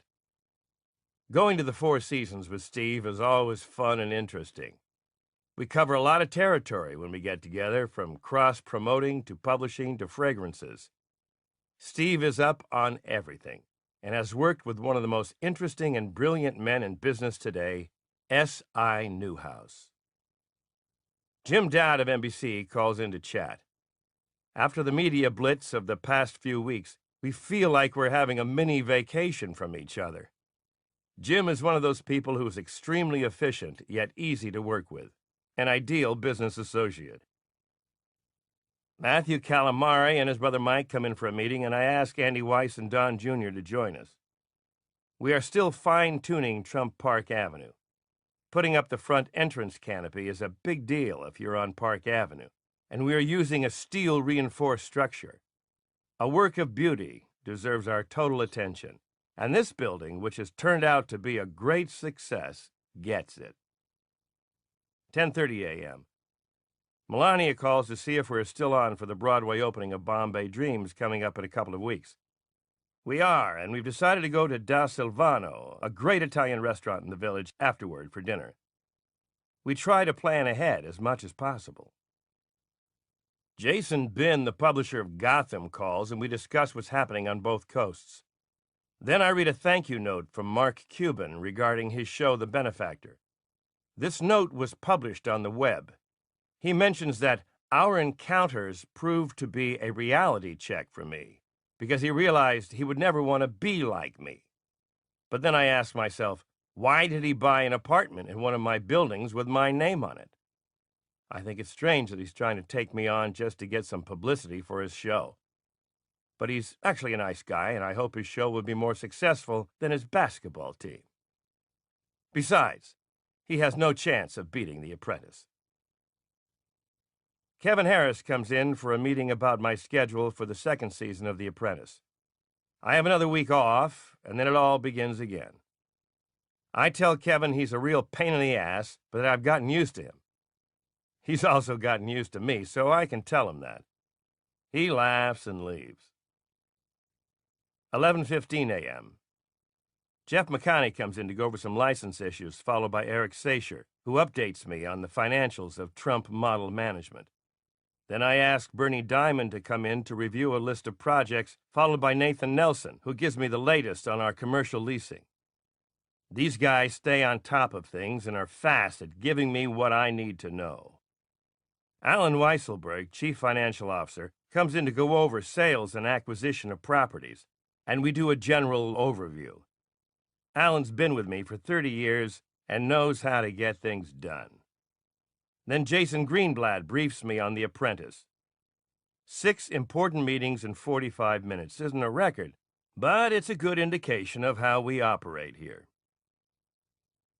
12 noon. I call Mark Burnett to go over a few things. Just because we had one successful season doesn't mean we can take it easy. We are talking about the dynamics of the boardroom scenes, which were the highlight of our episodes so far. We are wondering whether we should expand them or keep them tight and fast like last season.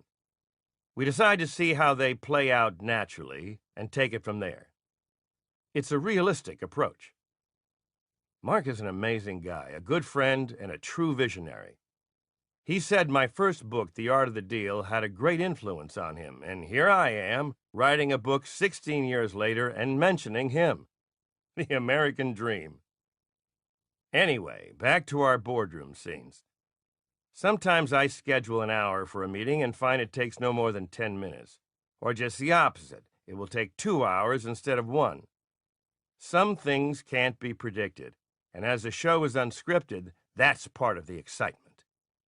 Mark's a busy guy too, and we connect quickly on every issue. He keeps his momentum going much like I do, which I think is a common denominator in successful people. Jeff Zucker calls in and we discuss the ratings. This year, ABC had the Academy Awards, CBS had the Super Bowl, and NBC had The Apprentice. It's still hard to believe that The Apprentice is one of the most successful shows in television history.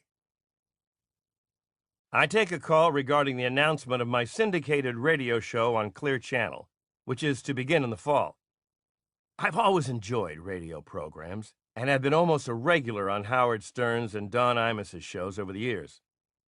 This will be something new and another challenge. I'm looking forward to it. To find time in my schedule, Clear Channel has agreed to record my programs in my office on a weekly basis. I read so many papers and magazines each week that I will never be at a loss for topics, and I will choose to talk about whatever interests me that week. It will be a form of public speaking without the hassle of travel. The 60 to 90-second daily pieces will soon turn out to be the biggest launch of a new show in the history of radio, which is really cool. 12:30 p.m. I decide to go over to Trump Place on the Hudson River. New York City can be so spectacular in the spring. I can't think of a more beautiful place than this today. Even the river is sparkling. Paul Davis escorts me around, and the work is going terrifically. Waiting for 20 years to see something come to fruition definitely adds an aura to a project. 1:45 p.m. Back in the office, I begin returning calls and ask for lunch from the new Trump Grill, which is fast becoming one of the best and most popular restaurants in New York. Norma comes in to go over some upcoming events and business proposals. One lady has written in to ask that I pay for her breast implants to go along with my credo to think big. Just when you think you've heard them all. 2:15 p.m. I have a meeting with architect Andrew Tesoro and Andy Weiss regarding the new clubhouse I'm building at Trump National Golf Club at Briarcliff Manor. We call Carolyn Kepcher to discuss a few things. 2:45 p.m. Steve Wynn of Las Vegas calls. He'll be in New York next week, and we will catch up.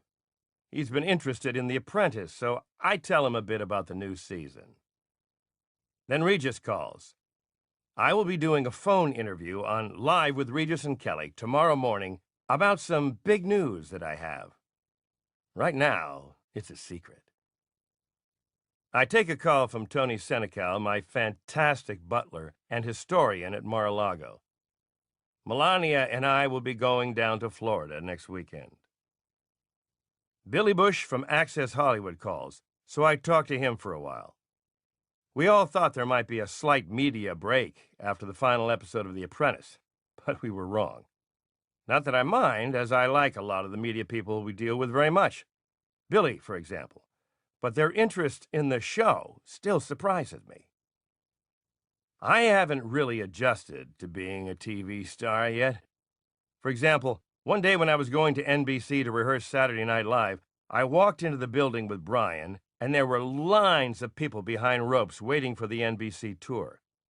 Our page was not there to guide us to the elevators yet, so I was face to face with about 200 people who were surprised to see me just standing there.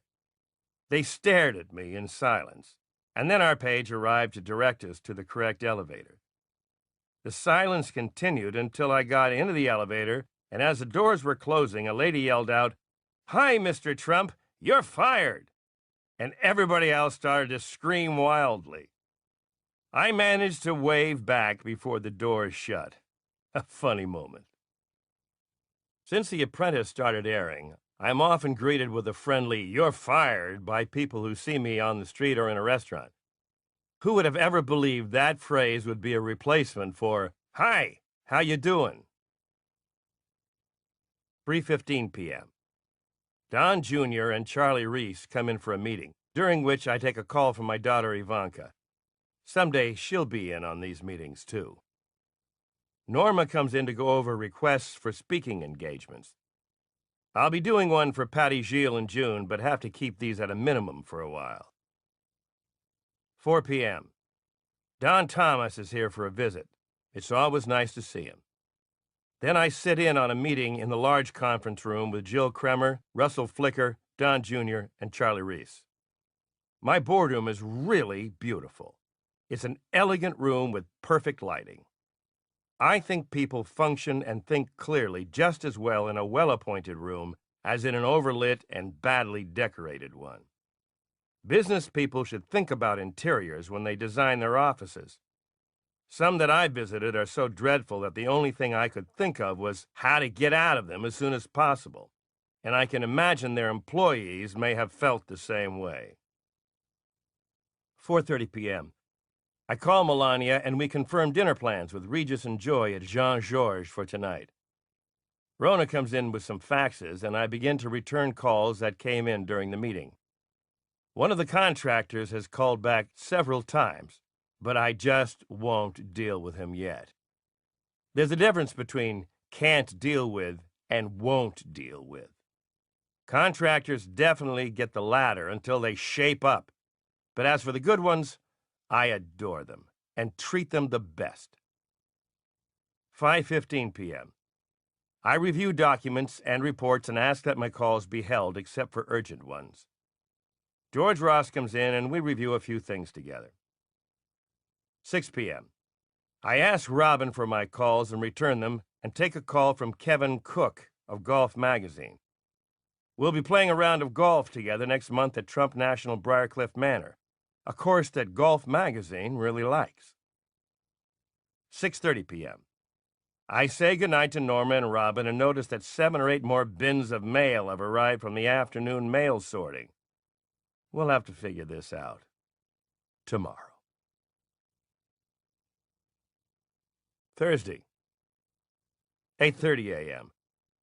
I have a meeting with Bernie Diamond, General Counsel regarding Trump, the game, being developed with Big Monster Toys and Hasbro.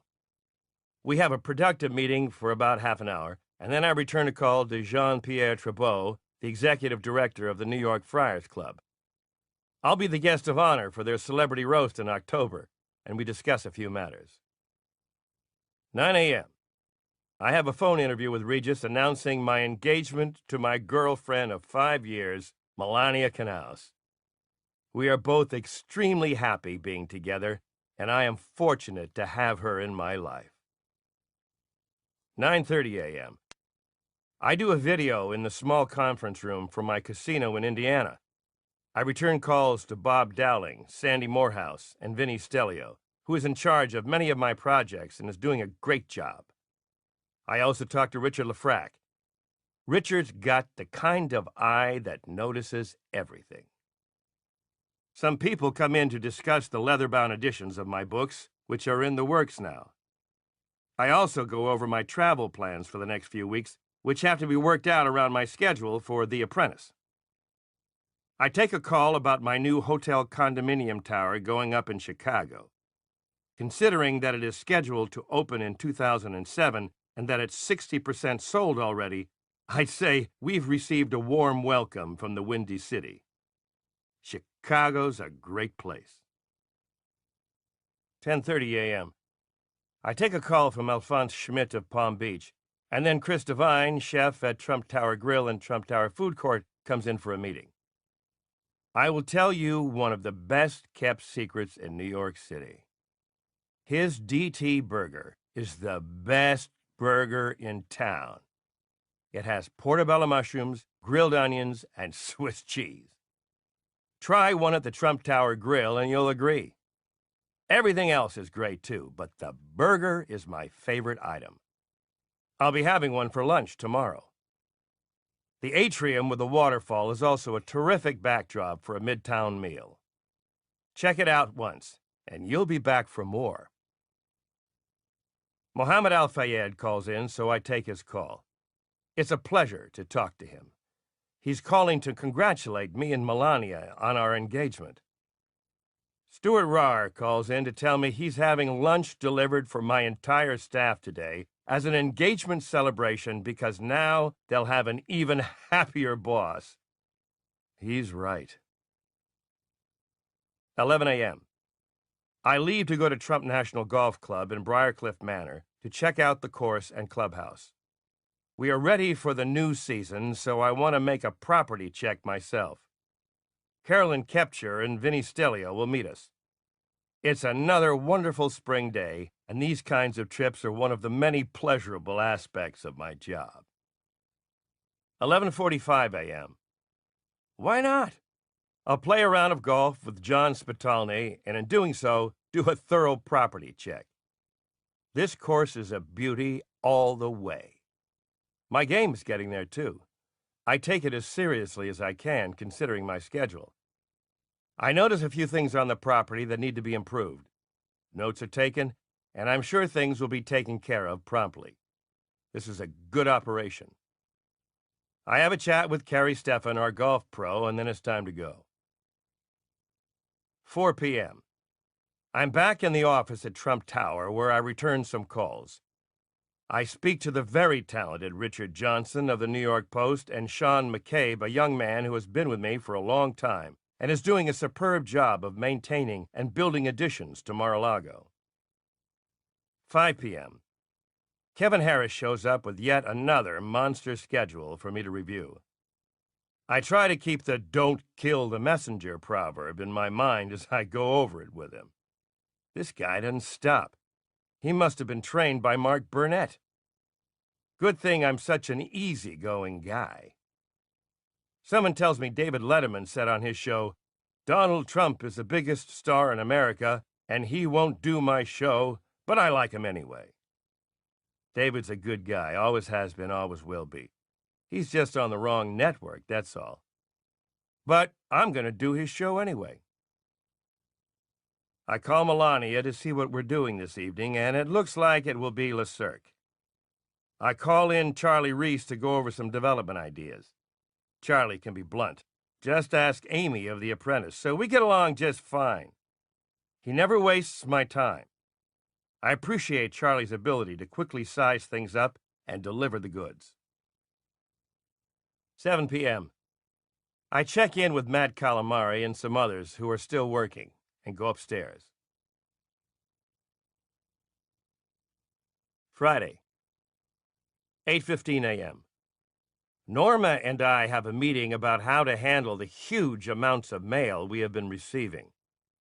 Now I know how publishers or movie companies must feel about submissions and why they have rules about it. We can hardly walk through our offices anymore, and she shows me where an extra 10 or 12 bins have been stored. 8:45 a.m. I take a call from Bernd Lemke about being in Palm Beach for Mother's Day. That marks the end of the season there for us, and it's always a big day. I'm not big on melancholy, but it's a day for fond memories of my mother, and it deserves a celebration. I call my sister Mary Ann to see if her offer for a home-cooked meal tonight is still on. It is. Not only is she smart, she is a great cook. 9 a.m. I have a meeting with Tom Kaufman, Alan Weisselberg, and George Ross. We cover a lot of territory in less than 30 minutes. 9:30 a.m. I speak to Bill Fioravanti, who is Paul Anka's tailor. Paul has offered to have a tailored suit made for me, a nice gesture from a nice guy. The suit is great. I talked to Paula Shugart and Tony Santamaro about the upcoming Miss Universe pageant in Ecuador. The buzz is huge there. I'll be flying down for the event in between my apprentice assignments. Speaking of which, here are Jay Beanstalk and Kevin Harris at my door. Why did Mark have to hire such efficient guys? At least they know how to give efficient meetings, and we're through in 15 minutes. 10 a.m. I call Sean Compton, Vice President and National Program Coordinator for Clear Channel, regarding my radio program, and Rona comes in to advise me of an upcoming photo shoot with Scott Duncan. Not my favorite thing, but I like Scott a lot, so it shouldn't be too painful. I read a few letters. There's one from a young lady in Arizona who writes, "Finally, a reality show that is as captivating as it is compelling. Maybe it's because I have a degree in business and a law degree, or maybe it's because of your no-nonsense approach to dealing with people. Thank you for allowing the viewing public to be a part of this experience. I'm glad to know people are enjoying the show as much as I am." I make a call to Paul Chapman and ask for a Diet Pepsi. Norma comes in to remind me of the Damon Runyon Cancer Breakfast at the Rainbow Room later this month, honoring the great Bob Wright of NBC and few other engagements. 10:30 a.m. I have a meeting with Bernie Diamond, General Counsel, and then Costas Kondylis arrives for a meeting. I asked Don Jr. to come in, and we have a discussion about contractors. So I call one, and sure enough, he's at least $100,000 over the amount that is necessary to do the job. After I finish talking to him, he's down to a reasonable price, $100,000 less than he had originally figured. Need I say more? 10:45 a.m. I take a call from John Stark of Stark Carpet and talk to Bernd Lemke regarding the weekend at the Mar-a-Lago Club. I'm happy to report that work on this incredible place will never end. I am now building what will soon become the finest ballroom facility in the United States. I call Tony Senecal to go over a few things.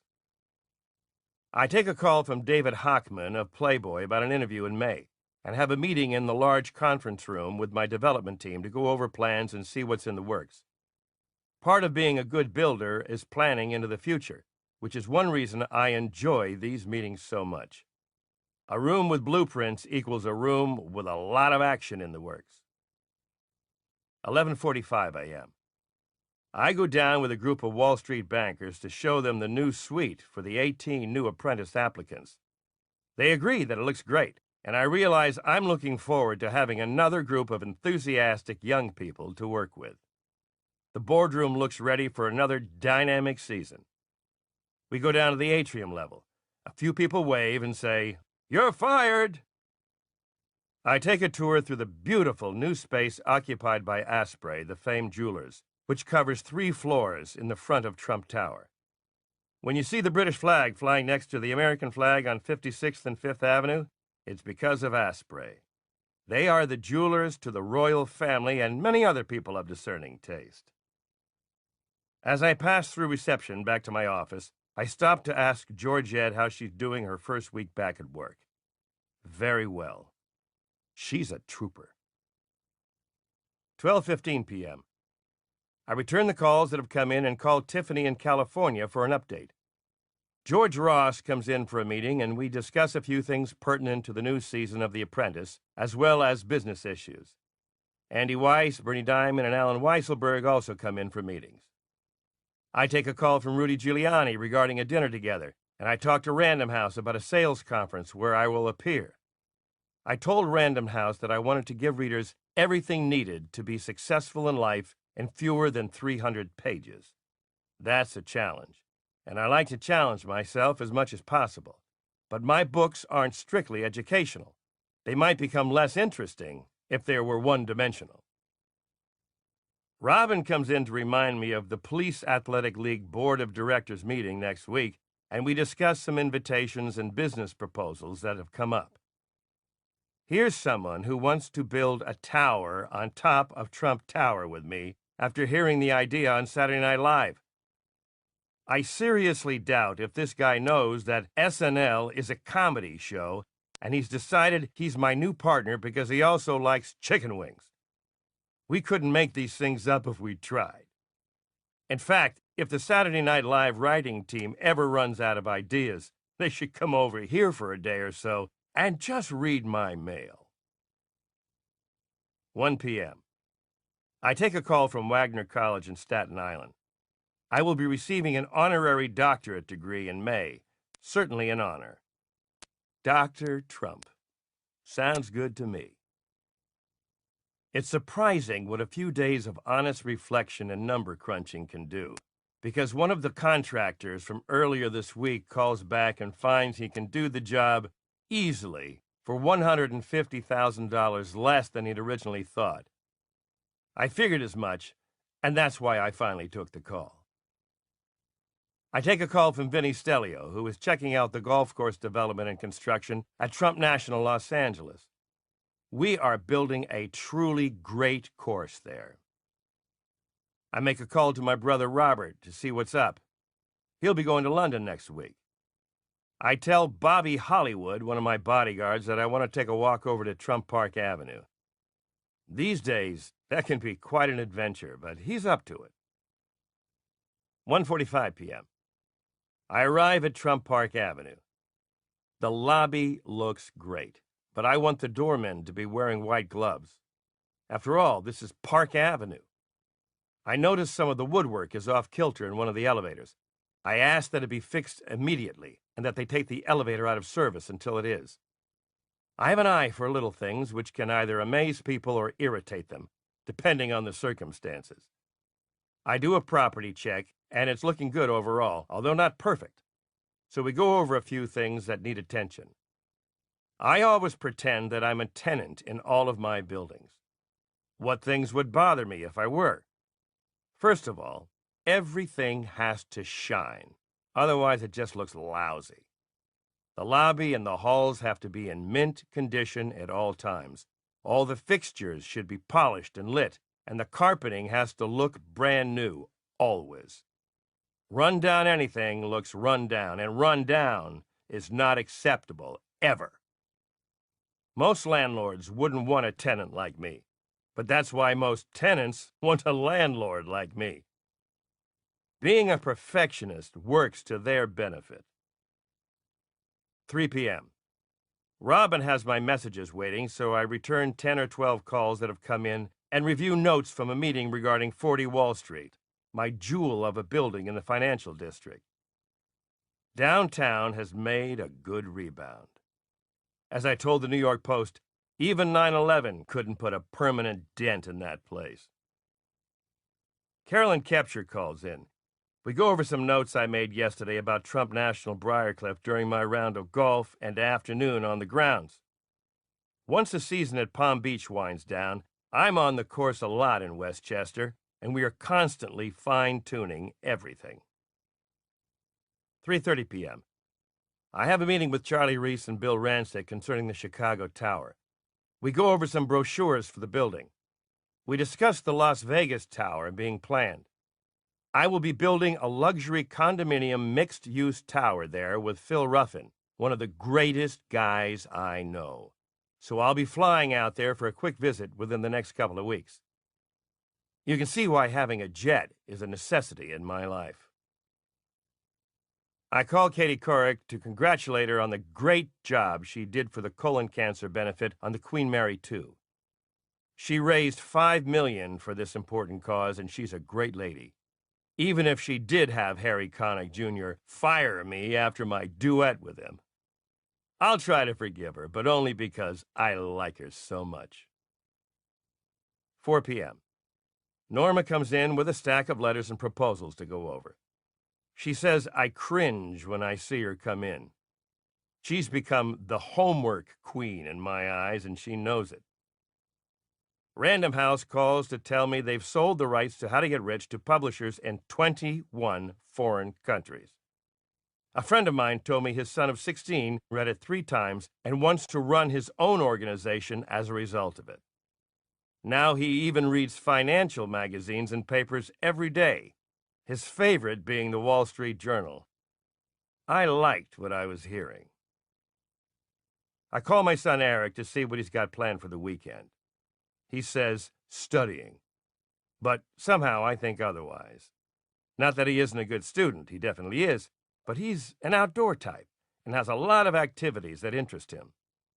All of my children are very well balanced as far as being hard workers, and they are disciplined people, so I never have to worry about them too much.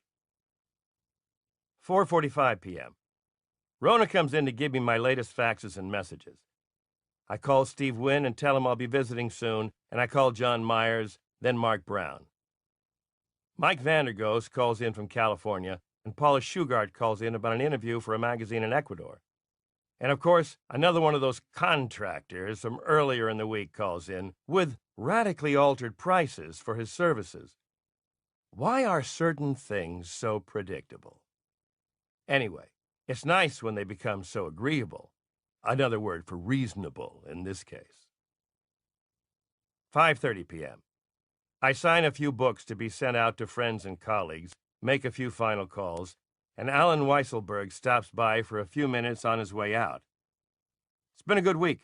In fact, a milestone week for me, and we're all looking forward to the weekend. 6:30 p.m. I turn out my lights and head upstairs. I'm looking forward to some golf this weekend, and we'll be staying in town. We need a weekend just to relax, which means we may visit Atlantic City tomorrow night by helicopter, check the course in Bedminster, New Jersey on Sunday, and have dinner at the 21 Club tonight. This weekend will be relatively quiet for us. Trump Tower is a great home base.